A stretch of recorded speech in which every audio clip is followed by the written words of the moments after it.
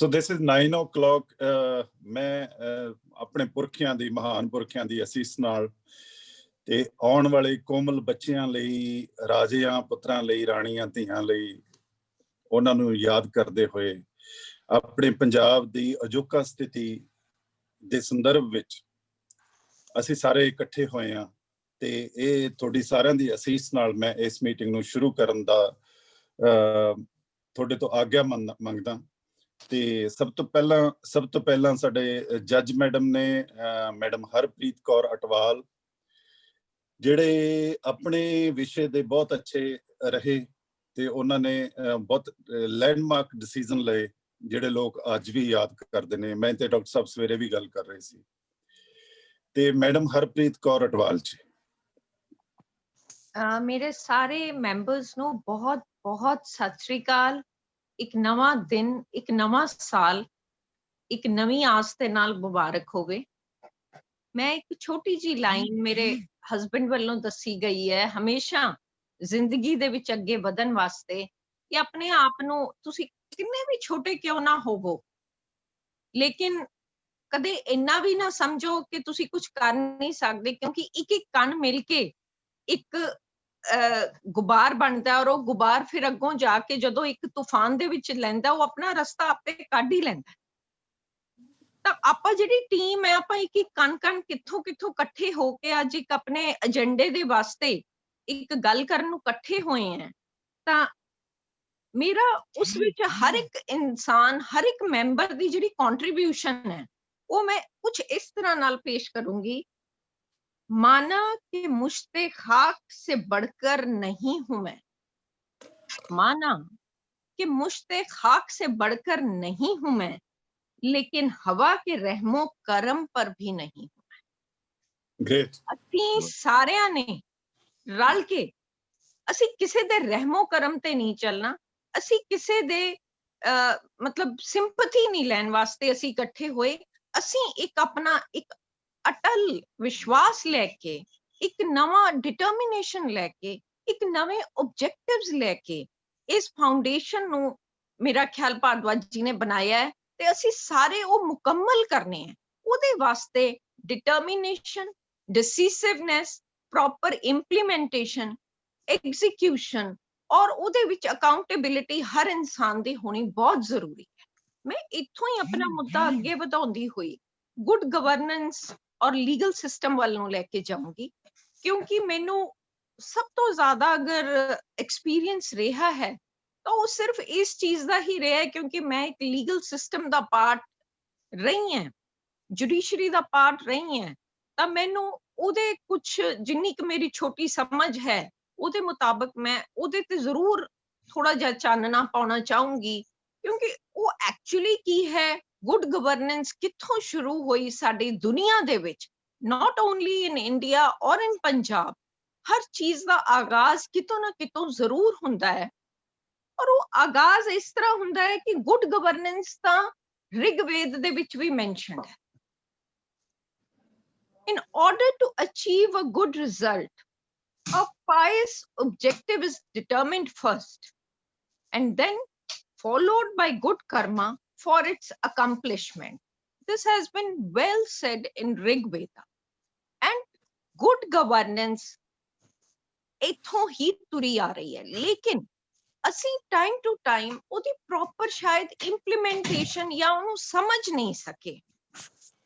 Good governance ਜਿਹੜੀ ਹੈਗੀ ਹੈ ਉਹ ਦੁਨੀਆ ਦੇ ਵਿੱਚ ਤਕਰੀਬਨ ਸਭ ਤੋਂ ਪਹਿਲਾਂ ਡਿਸਕਸ ਹੋਈ ਸੀ ਆਫੀਸ਼ੀਅਲੀ 1944 ਦੇ ਵਿੱਚ ਬ੍ਰੈਟਨ ਵੁਡਸ ਕਾਨਫਰੰਸ ਦੇ ਵਿੱਚ, ਜਦੋਂ ਕਿ ਵਰਲਡ ਬੈਂਕ, IMF, ਗੈਟ ਇਹ ਸਾਰੀਆਂ ਫਾਈਨੈਂਸ਼ੀਅਲ ਆਰਗੇਨਾਈਜੇਸ਼ਨਸ ਇਕੱਠੀਆਂ ਹੋਈਆਂ ਦੁਨੀਆ ਦੀ ਇੱਕ ਫਾਈਨੈਂਸ਼ੀਅਲ ਰੀਸਟਰਕਚਰਿੰਗ ਵਾਸਤੇ ਬੇਸਡ ਔਨ ਹਿਊਮਨ ਨੀਡਸ।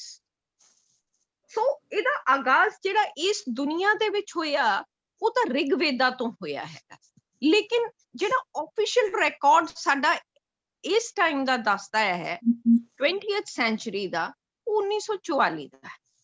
ਔਰ ਗੁੱਡ ਗਵਰਨੈਂਸ ਕਾਫੀ ਲਾਈਮਲਾਈਟ ਦੇ ਵਿੱਚ ਵੀ ਰਹੀ ਹੈਗੀ ਹੈ, 90s ਤੋਂ ਇਹ ਲਾਈਮਲਾਈਟ ਚ ਰਹੀ। ਆਪਾਂ often we talk about good governance, but what is good governance actually? we need to understand it.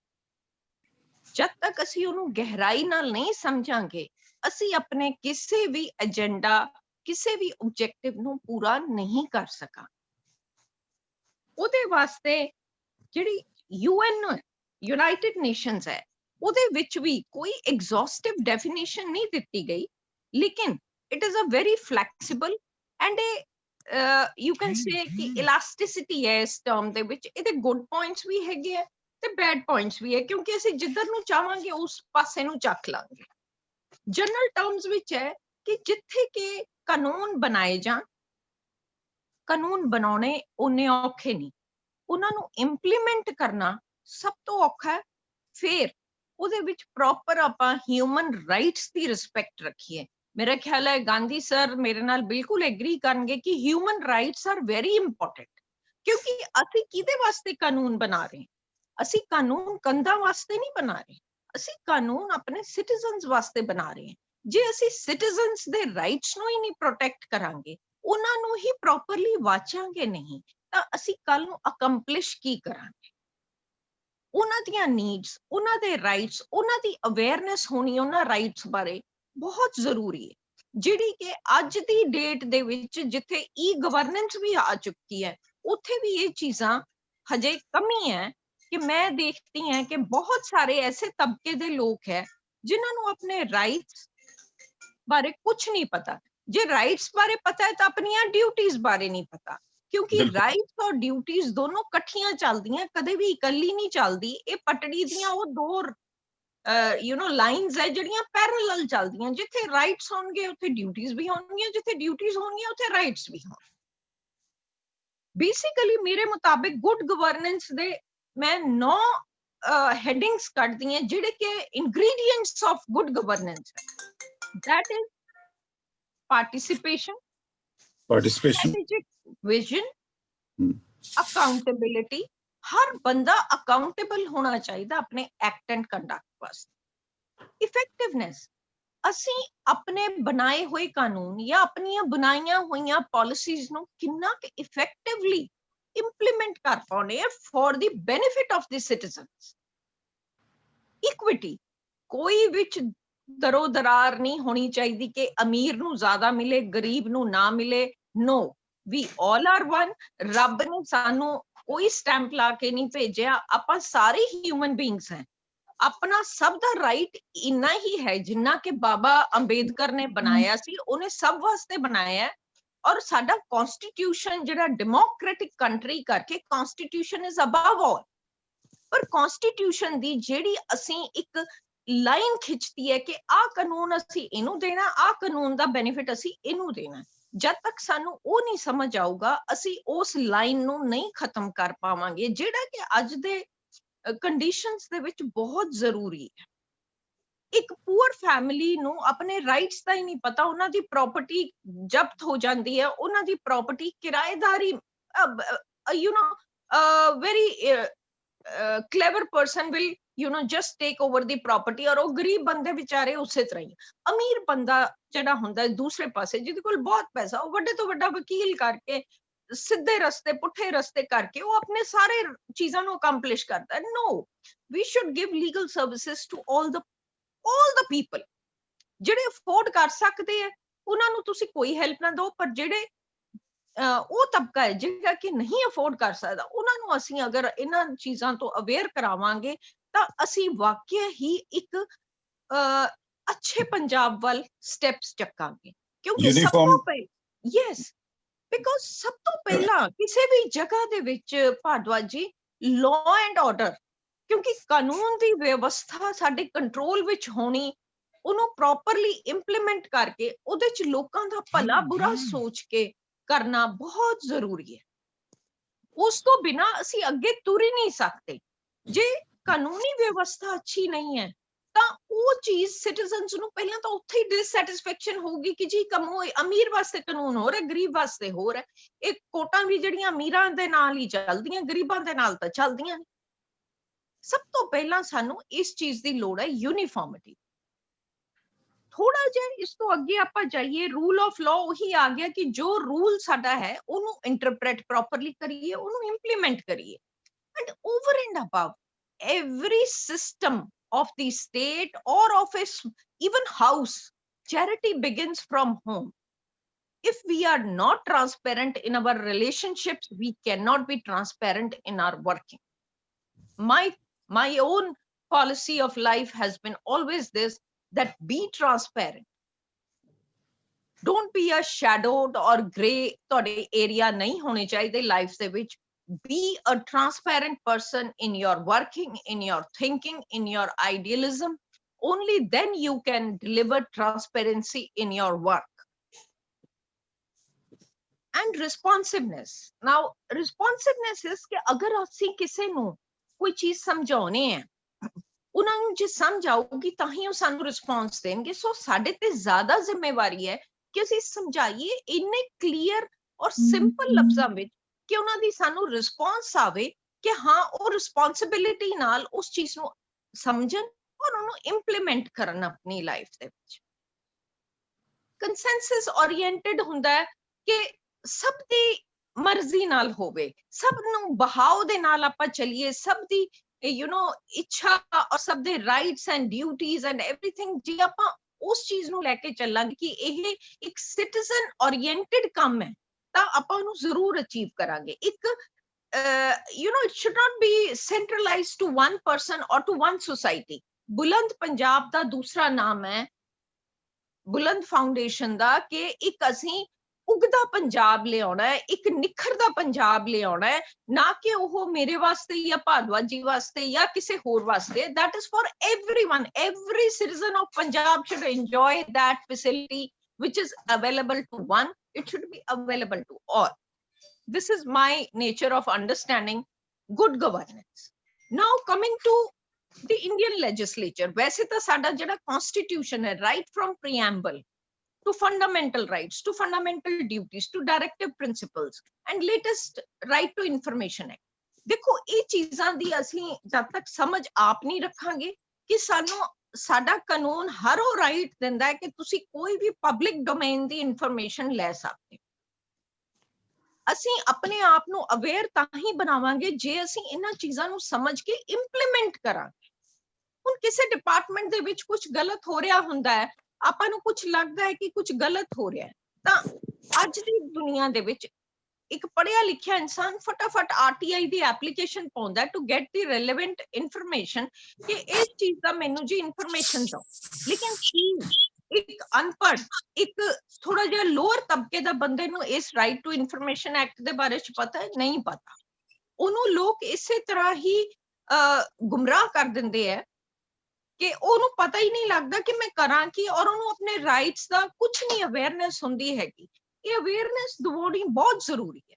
ਕੋਰਟਾਂ ਦੇ ਵਿੱਚ ਈ ਗਵਰਨੈਂਸ ਆ ਗਈ ਹੈ, ਲੇਕਿਨ ਉਹਦੇ ਨਾਲ ਇੱਕ ਚੀਜ਼ ਦਾ ਫਾਇਦਾ ਹੋਇਆ ਟੂ ਸਮ ਐਕਸਟੈਂਟ ਕਿ ਕਰਪਸ਼ਨ ਉੱਥੇ ਘਟੀ ਹੈ, ਕਿਉਂਕਿ ਮੇਰੇ ਓਪੀਨੀਅਨ ਦੇ ਵਿੱਚ ਈ ਗਵਰਨੈਂਸ ਨਾਲ, ਇੱਕ ਈ ਕੋਰਟਸ ਦੇ ਨਾਲ ਜਾਂ ਟੈਕਨੀਕਲ ਚੀਜ਼ਾਂ ਨੂੰ ਵਿੱਚ ਲਿਆਉਣ ਨਾਲ ਸਿਰਫ ਅਸੀਂ ਇੱਕ ਆਪਣਾ ਸਟੇਟਸ ਹੀ ਨਹੀਂ ਉੱਚਾ ਕਰਨਾ, ਅਸੀਂ ਇਹ ਦੇਖਣਾ ਕਿ ਕੀ ਉਹ ਇੱਕ ਆਮ ਆਦਮੀ ਦੇ ਕੰਮ ਆ ਰਹੀਆਂ ਚੀਜ਼ਾਂ ਕਿ ਨਹੀਂ ਆ ਰਹੀਆਂ। ਕੱਲੇ ਦਫ਼ਤਰਾਂ ਨੂੰ ਚਲਾਉਣ ਵਾਸਤੇ ਨਹੀਂ ਇਹ ਚਾਹੀਦਾ, ਜਿੱਥੇ ਦਫ਼ਤਰਾਂ ਦਾ ਪਰਵਿਊ ਹੈ ਉੱਥੇ ਦਫ਼ਤਰ ਦੇਖਣ, ਪਰ ਜਿਹੜੀ ਚੀਜ਼ ਅਸੀਂ ਟੈਕਨੀਕਲੀ ਅਵੇਲੇਬਲ ਕਰਦੇ ਹਾਂ ਇੱਕ ਸਿਟੀਜ਼ਨ ਨੂੰ, ਕੀ ਉਹ ਸਿਟੀਜ਼ਨ ਉਸ ਚੀਜ਼ ਨੂੰ ਅਵੇਲ ਕਰ ਪਾ ਰਿਹਾ, ਕੀ ਉਹਨੂੰ ਸਮਝ ਪਾ ਰਿਹਾ। ਜਿੰਨੀ ਟੈਕਨੀਕਲ ਡਿਵੈਲਪਮੈਂਟ ਹੋਈ ਹੈ ਕਿ ਉਸ ਦਾ ਹੁਣ ਅੱਜ ਦੀ ਡੇਟ ਵਿੱਚ ਕਿੰਨੇ ਬੱਚਿਆਂ ਨੂੰ ਦਿੱਤੇ ਗਏ ਹੈਗੇ ਹੈ ਆ phones for studying online. this is a very good attempt by our worthy education minister, and I'm just quoting one act. I'm not saying anything to any political party, or I'm not doing anything in favor of saying anything in favor of any political party or a political statement, but it is a good one small attempt कि चलो बच्चियां ਨੂੰ ਦਿੱਤਾ ਤਾਂ ਗਿਆ, ਬੱਚੇ ਅੱਗੇ ਉਹਨੂੰ ਅਵੇਲ ਕਰਦੇ ਹੈ ਕਿ ਨਹੀਂ ਕਰਦੇ, that is one part। ਲੇਕਿਨ ਸਾਨੂੰ ਇਹ ਵੀ ਦੇਖਣਾ ਚਾਹੀਦਾ ਹੈ ਕਿ ਉਹਦਾ ਬਿਲਕੁਲ ਲੋਐਸਟ ਲੈਵਲ ਤੱਕ ਉਸ ਚੀਜ਼ ਦਾ ਬੈਨੀਫਿਟ ਲਿਆ ਜਾਵੇ ਕਿ ਨਹੀਂ ਲਿਆ ਜਾ ਰਿਹਾ। ਇੱਕ ਆਪਾਂ ਸਿਰਫ ਸ਼ਾਬਾਸ਼ੀ ਲੈਣ ਵਾਸਤੇ ਨਹੀਂ ਇਹ ਕੰਮ ਕਰਨੇ, ਅਸੀਂ ਐਕਚੁਅਲੀ ਇਸ ਸਿਸਟਮ ਨੂੰ ਇੰਪਰੂਵ ਕਰਨਾ ਹੈ ਤਾਂ ਸਾਨੂੰ ਸਭ ਤੋਂ ਪਹਿਲਾਂ ਇਹਦੇ ਚੋਂ ਕਰਪਸ਼ਨ ਵੀਡ ਆਊਟ ਕਰਨੀ ਪਊਗੀ। ਉਹਦੇ ਵਾਸਤੇ ਸਾਨੂੰ ਹਰ ਉਹ ਅਟੈਂਪਟ ਕਰਨੀ ਪਊਗੀ ਕਿ ਹਰ ਸਿਸਟਮ ਟਰਾਂਸਪੇਰੈਂਸੀ ਨਾਲ ਚੱਲੇ। ਈਵਨ ਫॉर ਬੁਲੰਦ ਫਾਊਂਡੇਸ਼ਨ, ਪੰਜਾਬ ਦੀ ਆਪਣੀ ਆ ਜਿਹੜੀ ਫਾਊਂਡੇਸ਼ਨ ਹੈਗੀ ਆ, ਉਹਦੇ ਵਾਸਤੇ ਵੀ ਸਾਨੂੰ ਇਹ ਇੱਕ ਸਹੁੰ ਚੁੱਕਣੀ ਪਊਗੀ ਕਿ ਇੱਕ ਮੈਂਬਰ ਇੱਕ ਅਟੈਂਪਟ ਜਿਹੜੀ ਕਰੂਗਾ ਉਹ ਇੱਕ ਇੰਨੇ ਟਰਾਂਸਪੇਰੈਂਟ ਤਰੀਕੇ ਨਾਲ ਕਰੂਗਾ, ਇੰਨੇ ਅੱਛੇ ਤਰੀਕੇ ਨਾਲ ਕਰੂਗਾ ਕਿ ਸਾਡਾ ਸਿਰਫ ਪਰਪਸ ਇਹ ਹੋਣਾ ਚਾਹੀਦਾ ਕਿ ਅਸੀਂ ਇੱਕ ਛੋਟੇ ਤੋਂ ਛੋਟੇ ਇਨਸਾਨ, ਇੱਕ ਛੋਟੇ ਤੋਂ ਛੋਟੇ ਬੱਚੇ ਨੂੰ ਸਮਝਾਉਣ 'ਚ ਕਾਮਯਾਬ ਹੋਈਏ। ਅਗਰ ਅਸੀਂ ਇਹ ਸਹੁੰ ਪਾ ਲਈਏ ਕਿ ਅਸੀਂ ਇੱਕ ਦਿਨ ਦੇ ਵਿੱਚ 2 ਬੰਦਿਆਂ ਨੂੰ ਵੀ ਅਗਰ ਅੱਛੇ ਰਸਤੇ ਪਾ ਸਕੀਏ ਤਾਂ ਇਸ ਤੋਂ ਵਧੀਆ ਕੋਈ ਗੱਲ ਨਹੀਂ ਹੋਊਗੀ, ਕਿਉਂਕਿ ਇੱਕ ਕਣ ਤੋਂ ਹੀ ਇੱਕ ਗੁਬਾਰ ਬਣਦਾ, ਗੁਬਾਰ ਤੋਂ ਤੂਫਾਨ ਬਣਦਾ। ਬਾਕੀ ਮੇਰੇ ਕੋਲ ਇਸ ਤੋਂ ਜ਼ਿਆਦਾ ਤਾਂ ਕੁਝ ਨਹੀਂ ਕਹਿਣ ਨੂੰ, ਲੇਕਿਨ ਹਾਂ ਮੈਂ ਆਪਣਾ ਜਿਹੜਾ ਇੱਕ ਐਂਡ ਕਰੂੰਗੀ ਉਹ ਮੈਂ ਸਿਰਫ ਇਸ ਲਾਈਨ ਨਾਲ ਕਰੂੰਗੀ ਕਿ if men of knowledge, men of power and men of wealth come together and there is no difference of opinion among them, then the nation is bound to prosper. ਬਾਕੀ मैं सारे मेंबर्स ਨੂੰ ਇੱਕ share हो dedicate करते हुए अलविदा लूंगी। हम भी दरिया हैं, हमें अपना हुनर मालूम है। हम भी दरिया हैं, हमें अपना हुनर मालूम है। जिस तरफ भी चल पड़ेंगे रास्ता हो जाएगा। सो जय हिंद, जय पंजाब, एंड थैंक्स भारद्वाज साहब for giving me an opportunity. मैं बिल्कुल अनाड़ी स्पीकर है, सो अगर कोई you know if there has been any mistake this or was wonderful। मैं of any facts, ਉਹ ਜਜਮੈਂਟ ਮੈਂ ਉਹ ਥਾਟ ਜ਼ਰੂਰ ਚਾਹਨਾ ਵੀ ਤੁਸੀਂ ਰਿਪੀਟ ਕਰ ਦਿਓ। हम भी दरिया हैं। नहीं शेयर नहीं, थॉट ਜਿਹੜਾ ਇਹ ਤੋਂ ਪਹਿਲਾਂ ਸੀ। Okay, I will definitely repeat it. I have written it and it is also the motto of my, this is also from Rig Ved only. Yes sir, if men of knowledge, men of power, men of wealth come together and there is no difference of opinion among them, then the nation is bound to prosper. Thank you. It is from Rig Veda, and have a good day ahead. Thank you very much for tolerating my speech. Thank you. This was great. Thank you. Iqbal Singh ji Gill ਸਾਡੇ ਨਾਲ ਜੁੜੇ ਨੇ USA ਤੋਂ। ਇਕਬਾਲ ਜੀ ਸਤਿ ਸ਼੍ਰੀ ਅਕਾਲ ਭਾਰਦਵਾਜ ਸਾਹਿਬ। ਸਤਿ ਸ਼੍ਰੀ ਅਕਾਲ ਜੀ। ਮੇਰੀ ਬੈਕਗ੍ਰਾਉਂਡ ਤੇ ਫਾਰਮਾਸਿਊਟੀਕਲ ਦੀ ਆ। ਮੈਂ ਅਮਰੀਕਾ 'ਚ ਫਾਰਮਾਸਿਸਟ ਆ ਪਿਛਲੇ 30-32 ਸਾਲ ਤੋਂ।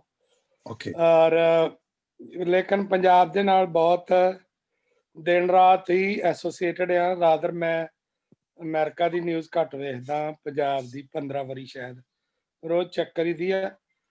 ਲਿਖਦਾ ਨਹੀਂ ਮੈਂ ਜ਼ਿਆਦਾ, ਥੋੜਾ ਕੰਟਰੋਵਰਸੀਅਲ ਲਿਖਦਾ, ਪ੍ਰੋਬਲਮ ਆ ਜਾਂਦੀ, ਲੇਕਿਨ ਮੈਂ ਬੋਲਦਾ ਹੀ ਹਾਂ ਜੀ। ਤੇ ਮੈਨੂੰ ਪਤਾ ਲੱਗਿਆ ਪ੍ਰੋਫੈਸਰ ਜਗਤਾਰ ਜੀ ਰਾਹੀਂ, ਤੇ ਮੈਂ ਉਸੇ ਵੇਲੇ ਜਦੋਂ ਡਾਕਟਰ ਗਾਂਧੀ ਹੋਰਾਂ ਦਾ ਨਾਂ ਆਇਆ, ਤੁਹਾਡਾ ਤੇ ਹਾਲੇ ਮੈਨੂੰ ਪਤਾ ਨਹੀਂ ਸੀ, ਤੇ ਆਈ ਜੰਪਡ ਇਨ ਕਿ ਡੈਫੀਨੇਟਲੀ ਮੈਨੂੰ ਉਹਨਾਂ ਦੇ ਵਿਚਾਰ ਸੁਣਨੇ ਚਾਹੀਦੇ ਨੇ ਹਾਂਜੀ, ਕਿਉਂਕਿ ਮੈਂ ਉਹਨਾਂ ਨਾਲ ਸਾਰੀਆਂ ਗੱਲਾਂ ਤੇ ਐਗਰੀ ਨਹੀਂ ਕਰਦਾ। ਬਹੁਤ ਸਾਰੀਆਂ ਗੱਲਾਂ ਇਹਨਾਂ ਦੀ ਇੰਟਰਵਿਊ ਸੁਣੀ ਆ ਬੜੀ ਵਾਰੀ, ਇੱਥੇ ਵੀ ਰੇਡੀਓ ਤੇ NRA ਰੇਡੀਓ ਤੇ ਇਹਨਾਂ ਦੀ ਇੰਟਰਵਿਊ ਹੁੰਦੀ ਰਹਿੰਦੀ ਆ। ਇੱਕ ਇਹ ਨੇ, ਇੱਕ MLA ਹੁੰਦੇ ਸੀਗੇ ਹਰਦੇਵ ਅਰਸ਼ੀ ਜੀ ਹਾਂਜੀ। ਪੰਜਾਬ ਦੇ 2 ਬੰਦਿਆਂ ਲਈ ਮੇਰੇ ਮਨ 'ਚ ਰਿਸਪੈਕਟ ਹੈਗੀ ਆ ਕਿ ਅਸੈਂਬਲੀ ਜਾਂਦੇ ਬੋਲਣ ਵਾਸਤੇ, ਕੰਮ ਦੀ ਗੱਲ ਕਰਨ ਵਾਸਤੇ, ਨਾ ਕਿ ਉੱਥੇ ਝਗੜੇ ਜਾਂ ਗਾਲਾਂ ਗੂਲਾਂ ਕੱਢਣ ਜਾਂਦੇ ਇੱਕ ਦੂਜੇ ਨੂੰ। ਬੜੀਆਂ ਸਿਆਣੀਆਂ ਗੱਲਾਂ ਕਰਦੇ ਨੇ, ਤੇ ਤਾਂ ਮੈਂ ਜੁਆਇਨ ਕੀਤਾ ਵਾ। ਬਹੁਤ ਅੱਛਾ। ਤੁਹਾਡਾ ਕੋਈ ਆਈਡੀਆਜ਼ ਕੋਈ ਆਈਡੀਆਜ਼? ਹਾਂ, ਬੜਾ ਕੁਛ ਲਿਖ ਕੇ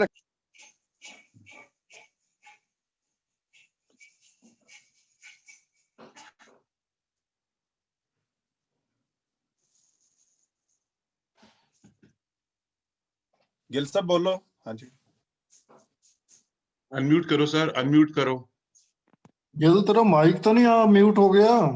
ਨਹੀਂ ਆ ਗਿਆ, ਹੁਣ ਠੀਕ ਹੋ ਗਿਆ ਬਿਲਕੁਲ। ਕਰ ਫਿਰ हाँ जी। अच्छा, ਜਿਹੜੀ ਮੈਂ ਮੇਨ ਚੀਜ਼ ਦੇਖੀ ਆ, ਜਿਹੜੀਆਂ ਇਸ਼ੂ ਨੇ ਪੰਜਾਬ ਦੇ ਵਿੱਚ, ਉਹ ਇਹ ਨੇ ਕਿ ਐਜੂਕੇਸ਼ਨ ਦਾ ਜਿਹੜਾ ਸਟੈਂਡਰਡ ਆ ਬਹੁਤ ਥੱਲੇ ਚਲੇ ਗਿਆ। ਥੋੜਾ ਜਿਹਾ ਨਹੀਂ, ਉਹਨੂੰ ਖਤਮ ਵੀ ਕਹਿ ਲਓ ਤੇ ਖਤਮ ਵਰਗਾ ਹੀ ਆ ਜੀ। ਔਰ ਉਸ ਤੋਂ ਅੱਗੇ ਜਿਹੜੀ ਇੰਪਲੋਇਮੈਂਟ ਓਪਰਚੁਨਿਟੀ ਆ, ਉਹ ਕੰਮ ਜਨਰੇਟ ਕਰਨਾ ਸਰਕਾਰ ਦੀ ਜ਼ਿੰਮੇਵਾਰੀ ਸੀਗੀ, ਜਿਹੜੀ ਅਸੀਂ ਗਲਤ ਚੁਣਦੇ ਰਹੇ ਹਮੇਸ਼ਾ ਹੀ।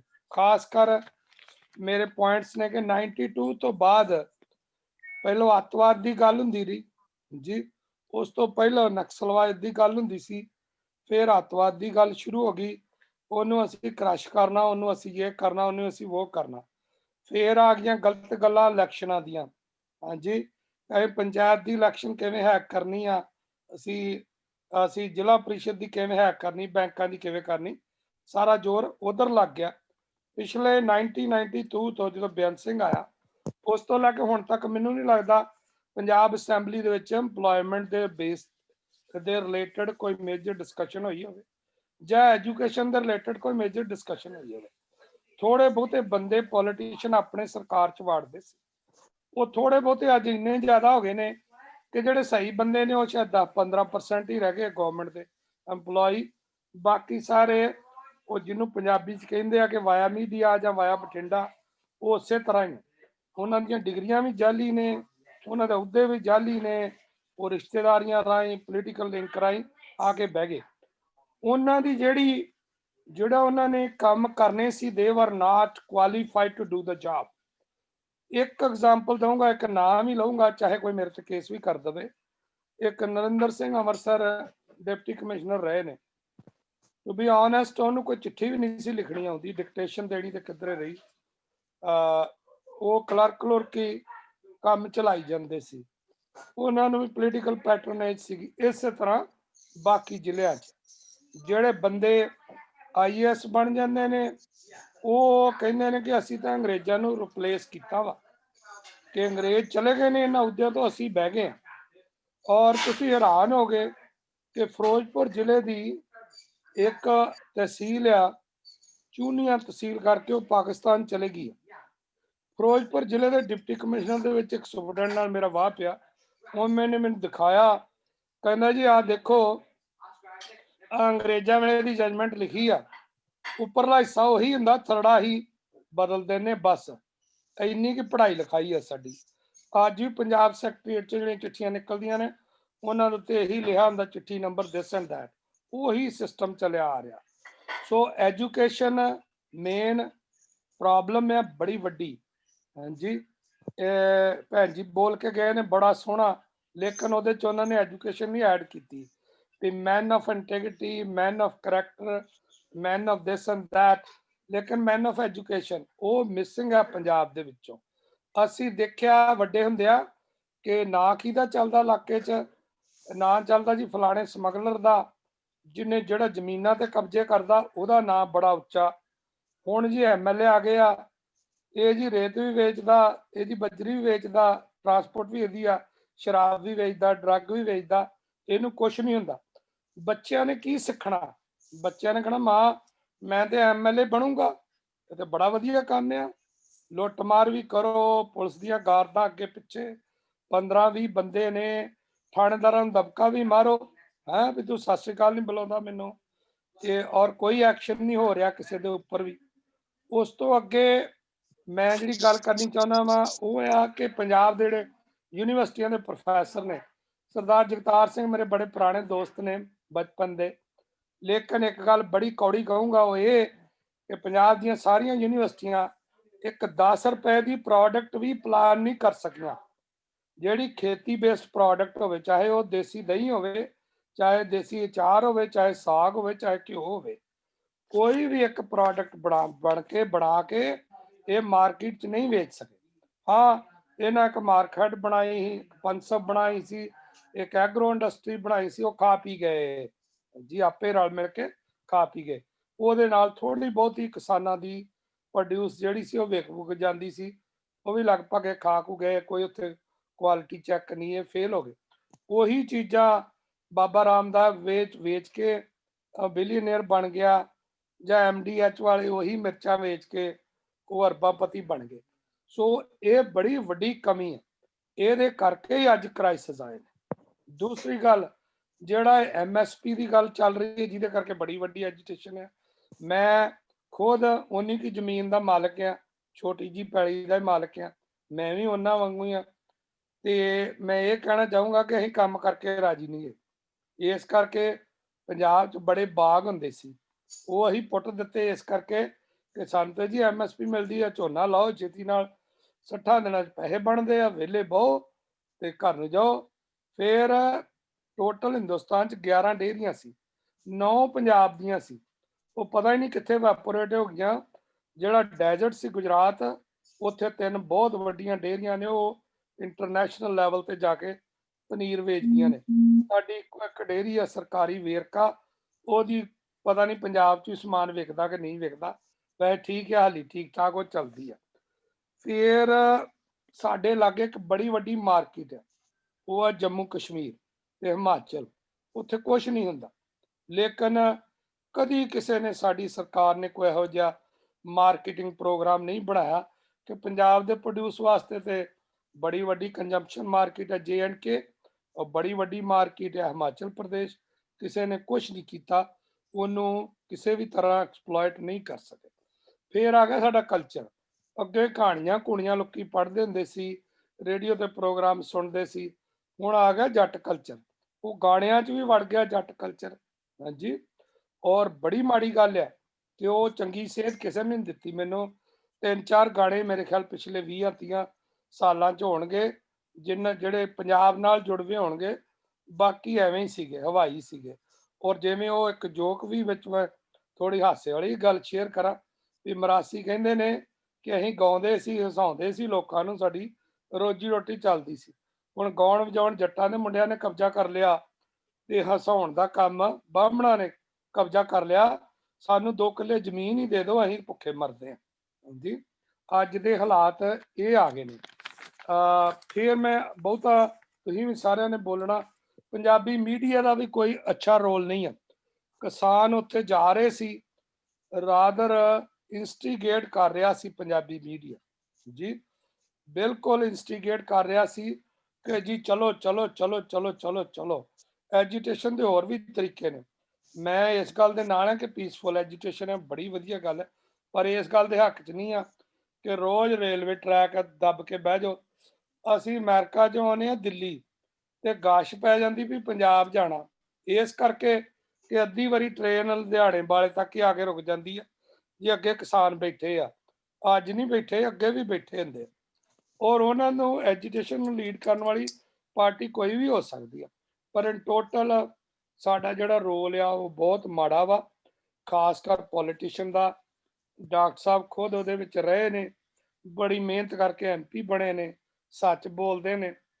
ਇੱਕ ਗੱਲ ਨਾਲ ਮੈਂ ਇਹਨਾਂ ਦੇ ਨਾਲ ਡਿਸਐਗਰੀ ਵੀ ਕਰਦਾ ਵਾਂ ਕਿ ਇਹ ਕਹਿੰਦੇ ਆ ਕਿ ਪੋਸਟ ਵਿਕਣਾ ਚਾਹੀਦਾ, ਫੇਮ ਵਿਕਣੀ ਚਾਹੀਦੀ ਆ, ਨਹੀਂ, ਉਹ ਨਹੀਂ ਵਿਕਣੀ ਚਾਹੀਦੀ, ਆਪੋ ਆਪਣਾ ਓਪੀਨੀਅਨ ਹੈ, ਮੇਰਾ ਓਪੀਨੀਅਨ ਵੀ ਨਹੀਂ ਵਿਕਣੀ ਚਾਹੀਦੀ, ਕਿਉਂਕਿ ਅੱਗੇ ਬੜੇ ਬੱਚੇ ਮਰ ਗਏ ਨੇ ਤੇ ਜ਼ਮੀਨ ਹੈ ਨਹੀਂ ਗੀ, ਜਿਹੜੀਆਂ ਚੰਗੀਆਂ ਜ਼ਮੀਨਾਂ ਵਾਲੇ। ਕਨਕਲੂਡ ਕਰ ਦਿਓ ਪਲੀਜ਼। ਕਰਤਾ ਜੀ, ਕਰਤਾ ਜੀ, ਇਹ ਕਰਤਾ ਜੀ, ਕਨਕਲੂਡ ਕਰਤਾ ਜੀ। ਇਹੀ ਆ ਕਿ ਐਜੂਕੇਸ਼ਨ ਤੇ ਜ਼ੋਰ ਦਈਏ, ਐਮਪਲੋਇਮੈਂਟ ਤੇ ਜ਼ੋਰ ਦਈਏ, ਤੇ ਆੜਾ IAS ਸਿਸਟਮ ਹੈ ਖਤਮ ਕਰੀਏ, ਇਹਦੀ ਜਗ੍ਹਾ ਤੇ ਪ੍ਰੋਫੈਸ਼ਨਲ ਮੈਨੇਜਰ ਲੈ ਕੇ ਆਈਏ। ਇੰਨਾ ਹੀ ਆ ਜੀ, ਮਿਹਰਬਾਨੀ ਜੀ ਤੁਹਾਡੇ ਟਾਈਮ ਵਾਸਤੇ। ਗਿੱਲ ਸਾਹਿਬ ਬਹੁਤ ਪਿਆਰੇ ਤੁਸੀਂ, ਇਕਬਾਲ ਗਿੱਲ ਜੀ, ਬਹੁਤ ਪਿਆਰਾ ਤੁਹਾਡਾ ਦਰਦ ਹੈ ਦਿਲ 'ਚ, ਤੇ ਤੁਸੀਂ ਸਾਡੀ PPT ਦੇਖਿਓ, ਉਹਦੇ 'ਚ 19 ਏਜੰਡਿਆਂ 'ਚ ਅਸੀਂ ਐਜੂਕੇਸ਼ਨ ਤੇ, ਹੁਣ ਤੁਸੀਂ ਅੱਜ ਜੁਆਇਨ ਕੀਤਾ ਨਾ, ਹੁਣ ਤੱਕ ਅਸੀਂ ਐਜੂਕੇਸ਼ਨ ਤੇ ਕੰਮ ਕਰਦੇ ਸੀ। ਠੀਕ ਹੈ ਜੀ, ਠੀਕ ਹੈ ਜੀ, ਠੀਕ ਹੈ ਜੀ। ਉਹ ਪਲੀਜ਼ PPT ਜ਼ਰੂਰ ਦੇਖਿਓ, ਪਲੀਜ਼ ਜੁੜੇ ਰਹੋ ਸਾਡੇ ਨਾਲ, ਜੁੜੇ ਰਵਾਂਗੇ ਜੀ, ਪੱਕੇ ਤੁਹਾਡੇ ਮੈਂਬਰ ਬਣਾਂਗੇ ਜੀ, ਬੜੀ ਖੁਸ਼ੀ ਹੋਈ ਜੀ। ਗਿੱਲ ਸਾਹਿਬ ਮਿਹਰਬਾਨੀ ਜੀ, ਸਤਿ ਸ਼੍ਰੀ ਅਕਾਲ ਜੀ, ਮੈਂ ਸੁਣਦਾ ਰਹੂੰਗਾ, ਤੁਸੀਂ ਕੈਰੀ ਔਨ ਕਰੋ ਜੀ। ਗਿੱਲ, ਅਸੀਂ ਤੈਨੂੰ ਐਡਮਿਨ ਬਣਾਵਾਂਗੇ USA ਦਾ, ਤੂੰ ਉੱਥੇ ਐਕਟੀਵੇਟ ਕਰ ਬੰਦਿਆਂ ਨੂੰ। जरूर करांगे जी। बहुत बहुत अच्छा लगा, मैडम भी और गिल साहब भी, दोनों के दोनों अपना दिल खोल के बोले, दिल की बात बोले, और कुछ ना कुछ निकलेगा इसमें से।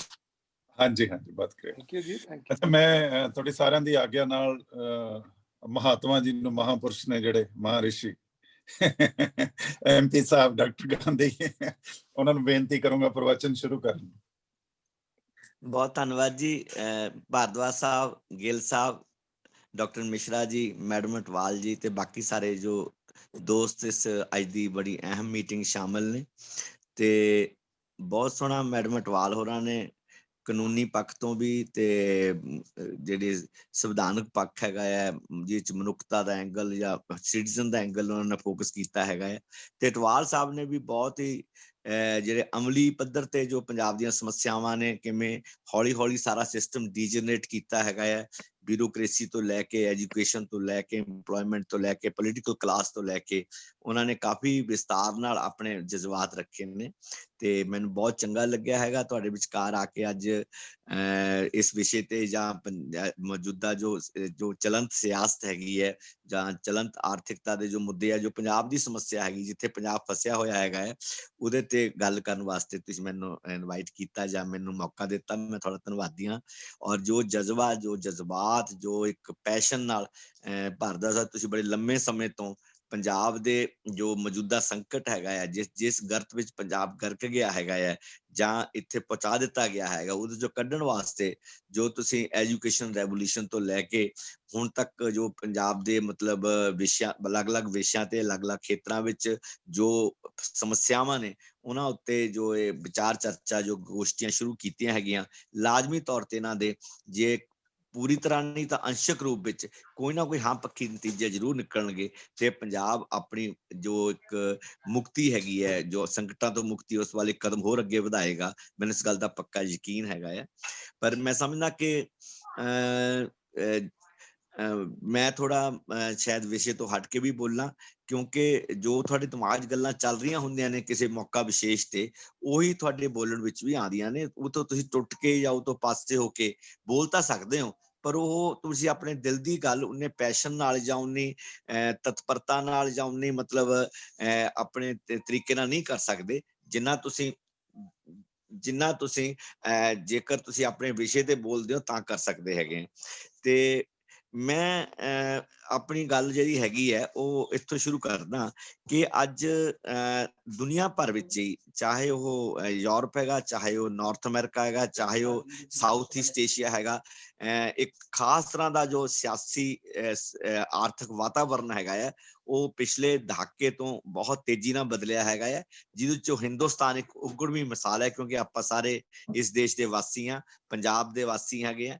ਸਾਨੂੰ ਇਹ ਸਾਰੀਆਂ ਗੱਲਾਂ ਵੱਲ ਵੀ ਮਤਲਬ ਧਿਆਨ ਰੱਖਣਾ ਚਾਹੀਦਾ, ਗੌਰ ਰੱਖਣਾ ਚਾਹੀਦਾ ਕਿ ਜਿਹੜਾ ਦੁਨੀਆ ਦਾ ਵਿਸ਼ਾਲ ਚਿੱਤਰਪਟ ਹੈਗਾ ਹੈ, ਜੋ ਵਿਸ਼ਾਲ ਕੈਨਵਾਸ ਹੈ, ਉਹਤੇ ਕੀ ਕੁਝ ਵਾਪਰ ਰਿਹਾ ਹੈਗਾ, ਕੀ ਸੰਜੀਦਾ ਘਟਨਾਵਾਂ ਵਾਪਰੀਆਂ, ਉਹਨਾਂ ਸਾਡੀ ਰੋਜ਼ਮਰਰਾ ਦੀ ਜ਼ਿੰਦਗੀ, ਸਾਡੀ ਸਿਆਸੀ ਜ਼ਿੰਦਗੀ, ਸਾਡੀ ਸਮਾਜਿਕ ਜ਼ਿੰਦਗੀ 'ਚ, ਸਾਡੀ ਜੋ ਇੱਕ ਸੱਭਿਆਚਾਰਕ ਜ਼ਿੰਦਗੀ 'ਚ ਕੀ ਕੀ ਅਸਰ ਪੈਂਦਾ ਹੈਗਾ, ਉਹ ਕਿਵੇਂ ਉਹ ਅਸਰ ਅੰਦਾਜ਼ ਹੁੰਦਾ ਹੈਗਾ, ਔਰ ਕਿਵੇਂ ਸਾਡੀ ਜ਼ਿੰਦਗੀ ਦੇ ਮੁਕੰਮਲ ਰੂਪ ਵਿੱਚ ਉਹ ਪ੍ਰਭਾਵਿਤ ਕਰਦਾ ਹੈਗਾ, ਉਸ ਵੱਲ ਸਾਨੂੰ ਜ਼ਰੂਰ ਧਿਆਨ ਰੱਖਣਾ ਚਾਹੀਦਾ ਹੈਗਾ ਹੈ। ਜਿਹਦੇ ਚੋਂ ਮੈਂ ਕਹਿਣਾ ਚਾਹੁੰਦਾ ਕਿ ਹਿੰਦੁਸਤਾਨ 'ਚ ਜੇ ਗੱਲ ਕਰਨੀ ਹੋਵੇ, ਮੈਂ ਅਜੇ ਜਿਹੜੇ ਦੁਨੀਆ ਦੀਆਂ ਗੱਲ ਨਹੀਂ, ਕੋਈ ਗੱਲ ਨਹੀਂ, ਬਾਕੀ ਵਿਦੇਸ਼ਾਂ ਦੀ ਗੱਲ ਨਹੀਂ ਕਰਦਾ, ਵਿਦੇਸ਼ਾਂ ਦੀਆਂ ਧਰਤੀਆਂ ਦੀ ਗੱਲ ਨਹੀਂ ਕਰਦਾ, ਹਿੰਦੁਸਤਾਨ ਵਿੱਚ ਪਿਛਲੇ 10-12 ਸਾਲ ਤੋਂ ਜੋ ਇੱਕ ਦ੍ਰਿਸ਼ ਉੱਭਰ ਰਿਹਾ ਹੈਗਾ ਹੈ ਕਿ ਕਾਰਪੋਰੇਟ ਕੈਪੀਟਲ, ਨੈਸ਼ਨਲਿਜ਼ਮ ਤੇ ਰਿਲੀਜਨ ਦਾ ਜੋ ਇੱਕ ਬੜਾ ਇੱਕ ਡੈਡਲੀ ਕੰਬੀਨੇਸ਼ਨ ਹੈਗਾ ਹੈ, ਜਿਹਦਾ ਜਮਹੂਰੀਅਤ ਨਾਲ ਕੋਈ ਵਾਹ ਵਾਸਤਾ ਨਹੀਂ ਹੈਗਾ, ਜਿਹਦਾ ਲੋਕਾਂ ਦੇ ਭਲੇ ਨਾਲ ਕੋਈ ਵਾਹ ਵਾਸਤਾ ਨਹੀਂ ਹੈਗਾ, ਜਿਹੜਾ ਇੱਕ ਖਾਸ ਤਰ੍ਹਾਂ ਦੇ ਨਿਜ਼ਾਮ ਨੂੰ ਪੈਦਾ ਕਰਦਾ ਹੈਗਾ, ਇੱਕ ਲੋਕਾਂ ਨਾਲ ਜੋ ਬੇਇਨਸਾਫੀ ਦਾ ਮੁੱਢ ਬਣਦਾ ਹੈਗਾ ਹੈ, ਉਹ ਨਿਜ਼ਾਮ ਦਾ ਉੱਭਰਨਾ ਇੱਕ ਹਿੰਦੁਸਤਾਨ ਦੀ ਰਾਜਨੀਤੀ ਵਾਸਤੇ, ਹਿੰਦੁਸਤਾਨ ਵਰਗੇ ਮੁਲਕ ਵਾਸਤੇ, ਜਿਹੜਾ ਵਿਲੱਖਣਤਾਵਾਂ ਦਾ ਮੁਲਕ ਹੈ, ਜਿੱਥੇ ਅਲੱਗ-ਅਲੱਗ ਕੌਮੀ ਵਿਲੱਖਣਤਾਵਾਂ ਨੇ, ਭਾਸ਼ਾਈ ਵਿਲੱਖਣਤਾਵਾਂ ਨੇ, ਸੱਭਿਆਚਾਰਕ ਵਿਲੱਖਣਤਾਵਾਂ ਨੇ, ਜਿੱਥੇ ਨਸਲੀ ਵਿਲੱਖਣਤਾਵਾਂ ਨੇ, ਨਾਰਥ ਈਸਟ ਤੋਂ ਲੈ ਕੇ ਕਸ਼ਮੀਰ ਤੱਕ, ਜਿੱਥੇ ਮਤਲਬ ਬਹੁਤ ਸਾਰੀਆਂ ਮਤਲਬ ਐਂਟੀਟੀਜ਼ ਹੈਗੀਆਂ, ਅਲੱਗ-ਅਲੱਗ ਐਂਟੀਟੀਜ਼ ਹੈ, ਔਰ ਜਿਹਦੇ ਸੰਵਿਧਾਨ ਗਰੰਟੀ ਕਰਦਾ ਹੈਗਾ ਕਿ ਹਰ ਐਂਟੀਟੀ ਨੂੰ ਵਧਣ, ਫੁੱਲਣ, ਪਸਰਨ ਵਾਸਤੇ ਖੁੱਲਾ ਅਸਮਾਨ ਚਾਹੀਦਾ, ਇੱਕੋ ਹੀ ਸੂਰਜ ਥੱਲੇ ਬਰਾਬਰੀ ਚਾਹੀਦੀ ਹੈਗੀ ਹੈ। ਉਹਨਾਂ ਵਿਲੱਖਣਤਾਵਾਂ ਦਾ ਹਾਲਾਂਕਿ ਪਿਛਲੇ 70 ਸਾਲ ਤੋਂ ਇੱਕ ਲਗਾਤਾਰ ਉਹਨਾਂ ਵਿਤਕਰਾ ਹੋ ਰਿਹਾ ਸੀ, ਧੱਕਾ ਹੋ ਰਿਹਾ ਸੀ, ਜਿਹਦੀ ਪੰਜਾਬ ਬੜੀ ਉਗੜਵੀਂ ਮਿਸਾਲ ਹੈਗਾ ਕਿ ਕਿਵੇਂ ਹੌਲੀ-ਹੌਲੀ ਪੰਜਾਬ ਦੇ ਜੋ ਅਧਿਕਾਰ ਸੀਗੇ, ਜੋ ਪੰਜਾਬੀ ਕੌਮ ਦੇ ਮਤਲਬ ਭਾਸ਼ਾਈ ਹੱਕ ਸੀਗੇ, ਇਲਾਕਾਈ ਹੱਕ ਸੀਗੇ, ਉਹਦੇ ਜਿਹੜੇ ਮਤਲਬ ਪਾਣੀਆਂ ਦੇ ਹੱਕ ਸੀਗੇ, ਉਹਨਾਂ ਤੇ ਡਾਕਾ ਮਾਰਿਆ ਗਿਆ, ਉਹ ਲੁੱਟੇ ਗਏ ਨੇ, ਚਾਹੇ ਰਾਜ ਕਿਸੇ ਦਾ ਵੀ ਰਿਹਾ ਹੋਵੇ। ਤੇ ਪਰ ਹੁਣ ਪਿਛਲੇ 7-8 ਸਾਲ ਤੋਂ ਜੋ ਇੱਕ ਕੋਸ਼ਿਸ਼ ਕੀਤੀ ਜਾ ਰਹੀ ਹੈ ਕਿ ਭਾਰਤ ਦੇ ਜੋ ਭਾਰਤੀ ਸੰਘ ਹੈਗਾ ਹੈ, ਉਹਦੇ ਜੋ ਅਲੱਗ ਅਲੱਗ-ਅਲੱਗ ਵਿਲੱਖਣਤਾਵਾਂ ਨੇ, ਜੋ ਅਲੱਗ-ਅਲੱਗ ਐਂਟੀਟੀਜ਼ ਨੇ, ਜੋ ਅਲੱਗ-ਅਲੱਗ ਪਛਾਣਾਂ ਨੇ, ਉਹਨਾਂ ਪਛਾਵਾਂ ਨੂੰ ਮਲੀਆ ਮੇਟ ਕਰਕੇ ਉਹਨਾਂ ਨੂੰ ਮੇਸ ਕੇ ਇੱਕ ਪਛਾਣ ਭਾਰਤੀ ਪਛਾਣ ਜੋ ਉਹਦੀ ਕੋਸ਼ਿਸ਼ ਹੋ ਰਹੀ ਹੈਗੀ ਹੈ, ਜਿਹੜੀ ਕਿ ਗੈਰ ਕੁਦਰਤੀ ਹੈਗੀ ਹੈ, ਜਿਹੜੀ ਕਿ ਮਤਲਬ ਇੱਕ ਗੈਰ ਸੰਵਿਧਾਨਕ ਹੈਗੀ ਹੈ, ਉਹ ਜਿਹੜਾ ਉਹ ਅਮਲ ਹੈਗਾ ਹੈ, ਉਹ ਅਮਲ ਬੜਾ ਇੱਕ ਅਜਿਹਾ ਰੁਝਾਨ ਹੈਗਾ ਜਿਹੜਾ ਹਿੰਦੁਸਤਾਨ ਵਾਸਤੇ ਬੜਾ ਘਾਤਕ ਸਾਬਤ ਹੋ ਰਿਹਾ ਹੈਗਾ ਤੇ ਆਉਣ ਵਾਲੇ ਸਮੇਂ ਹੋਏਗਾ, ਕਿਉਂਕਿ ਸੰਵਿਧਾਨ ਵੀ ਕਹਿੰਦਾ ਕਿ ਭਾਰਤ ਰਾਜਾਂ ਦਾ ਸੰਘ ਹੈਗਾ। ਇੱਥੇ ਜਿਹੜੀ ਤਾਕਤਾਂ ਦੀ ਵੰਡ ਹੈਗੀ ਹੈ ਉਹ ਪੂਰੀ ਤਰ੍ਹਾਂ ਪਹਿਲਾਂ ਹੀ ਸੰਵਿਧਾਨ ਵਿੱਚ ਨਿਸ਼ਚਿਤ ਹੈਗੀ ਹੈ। ਰਾਜਾਂ ਦੇ ਅਧਿਕਾਰ ਨੇ, ਕੇਂਦਰ ਦੇ ਅਧਿਕਾਰ ਨੇ, ਤੇ ਇੱਕ ਸੰਵਰਤੀ ਸੂਚੀ ਹੈ, ਕੰਕਰੈਂਟ ਲਿਸਟ ਹੈ, ਜਿਸ ਦੋਵੇਂ ਰਾਜ ਤੇ ਕੇਂਦਰ ਅਧਿਕਾਰ ਕਾਨੂੰਨ ਬਣਾ ਸਕਦੇ ਨੇ, ਉਹਦੇ ਮੁਤਾਬਕ ਕੰਮ ਕਰ ਸਕਦੇ ਨੇ। ਪਰ ਪਿਛਲੇ 7-8 ਸਾਲ ਚੋਂ ਜਿਸ ਤਰ੍ਹਾਂ ਭਾਰਤ ਵਿੱਚ ਘੱਟ ਗਿਣਤੀਆਂ ਨਾਲ, ਖਾਸ ਤੌਰ ਤੇ ਮੁਸਲਮਾਨ ਭਾਈਚਾਰੇ ਨਾਲ ਤੇ ਔਰ ਦਲਿਤਾਂ ਨਾਲ ਤੇ ਆਦੀਵਾਸੀਆਂ ਨਾਲ ਜੋ ਵਤੀਰਾ ਵਰਤਾ ਹੋ ਰਿਹਾ ਹੈਗਾ ਹੈ, ਔਰ ਜਿਸ ਤਰ੍ਹਾਂ ਨੰਗੇ ਚਿੱਟੇ ਰੂਪ ਵਿੱਚ ਜੋ ਰਾਜ ਚਲਾਇਆ ਜਾ ਰਿਹਾ ਹੈਗਾ, ਔਰ ਜੋ ਕਾਰਪੋਰੇਟ ਕੈਪੀਟਲ ਦਾ ਜੋ ਬੋਲਬਾਲਾ ਕੀਤਾ ਜਾ ਰਿਹਾ ਹੈਗਾ, ਜਿਹੜੀ ਕਾਰਪੋਰੇਟ ਕੈਪੀਟਲ ਹੈ ਉਹ ਜਿਸ ਤਰ੍ਹਾਂ ਉਹ ਸਿਆਸਤ ਵਿੱਚ ਦਖਲ ਦੇ ਰਹੀ ਹੈ ਔਰ ਸਿਆਸਤ ਕਾਰਪੋਰੇਟ ਕੈਪੀਟਲ 'ਚ ਦਖਲ ਦੇ ਰਹੀ ਹੈਗੀ, ਔਰ ਜਿਸ ਤਰ੍ਹਾਂ ਉਹਨੂੰ ਵਧਾ ਰਹੀ ਹੈਗੀ ਹੈ, ਜਿਹਨੂੰ ਕਰੋਨੀ ਕੈਪੀਟਲਿਜ਼ਮ ਕਹਿੰਦੇ ਹੈਗੇ ਆ, ਉਹਦੀ ਉਦਾਹਰਨ ਸ਼ਾਇਦ ਹਿੰਦੁਸਤਾਨ ਪਿਛਲੇ 70 ਸਾਲ 'ਚ ਇੰਨੇ ਨੰਗੇ ਚਿੱਟੇ ਰੂਪ ਵਿੱਚ ਕਿਸੇ ਨੇ ਨਾ ਦੇਖੀ ਹੋਵੇ ਜਿੰਨੀ ਮਤਲਬ ਅੱਜ ਸਾਨੂੰ ਦੇਖਣ ਨੂੰ ਮਿਲ ਰਹੀ ਹੈ। ਉਹਦਾ ਨਤੀਜਾ ਹੈਗਾ ਹੈ ਕਿ ਅੱਜ ਭਾਰਤ ਦੇ ਅਲੱਗ-ਅਲੱਗ ਵਰਗ, ਚਾਹੇ ਉਹ ਕਿਸਾਨ ਨੇ, ਚਾਹੇ ਮਜ਼ਦੂਰ ਨੇ, ਚਾਹੇ ਵਿਦਿਆਰਥੀ ਨੇ, ਚਾਹੇ ਉਹ ਨੌਜਵਾਨ ਨੇ, ਚਾਹੇ ਉਹ ਆਦੀਵਾਸੀ ਨੇ, ਚਾਹੇ ਦਲਿਤ ਨੇ, ਚਾਹੇ ਉਹ ਹੋਰ ਨਾਰਥ ਈਸਟ ਦੇ ਮਤਲਬ ਲੋਕ ਨੇ, ਉਹਦਾ ਜਿਹੜਾ ਦੁਸ਼ਪ੍ਰਭਾਵ ਹੈਗਾ ਉਹ ਹੰਢਾ ਰਹੇ ਨੇ, ਔਰ ਹਰ ਪਾਸੇ ਇੱਕ ਬੇਚੈਨੀ ਦਾ ਆਲਮ ਹੈਗਾ ਹੈ ਜਿਹਦੇ ਵਿੱਚੋਂ ਆਪਾਂ ਸਾਰੇ ਹਿੰਦੁਸਤਾਨੀ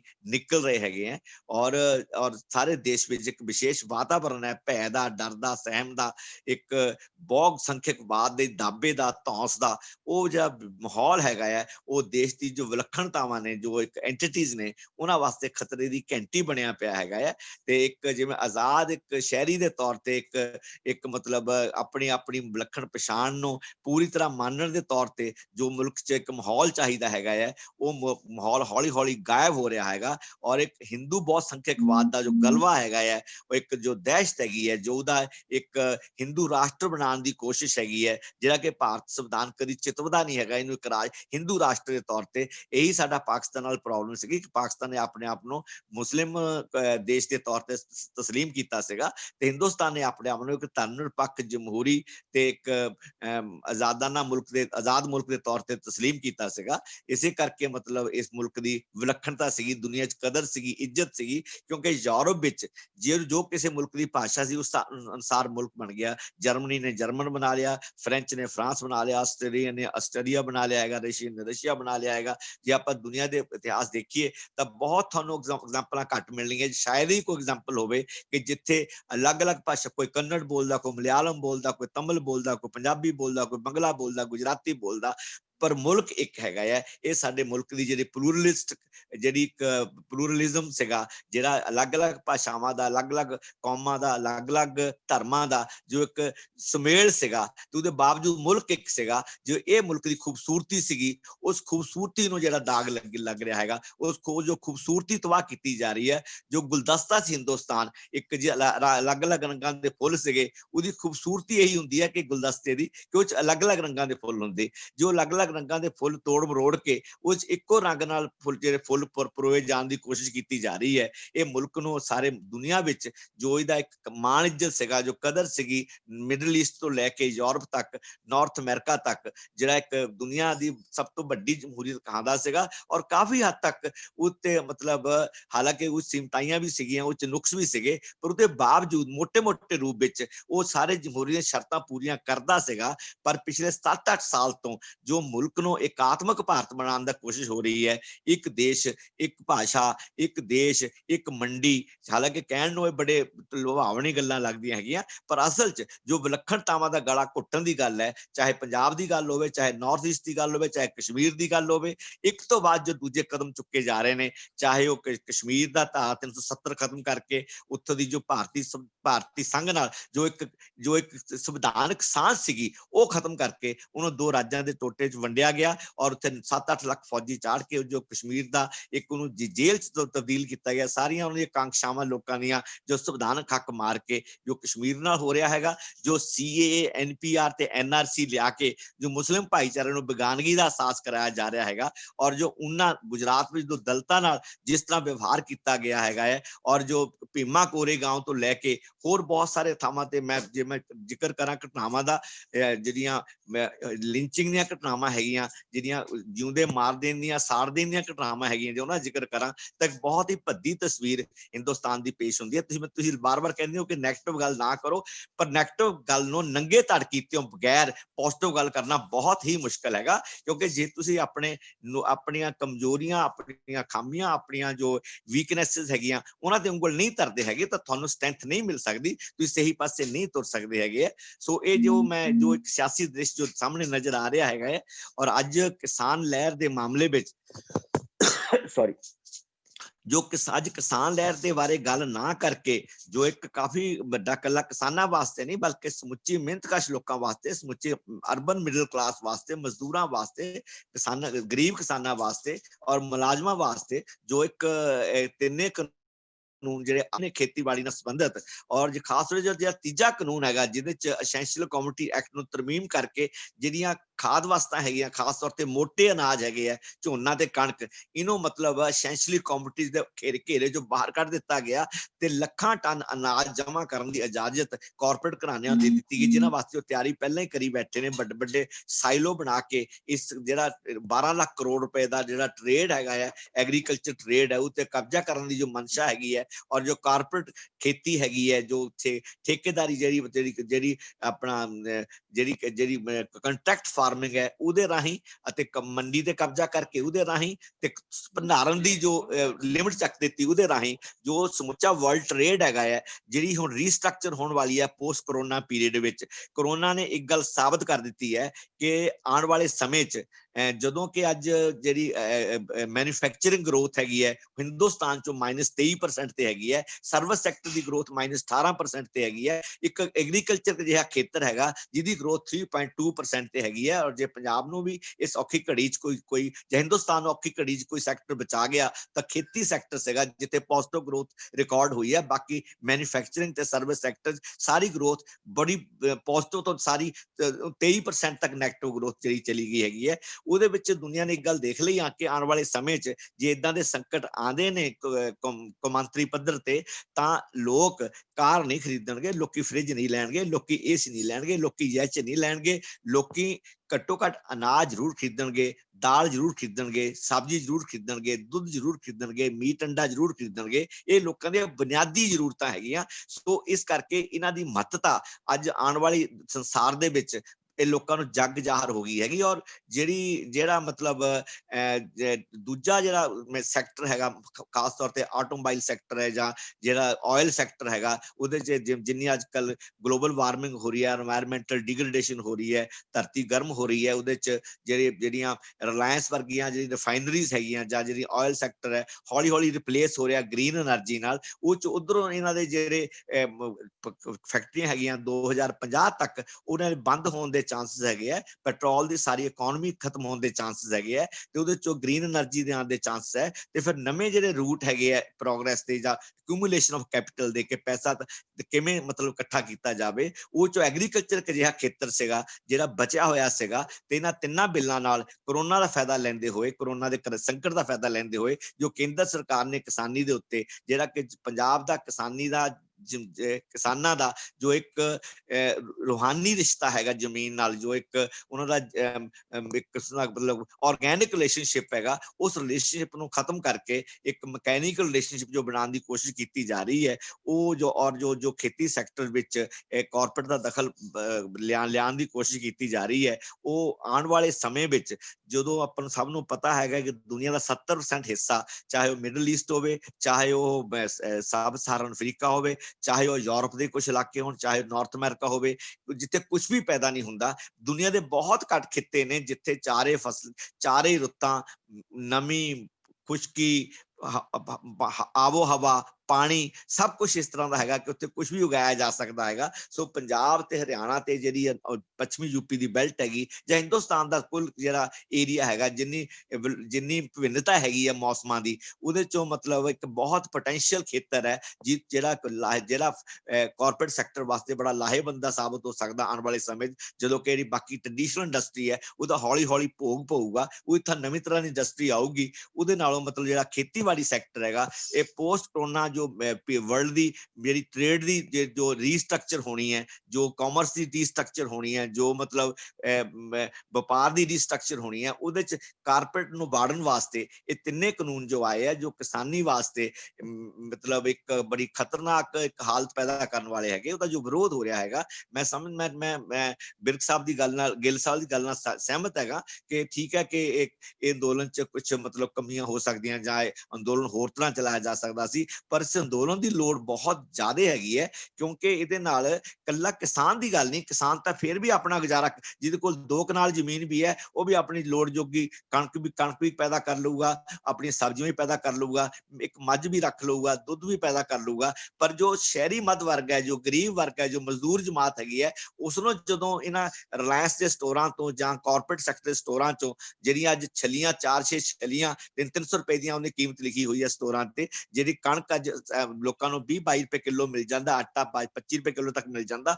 ਜਦੋਂ ਉਹ 70 ਰੁਪਏ ਕਿਲੋ ਵੇਚਿਆ, ਜਦੋਂ ਕਿਉਂਕਿ ਭੰਡਾਰਨ ਦੀ ਸੀਮਾ ਖਤਮ ਕਰ ਦਿੱਤੀ ਗਈ, ਐਸੈਂਸ਼ੀਅਲ ਕਮੋਡਿਟੀ ਐਕਟ ਚੋਂ ਫੂਡ ਗ੍ਰੇਨਸ ਨੂੰ ਬਾਹਰ ਕੱਢ ਦਿੱਤਾ ਗਿਆ ਹੈਗਾ, ਉਸ ਤੋਂ ਬਾਅਦ ਜੋ ਦ੍ਰਿਸ਼ ਪੈਦਾ ਹੋਣਾ 5-4 ਸਾਲ ਨੂੰ, ਉਹਨੂੰ ਅਗਾਊਂ ਭਾਂਪ ਕੇ ਜੋ ਇੱਕ ਕਿਸਾਨ ਜਿਹੜਾ ਅੰਦੋਲਨ ਹੈਗਾ, ਇਹ ਸਮੁੱਚੀ ਸਮਾਜ ਦਾ ਅੰਦੋਲਨ ਹੈ, ਸਮੁੱਚੇ ਕਿਰਤੀ ਲੋਕਾਂ ਦਾ, ਮਿਹਨਤਕਸ਼ ਲੋਕਾਂ ਦਾ ਅੰਦੋਲਨ ਹੈਗਾ, ਉਹਦੇ 'ਚ ਜੋ ਇਹ ਸਰਕਾਰ ਧੱਕਾ ਕਰ ਰਹੀ ਹੈਗੀ ਹੈ ਉਹਨੂੰ ਜ਼ਰੂਰ ਮਤਲਬ ਉਹ ਸਰਕਾਰ ਨੂੰ ਵਾਪਸ ਲੈਣਾ ਚਾਹੀਦਾ ਤੇ ਆਪਾਂ ਸਭ ਨੂੰ ਇੱਕ ਸੰਵੇਦਨਸ਼ੀਲ ਮਨੁੱਖ ਹੋਣ ਦੇ ਨਾਤੇ, ਮਨੁੱਖਤਾ ਦਾ ਭਲਾ, ਸਰਬੱਤ ਦਾ ਭਲਾ ਚਾਹਣ ਵਾਲੇ ਇੱਕ ਸ਼ਖਸੀਅਤਾਂ ਹੋਣ ਦੇ ਨਾਤੇ ਇਸ ਅੰਦੋਲਨ ਦਾ ਸਾਥ ਦੇਣਾ ਚਾਹੀਦਾ ਹੈਗਾ। ਮੈਂ ਉੱਥੇ ਦਿੱਲੀ 4 ਵਾਰ 5 ਵਾਰ ਜਾ ਕੇ ਆਇਆ, ਕੈਂਪ ਲਾ ਕੇ ਆਇਆ, 2-2 ਦਿਨ ਕੱਟ ਕੇ ਆਇਆ, ਲੋਕਾਂ ਪੂਰੇ ਜੋਸ਼ ਨੇ, ਲੋਕੀ ਪੂਰੇ ਹੋਸ਼ ਨੇ ਔਰ ਲੋਕੀ ਪੂਰੀ ਜ਼ਿੰਮੇਵਾਰੀ ਨਾਲ ਆਪਣੇ ਹੱਕਾਂ ਦਾ, ਜੋ ਮੈਡਮ ਅਟਵਾਲ ਨੇ ਕਿਹਾ ਸੀਗਾ ਕਿ ਲੋਕਾਂ ਨੂੰ ਆਪਣੇ ਹੱਕਾਂ ਬਾਰੇ ਸੂਝਵਾਨ ਹੋਣਾ ਬਹੁਤ ਜ਼ਰੂਰੀ ਹੈ। ਇਹ ਹਿੰਦੁਸਤਾਨ ਦੇ ਇਤਿਹਾਸ ਪਹਿਲੀ ਵਾਰ ਹੋ ਰਿਹਾ ਕਿ ਐਡੀ ਵੱਡੀ ਪੱਧਰ ਤੇ ਸੰਗਠਿਤ ਹੋ ਕੇ ਇੱਕ ਸ਼ਾਂਤਮਈ ਢੰਗ ਨਾਲ ਮਤਲਬ ਹਰ ਤਰ੍ਹਾਂ ਦੀ ਜੋ ਕੁਰਾਹੇ ਹੈਗੇ ਹੈ, ਚਾਹੇ ਉਹ ਧਰਮ ਦੇ ਨਾਂ ਤੇ ਵੰਡਣ ਦਾ ਹੋਵੇ, ਚਾਹੇ ਉਹ ਜਾਤ ਪਾਤ ਦੇ ਨਾਂ ਤੇ ਵੰਡਣ ਦਾ ਹੋਵੇ,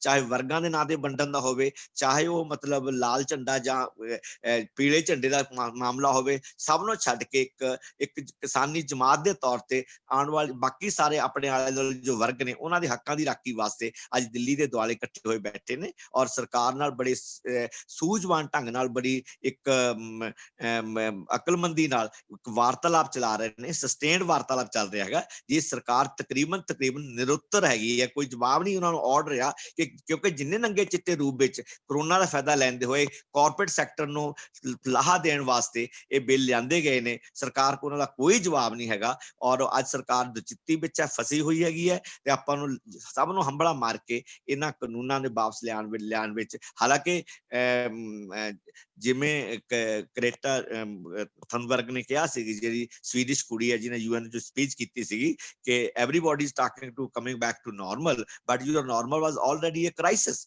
ਸੋ ਮੈਂ ਨਹੀਂ ਸਮਝਦਾ ਕਿ ਇਹਨਾਂ ਬਿੱਲਾਂ ਦੇ ਖਤਮ ਹੋਣਾ ਕਿਸਾਨੀ ਸੰਕਟ ਖਤਮ ਹੋ ਜਾਊਗਾ ਜਦ ਤੱਕ ਇਸ ਕਿਸਾਨੀ ਸੰਕਟ ਨੂੰ ਹੱਲ ਕਰਨ ਵਾਸਤੇ ਜਿਹੜੀ ਕਾਰਪੋਰੇਟ ਫਾਰਮਿੰਗ ਹੈ ਜਾਂ ਮਤਲਬ ਸਹਿਕਾਰੀ ਖੇਤੀ ਹੈਗੀ ਹੈ, ਜਿਵੇਂ ਜ਼ਿਕਰ ਕੀਤਾ ਹੈਗਾ ਗਿੱਲ ਸਾਹਿਬ ਨੇ ਕਿ ਕਿਵੇਂ ਅੱਜ ਰੇਗਿਸਤਾਨ ਗੁਜਰਾਤ ਕਾਮਯਾਬ ਡੈਰੀ ਸੈਕਟਰ ਚਲਾ ਰਿਹਾ ਹੈਗਾ ਤੇ ਪੰਜਾਬ ਵਰਗਾ ਸੂਬਾ ਜਿਹੜਾ ਉਦਮੀ ਸੂਬਾ, ਉਦਮੀ ਲੋਕ ਨੇ, ਮਿਹਨਤਕਸ਼ ਲੋਕ ਨੇ, ਜਿਹੜਾ ਮਤਲਬ ਮਸ਼ੱਕਤ ਦਾ ਜਿਹਨਾਂ ਦਾ ਇੱਕ ਰਿਕਾਰਡ ਹੈ ਦੁਨੀਆ ਭਰ ਵਿੱਚ ਜਾਂ ਪੰਜਾਬ ਦੇ ਲੰਬੇ ਚੌੜੇ ਇਤਿਹਾਸ ਵਿੱਚ, ਅੱਜ ਉਹ ਮਿਸ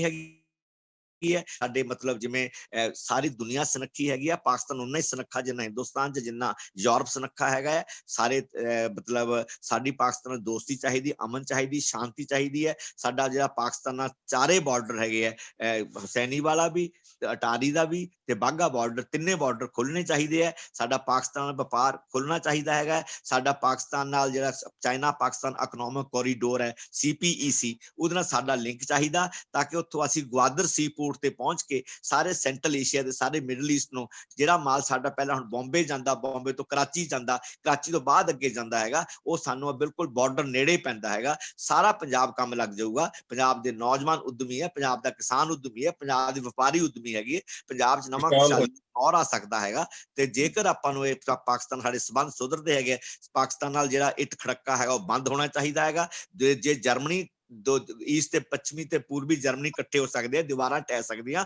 ਤਾਂ ਉਹ ਤਾਂ ਉਹਨਾਂ ਨੇ ਤਾਂ ਜੰਗਾਂ ਲੜੀਆਂ ਨੇ, 2 ਸੰਸਾਰ ਜੰਗਾਂ ਲੜੀਆਂ ਨੇ, ਅਤੇ ਅੱਜ ਤੱਕ 1000 ਸਾਲ ਇਕੱਠੇ ਰਹੇ ਹੈਗੇ ਆ। ਸਾਡਾ ਪਾਕਿਸਤਾਨ, ਸਾਡਾ ਸ਼ਾਂਤੀ ਅਮਨ ਚਾਹੀਦਾ, ਔਰ ਸਾਡਾ ਪਾਕਿਸਤਾਨ ਨਾਲ ਬਾਰਡਰ ਖੁੱਲਣਾ ਚਾਹੀਦਾ ਹੈਗਾ, ਜਿਹਦੇ ਨਾਲ ਜਿਵੇਂ ਤੁਸੀਂ ਟ੍ਰੇਡ ਦੀ ਗੱਲ ਕੀਤੀ ਹੈਗੀ ਹੈ, ਕਸ਼ਮੀਰ ਤੇ ਮਤਲਬ ਕਸ਼ਮੀਰ ਤੇ ਹਿਮਾਚਲ ਨਾਲ, ਉਹਦੇ ਵੱਲ ਬਿਲਕੁਲ ਤੁਹਾਡੀ ਗੱਲ ਸਹੀ ਹੈ ਕਿ ਆਪਣੇ ਰਾਜ ਆਪਣੇ ਦੇਸ਼ ਵਿੱਚ ਹੀ ਉਦਮ ਨਹੀਂ ਪੰਜਾਬ ਸਰਕਾਰ ਨੇ ਕੋਈ ਕੀਤਾ। ਤੇ ਮੈਂ ਸਮਝਦਾ ਕਿ ਹੁਣ ਵੱਡੇ ਜਿੰਨਾ ਪੰਜਾਬ ਸੰਕਟਾਂ 'ਚ ਫਸਿਆ ਹੋਇਆ, ਹਰ ਪਾਸੇ ਵਿਦਿਆ ਦਾ, ਸਿਹਤ ਦਾ, ਗਵਰਨੈਂਸ ਦਾ, এনवायरमेंट ਦਾ, ਮਿੱਟੀ, ਪੌਣ, ਹਵਾ, ਸਾਡਾ ਸਭ ਕੁਝ ਦੂਸ਼ਿਤ ਹੋ ਗਿਆ। ਸਾਡਾ ਪਾਣੀ ਮੁੱਕਣ ਦੇ ਕਿਨਾਰੇ ਪਹੁੰਚਿਆ ਪਿਆ। ਸਾਨੂੰ ਬੜੀ ਸਮਝਦਾਰੀ ਨਾਲ ਡ੍ਰਿਪ ਫਾਰਮਿੰਗ ਜਾਂ ਸਪ੍ਰਿੰਕਲਿੰਗ ਸਿਸਟਮ ਲਿਆ ਕੇ, ਖੇਤੀਬਾੜੀ ਦਾ ਪੈਟਰਨ ਬਦਲ ਕੇ, ਆਰਗੈਨਿਕ ਖੇਤੀ ਵੱਲ ਆ ਕੇ, ਵਰਲਡ ਕਲਾਸ ਪ੍ਰੋਡਕਟ ਪੈਦਾ ਕਰਕੇ ਖੇਤੀਬਾੜੀ 'ਚ ਸਾਨੂੰ ਜਿਹੜੀ ਵਰਲਡ ਮਾਰਕੀਟ ਹੈ ਉਹ 'ਚ ਐਂਟਰਪ੍ਰੀਨਿਓਰ ਬਣ ਕੇ, ਕੋਆਪਰੇਟਿਵ ਰਾਹੀਂ ਜਾਂ ਇੰਡੀਵਿਜੂਅਲ ਫਾਰਮਿੰਗ ਰਾਹੀਂ ਸਾਨੂੰ ਕਰਕੇ ਸਾਡਾ ਬਾਰਡਰ ਖੁੱਲਣ,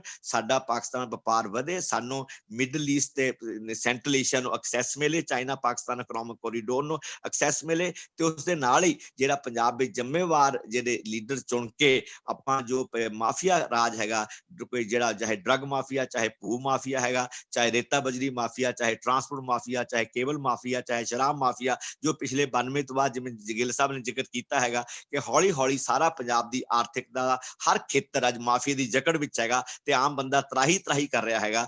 ਅੱਜ ਬਿਲਕੁਲ ਸਹੀ ਗੱਲ ਹੈ ਕਿ ਅੱਜ ਲੋਕਾਂ ਨੂੰ ਮਤਲਬ ਜੋ ਪਛਾਣਨਾ ਹੁੰਦਾ, ਜਦੋਂ ਬੰਦੇ ਵੋਟ ਪਾਣ ਜਾਂਦੇ ਹੈਗੇ, ਮੈਨੂੰ ਕਈ ਲੋਕ ਕਹਿੰਦੇ ਕਿ ਡਾਕਟਰ ਗਾਂਧੀ ਤੁਹਾਨੂੰ ਵੋਟ ਕਿਉਂ ਨਹੀਂ ਪੈਂਦੀ ਹੈਗੀ ਹੈ, ਤੇ ਹਾਲਾਂਕਿ ਤੁਸੀਂ ਸ਼ਰੀਫ ਆਦਮੀ ਹੈਗੇ, ਮਿਹਨਤ ਕਰਨ ਵਾਲੇ ਬੰਦੇ ਹੈਗੇ, ਤੇ ਮੈਂ ਉਹਨਾਂ ਨੂੰ ਕਿਹਾ ਕਿ ਜਦ ਬੰਦਾ ਵੋਟ ਪਾਣ ਲੱਗਦਾ ਹੈਗਾ ਹੈ ਤਾਂ ਉਹਨੂੰ ਇਹ ਲੱਗਦਾ ਕਿ ਸਿਸਟਮ ਸਾਰਾ ਫੇਲ ਹੈ, ਮੇਰੇ ਕੱਲ ਨੂੰ ਕੁੜੀ ਮੈਂ ਬਦਲੀ ਕਰਾਣੀ ਹੈ, ਮੈਂ ਮੁੰਡੇ ਨੌਕਰੀ ਲਵਾਉਣੀ ਹੈ, ਮੇਰਾ ਪੁਲਿਸ ਨਾਲ ਕੰਮ ਪੈਂਦਾ ਹੈਗਾ, ਤਾਂ ਮੈਨੂੰ ਕੀ ਗਾਂਧੀ ਮੇਰਾ ਸਿਆਸੀ ਖੁੰਡਾ ਬਣੂਗਾ? ਉਹਨੂੰ ਲੱਗਦਾ ਗਾਂਧੀ ਵਰਗਾ ਸ਼ਰੀਫ ਬੰਦਾ ਸਿਆਸੀ ਖੁੰਡਾ ਨਹੀਂ ਬਣ ਸਕਦਾ, ਉਹਨੂੰ ਕੋਈ ਬਦਮਾਸ਼ ਸਿਆਸਤਦਾਨ ਚਾਹੀਦਾ, ਉਹਨੂੰ ਗੁੰਡਾ ਸਿਆਸਤਦਾਨ ਚਾਹੀਦਾ, ਜਿਹੜਾ ਉਹਦਾ ਕੰਮ ਕਢਾ ਸਕੇ ਪੁਲਿਸ ਕੋਲੋਂ ਦਬਕਾ ਲਾ ਕੇ, ਜਿਹੜਾ ਉਹਦਾ ਬਦਲੀ ਕਰਾ ਸਕੇ ਉਹਦੀ ਕੁੜੀ ਦੀ, ਉਹਦੇ ਮੁੰਡੇ ਨੌਕਰੀ ਲਵਾ ਸਕੇ। ਇਹ ਕੰਮ ਗਾਂਧੀ ਨਹੀਂ ਕਰ ਸਕਦਾ। ਸੋ ਇਸ ਕਰਕੇ ਅੱਜ ਲੋਕਾਂ ਨੂੰ ਵੀ ਸੂਝਵਾਨ ਬਣਨ ਦੀ ਲੋੜ ਹੈਗੀ ਹੈ ਕਿ ਉਹਨਾਂ ਨੂੰ ਜਿਵੇਂ ਰਾਈਟਸ ਬਾਰੇ, ਹੱਕਾਂ ਬਾਰੇ ਚੇਤਨ ਹੈ, ਇਵੇਂ ਉਹਨਾਂ ਨੂੰ ਆਪਣੇ ਫਰਜ਼ਾਂ ਬਾਰੇ ਵੀ ਚੇਤਨ ਚਾਹੀਦਾ। ਵੋਟ ਪਾਣਾ, ਜ਼ਿੰਮੇਵਾਰੀ ਨਾਲ ਵੋਟ ਪਾਣਾ ਇੱਕ ਅਹਿਮ ਫਰਜ਼ ਹੈ, ਜਿਹਦੇ ਨਾਲ ਜਿਹੜੀ ਕੌਮ ਦੀ ਤਸਵੀਰ, ਪੰਜਾਬ ਦੀ ਤਸਵੀਰ ਬਦਲ ਸਕਦੀ ਹੈ। ਉਸ ਦੇ ਨਾਲ ਹੀ ਜਿਹੜੇ ਪੰਜਾਬ ਦੇ ਹਕੂਕ ਨੇ, ਪਾਣੀਆਂ ਦੇ ਹੱਕ ਨੇ, ਪੰਜਾਬ ਦੇ ਭਾਸ਼ਾ ਦੇ ਹੱਕ ਨੇ, ਪੰਜਾਬ ਦੇ ਚੰਡੀਗੜ੍ਹ ਰਾਜਧਾਨੀ ਦਾ ਹੱਕ ਹੈ, ਸਾਡੇ ਪਣ ਬਿਜਲੀ ਪ੍ਰੋਜੈਕਟ ਜਿੱਥੋਂ 80 ਪੈਸੇ ਯੂਨਿਟ ਬਿਜਲੀ ਪੈਦਾ ਹੁੰਦੀ ਹੈ ਔਰ ਜਿਹੜੀ ਸਿੱਧੀ ਰਾਜਸਥਾਨ ਤੇ ਦਿੱਲੀ ਨੂੰ ਜਾ ਰਹੀ ਹੈ, ਉਹ ਤੇ ਸਾਡਾ ਹੱਕ ਹੈਗਾ ਹੈ। ਉਹਨਾਂ ਹੱਕਾਂ ਨੂੰ ਆਪਣਿਆਂ ਦੇ ਉਹਨਾਂ ਵਾਸਤੇ ਲੜਾਈ ਲੜਨੀ, ਤੇ ਆਪਣੇ ਸੰਵਿਧਾਨਕ ਤਰੀਕਿਆਂ ਨਾਲ, ਤੇ ਆਪਣੇ ਲੋਕ ਜਨਤਾ ਦੇ ਪ੍ਰੈਸ਼ਰ ਨਾਲ, ਤੇ ਉਹਨਾਂ ਵਾਸਤੇ ਕੋਈ ਜਿਹੜੇ ਧਰਮ, ਜਾਤ ਪਾਤ, ਸਭ ਗੋਤ ਪੱਤੀਆਂ ਦੇ ਜਿਹੜੇ ਝਗੜੇ ਮੁਕਾ ਕੇ ਇੱਕ ਬਤੌਰ ਪੰਜਾਬੀ ਆਪਾਂ ਸਾਰੇ ਇਕੱਠੇ ਹੋ ਕੇ, ਹਿੰਦੂ, ਸਿੱਖ, ਈਸਾਈ, ਮੁਸਲਿਮ, ਸਾਰੇ ਦਲਿਤ ਭਾਈਚਾਰਾ ਸਾਰਾ, ਉਹਨਾਂ ਨੂੰ ਇਕੱਠੇ ਕਰਕੇ ਸਾਰਿਆਂ ਨੂੰ ਇੱਕ ਆਪਣੀ ਇੱਕ ਪੰਜਾਬੀ ਤੌਰ ਤੇ ਇੱਕ ਹੋਂਦ ਨੂੰ ਇੱਕ ਉਹਦੇ ਧਾਕ ਜਮਾਉਂਦੇ ਹੋਏ ਜਾਂ ਉਹਦਾ ਇੱਕ ਮੁਜ਼ਾਹਰਾ ਕਰਦੇ ਹੋਏ ਆਪਾਂ ਨੂੰ ਆਪਣੇ ਪੰਜਾਬ ਦੇ ਹੱਕਾਂ ਬਾਰੇ, ਆਪਣੇ ਸੰਵਿਧਾਨਕ ਹੱਕਾਂ ਬਾਰੇ, ਤੇ ਆਪਣੇ ਜਿਹੜੇ ਆਰਥਿਕ ਹਿੱਤ ਹੈਗੇ ਆ ਉਹਨਾਂ ਦੀ ਰੋਸ਼ਨੀ ਵਿੱਚ ਜਿਹੜੀ ਆਰਥਿਕਤਾ ਦੀ ਤੇ ਸਿਆਸਤ ਦੀ ਨਵੀਂ ਬਿਉਂਤਬੰਦੀ ਕਰਕੇ ਪੰਜਾਬ ਨੂੰ ਅੱਗੇ ਵਧਾਉਣਾ ਚਾਹੀਦਾ, ਪੰਜਾਬ ਨੂੰ ਅੱਗੇ ਵਧਣਾ ਚਾਹੀਦਾ ਹੈਗਾ। ਔਰ ਪੰਜਾਬੀ ਦਾ ਇੱਕ ਪੰਜਾਬ ਦਾ ਇੱਕ ਇਤਿਹਾਸ ਹੈਗਾ ਕਿ ਪੰਜਾਬ ਨੇ ਹਮੇਸ਼ਾ ਨਵੀਂ ਚੀਜ਼ ਨੂੰ ਬੜੀ ਉਤਸੁਕਤਾ ਨਾਲ, ਬੜੀ ਤੇਜ਼ੀ ਨਾਲ, ਬੜੀ ਮੁਸ਼ੱਕਤ ਨਾਲ ਅਪਣਾਇਆ ਹੈਗਾ, ਚਾਹੇ ਹਰਾ ਇਨਕਲਾਬ ਹੋਵੇ, ਚਾਹੇ ਉਹ ਕੋਈ ਵਿਚਾਰਧਾਰਾ ਹੋਵੇ, ਚਾਹੇ ਉਹ ਕੋਈ ਮਤਲਬ ਹੋਰ ਨਵੀਂ ਆਈਡੀਆਜ਼ ਹੋਣ। ਪੰਜਾਬ ਹਮੇਸ਼ਾ ਬਹੁਤ ਰਿਸੈਪਟਿਵ ਹੈਗਾ ਹੈ, ਬੜਾ ਇਨੋਵੇਟਿਵ ਹੈ, ਬੜਾ ਉਦਮੀ ਹੈ, ਬੜਾ ਮਿਹਨਤੀ ਹੈ। ਪੰਜਾਬੀਆਂ ਨੇ ਵਿਦੇਸ਼ਾਂ ਦੀ ਧਰਤੀ ਤੇ ਜਿਸ ਲਿਆਕਤ ਨਾਲ ਆਪਣੇ ਲਿਆਕਤ ਦੇ ਝੰਡੇ ਗੱਡੇ ਹੈਗੇ ਆ, ਜਿਸ ਸਮਝਦਾਰੀ ਨਾਲ ਉਹਦੀ ਇੱਕ ਜਿਉਂਦੀ ਜਾਗ ਭਾਗ ਦੀ ਉਦਾਹਰਨ ਹੈਗੀ ਕਿ ਦੁਨੀਆ ਦੇ ਕੋਨੇ-ਕੋਨੇ 'ਚ ਪੰਜਾਬੀ ਅੱਜ ਆਪਣਾ ਮਾਣਮੱਤਾ ਥਾਂ ਹਾਸਲ ਕਰੀ ਬੈਠੇ ਨੇ। ਗਿੱਲ ਸਾਹਿਬ ਉਹਨਾਂ 'ਚ ਇੱਕ ਨੇ, ਬਹੁਤ ਸਾਰੇ ਕੈਨੇਡਾ ਦੀ ਧਰਤੀ ਤੇ, ਅਮਰੀਕਾ ਦੀ ਧਰਤੀ ਤੇ, ਇੰਗਲੈਂਡ ਦੀ ਧਰਤੀ ਤੇ, ਨਿਊਜ਼ੀਲੈਂਡ ਦੀ ਧਰਤੀ ਤੇ ਬਹੁਤ ਸਾਰੇ ਪੰਜਾਬੀ ਸਿਆਸਤ ਵੀ ਸਰਗਰਮ ਨੇ, ਸਮਾਜਿਕ ਜੀਵਨ 'ਚ ਵੀ ਉੱਥੇ ਸਰਗਰਮ ਨੇ, ਔਰ ਜਿਹੜੀ ਇੱਕ ਪੰਜਾਬ ਦਾ ਜੋ ਵਿਲੱਖਣ ਵਿਰਸਾ ਹੈਗਾ ਉਹਦੀ ਵੀ ਉਦਾਹਰਨ ਬਣੇ ਹੋਏ ਨੇ। ਮਾਨਸੀ ਜਾਤ ਸਭੇ ਇੱਕ ਪਹਿਚਾਣ ਬੋ, ਸਭੇ ਸਾਂਝੀ ਵਾਲ ਸਦਾਇਨ, ਉਹ ਤੋਂ ਲੈ ਕੇ ਤੇ ਬਾਕੀ ਜੋ ਇੱਕ ਸਰਬੱਤ ਦਾ ਭਲਾ ਵਾਲੀ ਜਿਹੜੀ ਗੱਲ ਹੈਗੀ, ਜੋ ਕਨਸੈਪਟ ਹੈਗਾ, ਉਹ ਵੀ ਹੌਲੀ ਹੌਲੀ ਪੰਜਾਬੀ ਜਥੇਬੰਦੀਆਂ ਜਾਂ ਪੰਜਾਬੀ ਡਾਇਸਪੋਰਾ ਆਪਣੀ ਥਾਂ ਇੱਕ ਚੰਗੇ ਲੋਕਾਂ ਦੀ ਤਰ੍ਹਾਂ, ਇੱਕ ਸੂਝਵਾਨ ਸਮਝਦਾਰ ਤੇ ਮਨੁੱਖ ਦਰਦੀ ਲੋਕਾਂ ਦੀ ਤਰ੍ਹਾਂ ਆਪਣਾ ਦੁਨੀਆ ਥਾਂ ਬਣਾ ਰਿਹਾ ਹੈਗਾ।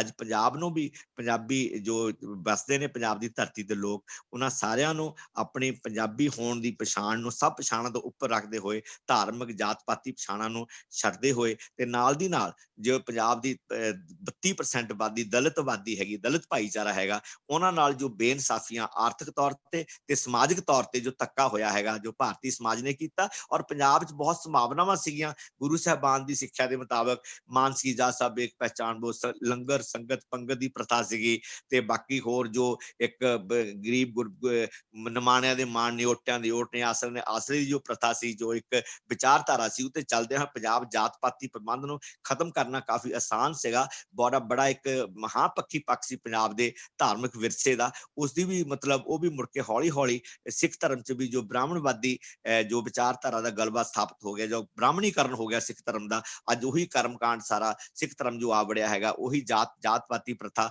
ਜੋ ਹਿੰਦੂ ਮਨੂਵਾਦੀ ਵਿਵਸਥਾ ਦਾ ਇੱਕ ਅੰਗ ਹਿੱਸਾ ਸੀਗੀ, ਅੱਜ ਉਹ ਸਿੱਖ ਧਰਮ 'ਚ ਵੀ ਉਸੇ ਤਰ੍ਹਾਂ ਤਕਰੀਬਨ ਪਾਕਿਸਤਾਨੀ ਪੰਜਾਬ 'ਚ ਵੀ ਤੇ ਹਿੰਦੁਸਤਾਨੀ ਪੰਜਾਬ 'ਚ ਵੀ ਇਹ ਮੁਲਕ ਬਰਕਰਾਰ ਹੀ, ਖਤਮ ਤਾਂ ਕੀ ਹੋਣੀ ਸੀ, ਬਲਕਿ ਤਕਰੀਬਨ ਉਸੇ ਤੀਬਰਤਾ ਨਾਲ ਬਰਕਰਾਰ ਹੈਗੀ ਹੈ। ਉਹਨੂੰ ਵੀ ਖਤਮ ਕਰਕੇ ਪੰਜਾਬ 'ਚ ਇੱਕ ਨਵਾਂ ਪੰਜਾਬ, 21ਵੀਂ ਸਦੀ ਦਾ ਪੰਜਾਬ, ਵਿਗਿਆਨ ਦੇ ਹਾਣ ਦਾ ਪੰਜਾਬ, ਸਾਇੰਸ ਦੇ ਹਾਣ ਦਾ ਪੰਜਾਬ, ਨਵੇਂ ਯੁੱਗ ਵਾਲਾ ਪੰਜਾਬ, ਜਿਹੜਾ ਬਣਾਉਣ ਵਾਸਤੇ ਪੰਜਾਬੀ ਨੂੰ ਹੰਭਲਾ ਮਾਰਨਾ ਚਾਹੀਦਾ ਹੈ। ਪਰ ਪੰਜਾਬ ਦੀ ਸਿਆਸਤ ਹਿੰਦੁਸਤਾਨ ਦੀ ਸਿਆਸਤ ਤੋਂ ਬਿਲਾਗ ਨਹੀਂ ਹੈਗੀ ਹੈ। ਜੋ ਹਿੰਦੁਸਤਾਨ ਦੇ ਚਿੱਤਰਪਟ ਤੇ ਵਾਪਰ ਰਿਹਾ, ਅਸਲ 'ਚ ਦੁਨੀਆ ਦੀ ਸਿਆਸਤ ਵੀ ਅੱਜ ਇੱਕ ਦਿਸ਼ਾ ਜੋ ਅਖਤਿਆਰ ਕਰਦੀ ਜਾ ਰਹੀ ਹੈ, ਚਾਹੇ ਉਹ ਟਰੰਪ ਦੀ ਹੋਵੇ, ਚਾਹੇ ਉਹ ਬ੍ਰਾਜ਼ੀਲ ਦੀ ਹੋਵੇ, ਚਾਹੇ ਉਹ ਕੁਛ ਜਰਮਨੀ ਦੀ ਹੋਵੇ, ਚਾਹੇ ਕੁਛ ਫਰਾਂਸ 'ਚ ਏਦਾਂ ਦੇ ਐਲੀਮੈਂਟ ਹੋਣ, ਚਾਹੇ ਉਹ ਅੱਜ ਹਿੰਦੁਸਤਾਨ 'ਚ ਜੋ ਜਿਸ ਤਰ੍ਹਾਂ ਦਾ ਸਿਆਸੀ ਮਾਹੌਲ ਹੈਗਾ, ਜੋ ਸਿਆਸੀ ਇੱਕ ਕਾਰਪੋਰੇਟ ਕੈਪੀਟਲ, ਰਿਲੀਜਨ ਤੇ ਨੈਸ਼ਨਲਿਜ਼ਮ ਦਾ ਜੋ ਇੱਕ ਡੈਡਲੀ ਕੰਬੀਨੇਸ਼ਨ ਹੈ, ਜੋ ਕਿ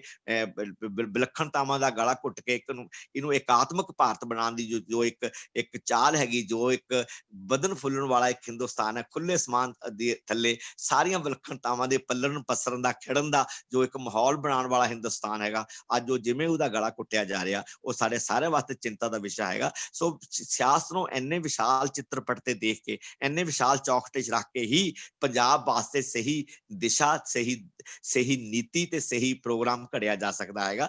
ਤੇ ਮੈਂ ਸਮਝਣਾ ਕਿ ਅੱਜ ਆਪਾਂ ਨੂੰ ਜਿਹੜੀਆਂ ਤੁਹਾਡੀਆਂ ਕੋਸ਼ਿਸ਼ਾਂ ਨੇ, ਰੱਬ ਕਰੇ ਇਹਨਾਂ ਨੂੰ ਬੂਰ ਪਵੇ। ਮੈਂ ਆਸ ਕਰਦਾ ਕਿ ਤੁਸੀਂ ਤੁਹਾਡੀਆਂ ਨਿੱਕੀਆਂ ਕੋਸ਼ਿਸ਼ਾਂ ਲਾਜ਼ਮੀ ਤੌਰ ਤੇ ਬਾਕੀ ਲੋਕਾਂ ਦੀਆਂ ਕੋਸ਼ਿਸ਼ਾਂ ਨਾਲ ਜੁੜ ਕੇ ਇੱਕ ਨਵਾਂ ਪੰਜਾਬ, 21ਵੀਂ ਸਦੀ ਦੇ ਹਾਣ ਦਾ ਪੰਜਾਬ, ਵਿਗਿਆਨ ਦੇ ਹਾਣ ਦਾ ਪੰਜਾਬ, ਮਨੁੱਖਤਾ ਦੇ ਹਾਣ ਦਾ ਪੰਜਾਬ, ਵਿਕਾਸ ਦੇ ਹਾਣ ਦਾ ਪੰਜਾਬ ਅਸੀਂ ਬਣਾਉਣ 'ਚ ਹੌਲੀ ਹੌਲੀ ਕਾਮਯਾਬ ਹੋਵਾਂਗੇ। ਅਸੀਂ ਸਾਰੇ ਵਿਅਕਤੀ, ਚਾਹੇ ਅਸੀਂ ਸਮਾਜਿਕ ਜੀਵਨ ਸਰਗਰਮ ਹੈਗੇ, ਚਾਹੇ ਪ੍ਰੋਫੈਸ਼ਨਲ ਲਾਈਫ 'ਚ ਮੈਂ ਡਾਕਟਰ ਤੌਰ ਤੇ ਹੈਗਾ, ਜਾਂ ਮਤਲਬ ਕੋਈ ਹੋਰ ਮੈਡਮ ਸਾਹਿਬ ਆਪਣੇ ਕਾਨੂੰਨ ਦੇ ਵਿਸ਼ੇ ਤੇ ਹੈਗੇ ਹੈ, ਜਾਂ ਹੋਰ ਕੋਈ ਵਿਦਿਆ ਦਾ ਕਿਸੇ ਦਾ ਸਬਜੈਕਟ ਹੈ, ਕਿਸੇ ਦਾ ਐਗਰੀਕਲਚਰ ਹੈ, ਕਿਸੇ ਦਾ ਹੋਰ ਵਿਗਿਆਨ ਹੈਗਾ ਹੈ, ਇਹ ਆਪਾਂ ਸਾਰੇ ਰਲ ਮਿਲ ਕੇ ਇੱਕ ਨਵਾਂ ਪੰਜਾਬ, ਕੋਈ 18ਵੀਂ ਸਦੀ ਦਾ ਪੰਜਾਬ ਨਹੀਂ ਬਲਕਿ 21ਵੀਂ ਸਦੀ ਦਾ ਪੰਜਾਬ ਬਣਾਉਣ ਵਿੱਚ ਅਸੀਂ ਕਾਮਯਾਬ ਹੋਵਾਂਗੇ। ਮੈਨੂੰ ਪੂਰੀ ਆਸ ਹੈ, ਔਰ ਮੈਂ ਤੁਹਾਨੂੰ ਇਸ ਗੱਲ ਦੀ ਵਧਾਈ ਦਿੰਦਾ ਕਿ ਤੁਸੀਂ ਇਹ ਇਨੀਸ਼ੀਏਟਿਵ ਲੀਤਾ, ਇਹ ਚਰਚਾ ਛੇੜੀ ਹੈਗੀ ਹੈ ਅਲੱਗ-ਅਲੱਗ ਵਿਸ਼ਿਆਂ ਤੇ। ਹਾਲਾਂਕਿ ਗਵਰਨੈਂਸ ਇੱਕ ਮਤਲਬ it is not question of good people, good intention and just good wishes. It is question of good politics and good policies. ਉਹ ਜਿਹੜੀਆਂ ਪੋਲਿਟਿਕਸ ਤੇ ਪਾਲਿਸੀਜ਼ ਹੈਗੀਆਂ, ਉਹਦੇ ਵਾਸਤੇ ਜੋ ਕਨਵਿਕਸ਼ਨ ਦੀ ਲੋੜ ਹੈ, ਜੋ ਕਲੈਰਿਟੀ ਦੀ ਲੋੜ ਹੈ, ਜੋ ਪੋਲੀਟੀਕਲ ਇੱਕ ਐਕੂਮੈਨ ਦੀ ਲੋੜ ਹੈਗੀ ਹੈ, ਉਹ ਬਹੁਤ ਜ਼ਰੂਰੀ ਹੈਗਾ ਹੈ। ਔਰ ਜਦ ਤੱਕ ਉਹ ਪੋਲੀਟੀਕਲ ਐਕੂਮੈਨ ਨਹੀਂ ਆਉਂਦਾ ਹੈਗਾ, ਪੋਲੀਟੀਕਲ ਡਾਇਰੈਕਸ਼ਨ ਤੈਅ ਨਹੀਂ ਹੁੰਦੀ ਹੈਗੀ ਹੈ, ਔਰ ਜਦ ਤੱਕ ਉਹ ਬੰਦੇ ਜੋ ਸਹੀ ਸੋਚਣ ਵਾਲੇ ਹੈ ਉਹ ਸਿਰ ਜੋੜ ਕੇ ਬੈਠਦੇ ਨਹੀਂ ਹੈਗੇ ਹੈ, ਔਰ ਧਰਮ, ਜਾਤ ਪਾਤ, ਗੋਤ, ਪੱਤੀਆਂ ਇਹਨਾਂ ਦੇ ਉੱਪਰ ਉੱਠ ਕੇ ਇੱਕ ਪੰਜਾਬੀ ਜੋ ਇੱਕ ਮਨੁੱਖ, ਪੰਜਾਬੀ ਜੋ ਇੱਕ ਜਿਹਨੂੰ ਆਇਡੈਂਟੀਟੀ ਹੈਗੀ ਹੈ ਉਹਦੇ ਦੁਆਲੇ ਨਹੀਂ ਇਕੱਠੇ ਹੁੰਦੇ। ਹੌਲੀ ਹੌਲੀ ਆਪਾਂ ਇੱਕ ਮਨੁੱਖਤਾਵਾਦੀ ਪੈਤਰਨ ਨਹੀਂ ਲੈਂਦੇ ਜਾਤ ਪਾਤ ਦੇ ਖਿਲਾਫ। ਔਰਤਾਂ ਨਾਲ ਜੋ ਮੱਧਯੁਗੀ ਜੋ ਪੈਟਰੀਆਰਕਲ ਮਾਈਂਡਸੈਟ ਹੈ, ਜੋ ਪਿਤਰੀ ਸੱਤਾ ਦਾ ਸਮਾਜ ਹੈ, ਔਰਤਾਂ 50% ਦੁਨੀਆ ਦਾ ਅੱਧ ਔਰਤਾਂ ਨੇ, ਅੱਧਾ ਸਮਾਨ ਔਰਤਾਂ ਦਾ, ਅੱਧੀ ਧਰਤੀ ਔਰਤਾਂ ਦੀ ਹੈਗੀ ਹੈ। ਉਹਨਾਂ ਦੀ ਮੁਕੰਮਲ ਰੂਪ ਵਿੱਚ ਮਾਨਸਿਕ, ਬੌਧਿਕ ਤੇ ਸਰੀਰਕ ਵਿਕਾਸ ਕੀਤਿਆਂ ਬਗੈਰ ਕੋਈ ਸਮਾਜ ਤਰੱਕੀ ਨਹੀਂ ਕਰ ਸਕਦਾ। ਪੰਜਾਬੀ ਸਮਾਜ ਵੀ ਤਰੱਕੀ ਨਹੀਂ ਕਰ ਸਕਦਾ। ਉਹਨਾਂ ਦੀ ਇਕਨੋਮਿਕ ਐਕਟੀਵਿਟੀ ਵਿੱਚ, ਉਹਨਾਂ ਦੀ ਸਮਾਜਿਕ ਐਕਟੀਵਿਟੀ, ਉਹਨਾਂ ਦੀ ਪੋਲੀਟੀਕਲ ਐਕਟੀਵਿਟੀ ਪੂਰੀ ਭਾਗੀਦਾਰੀ ਕੀਤਿਆਂ ਬਗੈਰ ਨਵਾਂ ਪੰਜਾਬ ਨਹੀਂ ਉਸਰ ਸਕਦਾ। ਸੋ ਔਰਤਾਂ ਦੇ ਦਲਿਤ ਪੰਜਾਬ ਵਿੱਚ ਦੋ ਅਜਿਹੇ ਵਰਗ ਨੇ ਜਿਨ੍ਹਾਂ ਤੇ ਵਿਸ਼ੇਸ਼ ਧਿਆਨ ਦੇਣ ਦੀ ਲੋੜ ਹੈ, ਜਿਨ੍ਹਾਂ ਦੇ ਵਿਕਾਸ ਵੱਲ, ਜਿਨ੍ਹਾਂ ਦੀ ਬਰਾਬਰੀ ਵੱਲ, ਜਿਨ੍ਹਾਂ ਦੇ ਹੱਕਾਂ ਵੱਲ ਵਿਸ਼ੇਸ਼ ਧਿਆਨ ਦਿੱਤੇ ਬਗੈਰ ਅਸੀਂ ਪੰਜਾਬ ਨੂੰ ਸਹੀ ਪਾਸੇ ਨਹੀਂ ਲਿਜਾ ਸਕਦੇ ਹੈਗੇ। ਸੋ ਮੈਂ ਸਮਝਦਾ ਕਿ ਤੁਹਾਡਾ ਇਹ ਉਦਮ, ਮੈਂ ਆਈ ਐਮ ਸੌਰੀ ਕਿ ਮੈਂ ਥੋੜਾ ਜਿਹਾ ਜਿਹੜਾ ਫਰੇਮਵਰਕ ਹੈ ਉਹ ਥੋੜਾ ਮੈਂ ਇਹਦਾ ਚੌੜਾ ਕੀਤਾ, ਫਰੇਮਵਰਕ ਵੱਡੇ ਚੌਕਟੇ ਰੱਖ ਕੇ ਗੱਲ ਕੀਤੀ ਹੈਗੀ ਹੈ। ਪਰ ਮੈਂ ਸਮਝਦਾ ਕਿ ਤੁਹਾਡੇ ਵਰਗੇ ਸੁਹਿਰਦ ਦੋਸਤਾਂ ਦੇ ਨਾਲ ਜੇ ਇਸ ਪੱਧਰ ਤੇ ਗੱਲ ਨਹੀਂ ਕਰਨੀ ਤਾਂ ਹੋਰ ਕਿਹਦੇ ਨਾਲ ਕਰਨੀ ਹੈਗੀ ਹੈ। ਜੇ ਤੁਹਾਡੇ ਵਰਗੇ ਵਿਦਵਾਨ, ਸੂਝਵਾਨ ਤੇ ਕੰਸਰਨਡ, ਚਿੰਤਨਸ਼ੀਲ ਤੇ ਫਿਕਰਮੰਦ ਦੋਸਤਾਂ ਨਾਲ ਗੱਲ ਨਹੀਂ ਕਰਨੀ ਤਾਂ ਇਸ ਫਰੇਮਵਰਕ ਹੋਰ ਗੱਲ ਕਿਹਦੇ ਨਾਲ ਕੀਤੀ ਜਾ ਸਕਦੀ ਹੈ? ਤੁਹਾਡੇ ਨਾਲ ਹੀ ਕੀਤੀ ਜਾ ਸਕਦੀ ਹੈ। ਤੁਹਾਡੇ ਨਾਲ ਹੀ ਕੋਈ ਇੱਕ ਨਵਾਂ ਚੌਕਟਾ ਜਾਂ ਜੋ ਜਿਹਨੂੰ ਮੈਂ ਸਹੀ ਸਮਝਦਾ ਉਹ ਚੌਕਟਾ, ਮੈਨੂੰ ਮੇਰੇ ਚੌਕਟਾ ਗਲਤ ਹੋ ਸਕਦਾ, ਉਹ ਗੱਲ ਅਲੱਗ ਹੈਗੀ ਹੈ। ਪਰ ਮੈਨੂੰ ਆਪਣੇ ਦਿਲ ਦੀ ਗੱਲ ਜੋ ਮੈਂ ਹਿੰਦੁਸਤਾਨ ਬਾਰੇ ਚਿਤਰਦਾ, ਜੋ ਮਨੁੱਖਤਾ ਬਾਰੇ ਚਿਤਰਦਾ, ਜੋ ਪੰਜਾਬ ਬਾਰੇ ਚਿਤਰਦਾ, ਜੋ ਸਮਾਜ ਬਾਰੇ ਚਿਤਰਦਾ ਹੈਗਾ, ਉਹ ਮੈਂ ਤੁਹਾਡੇ ਨਾਲ ਗੱਲ ਬੜੇ ਫਰਾਖ ਦਿਲੀ ਨਾਲ, ਖੁੱਲੇ ਮਨ ਨਾਲ ਕਰਨੀ ਚਾਹੀਦੀ ਹੈ। ਔਰ ਉਹੀ ਮੈਂ ਗੱਲ ਪਿਛਲੇ 20-25 ਮਿੰਟ ਜੋ ਕਰਨ ਦੀ ਕੋਸ਼ਿਸ਼ ਕੀਤੀ ਹੈ। ਮੈਂ ਥੋੜਾ ਧੰਨਵਾਦੀ ਹਾਂ, ਤੁਸੀਂ ਮੈਨੂੰ ਅੱਜ ਮੌਕਾ ਦਿੱਤਾ ਹੈਗਾ ਆਪਣੇ ਇਸ ਮੰਚ ਤੇ ਆ ਕੇ ਆਪਣੀ ਗੱਲ ਕਰਨ ਦਾ। ਮੈਂ ਪਹਿਲਾਂ ਵੀ 2-3 ਵਾਰ ਇਸ ਮੰਚ ਤੇ ਆਇਆ ਹੈਗਾ, ਬੜਾ ਚੰਗਾ ਲੱਗਦਾ ਕਿ ਇਹ ਮੰਚ ਸਾਡਾ ਨਹੀਂ ਹੈ ਡਾਕਟਰ ਸਾਹਿਬ, ਤੁਹਾਡਾ। ਤੁਸੀਂ ਬੁਲੰਦ ਪੰਜਾਬ ਫਾਊਂਡੇਸ਼ਨ ਦੇ ਫਾਊਂਡਰ ਹੋ। Thank you sir, thank you. ਫਿਰ ਵੀ ਸਰ ਬਹੁਤ ਤੁਹਾਡੀ ਕੋਸ਼ਿਸ਼ ਹੈ, ਤੁਹਾਡੀ ਇੰਡੀਵਿਜੂਅਲ ਇਨਪੁਟ ਬਹੁਤ ਜ਼ਿਆਦਾ ਹੈ। ਤੁਸੀਂ ਯੂ ਥਿੰਕ ਕਹਿੰਦੇ ਨਾ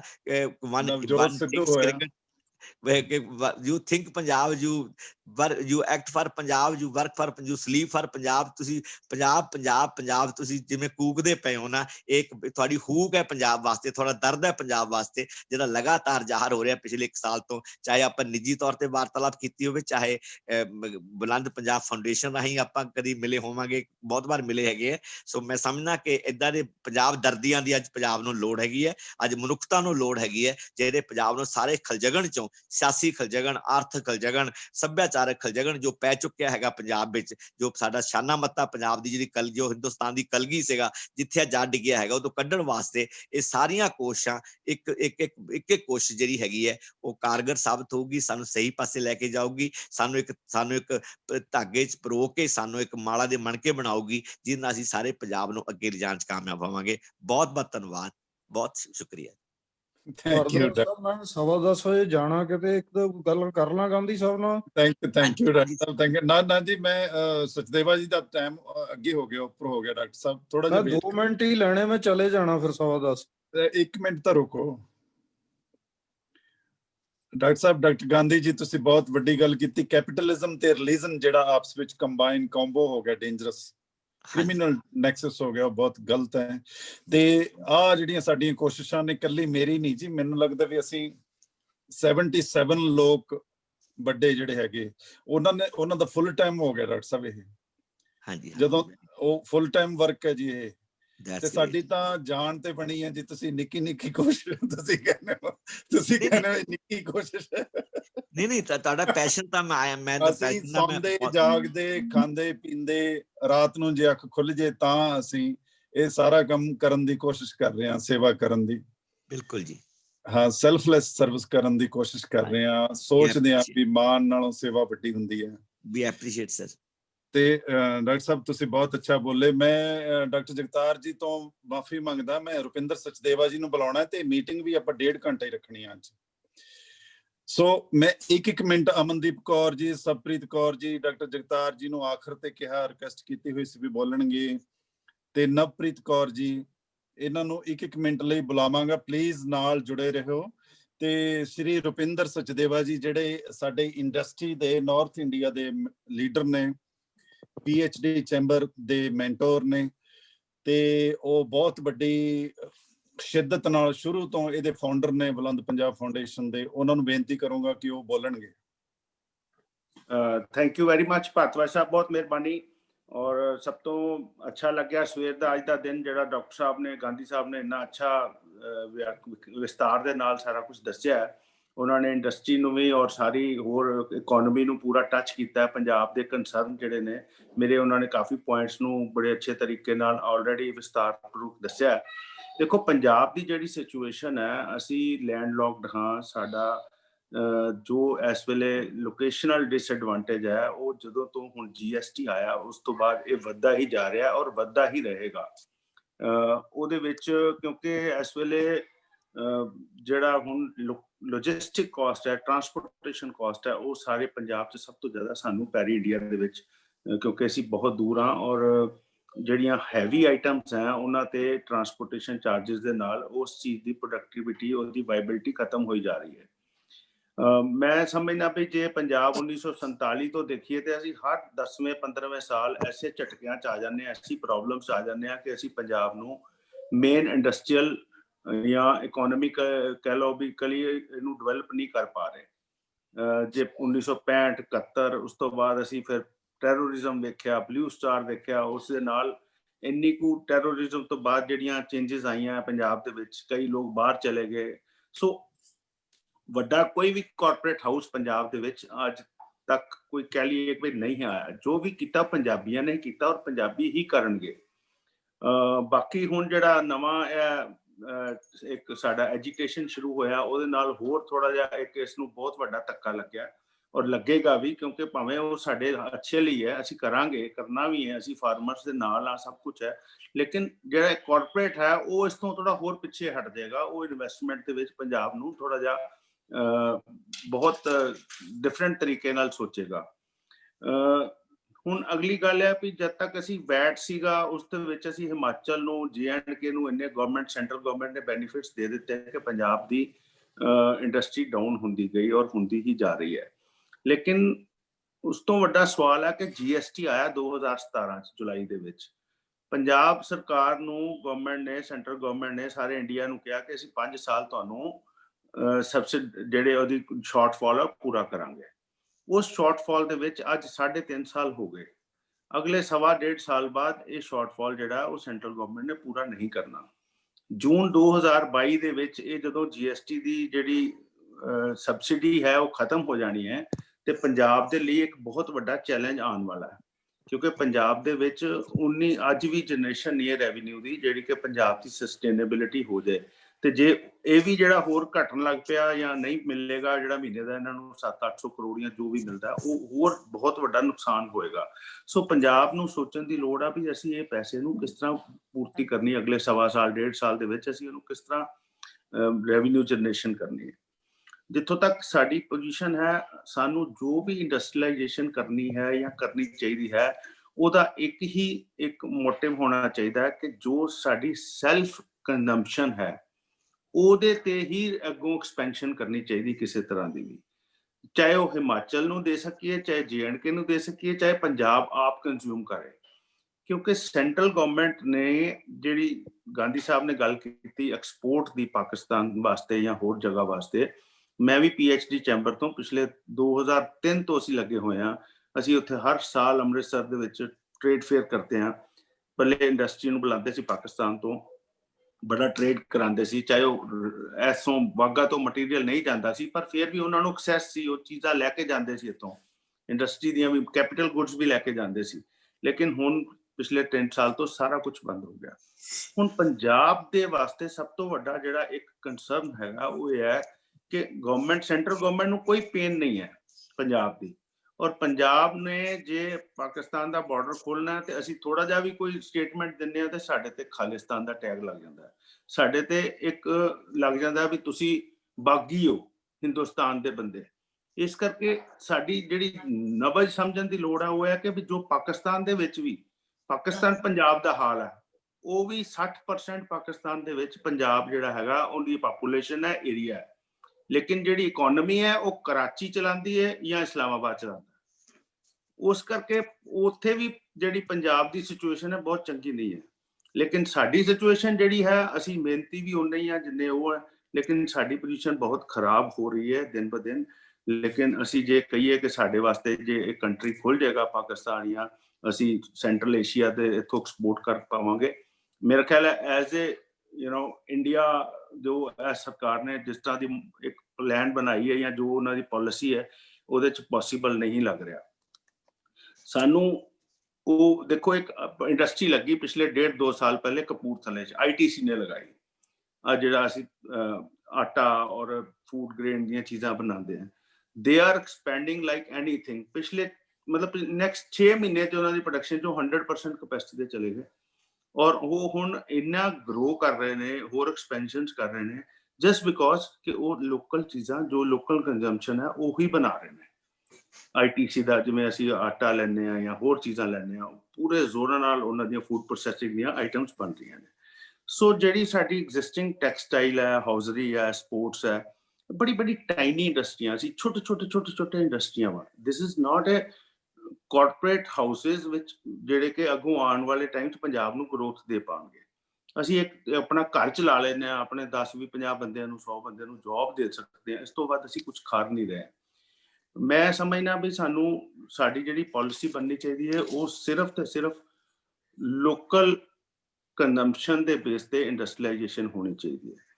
दूसरी गल है कि जिहड़े साडे रूरल या स्टार्टअप बच्चे हैं उन्हां नू किस तरह किया जाए। असी सरकार नू भी लिख के दिता सी कि जिन्ने भी पंचायतां ने एक मान लो तहसील लै लीए, उस तहसील दे विच एक मैंबर पार्लीमेंट या MLA या सरकार दे रूरल डिवेलपमेंट फंड दे विचों एक स्ट्रक्चर क्रिएट बिल्डिंग क्रिएट की जाए, उत्थे सारियां सहूलतां दित्तियां जान और उस तहसील दे एक किसी पंचायत लैंड दे उत्ते अच्छी बिल्डिंग बना के उत्थे 20-25-30 स्टार्टअप्स नू मौका दिता जाए।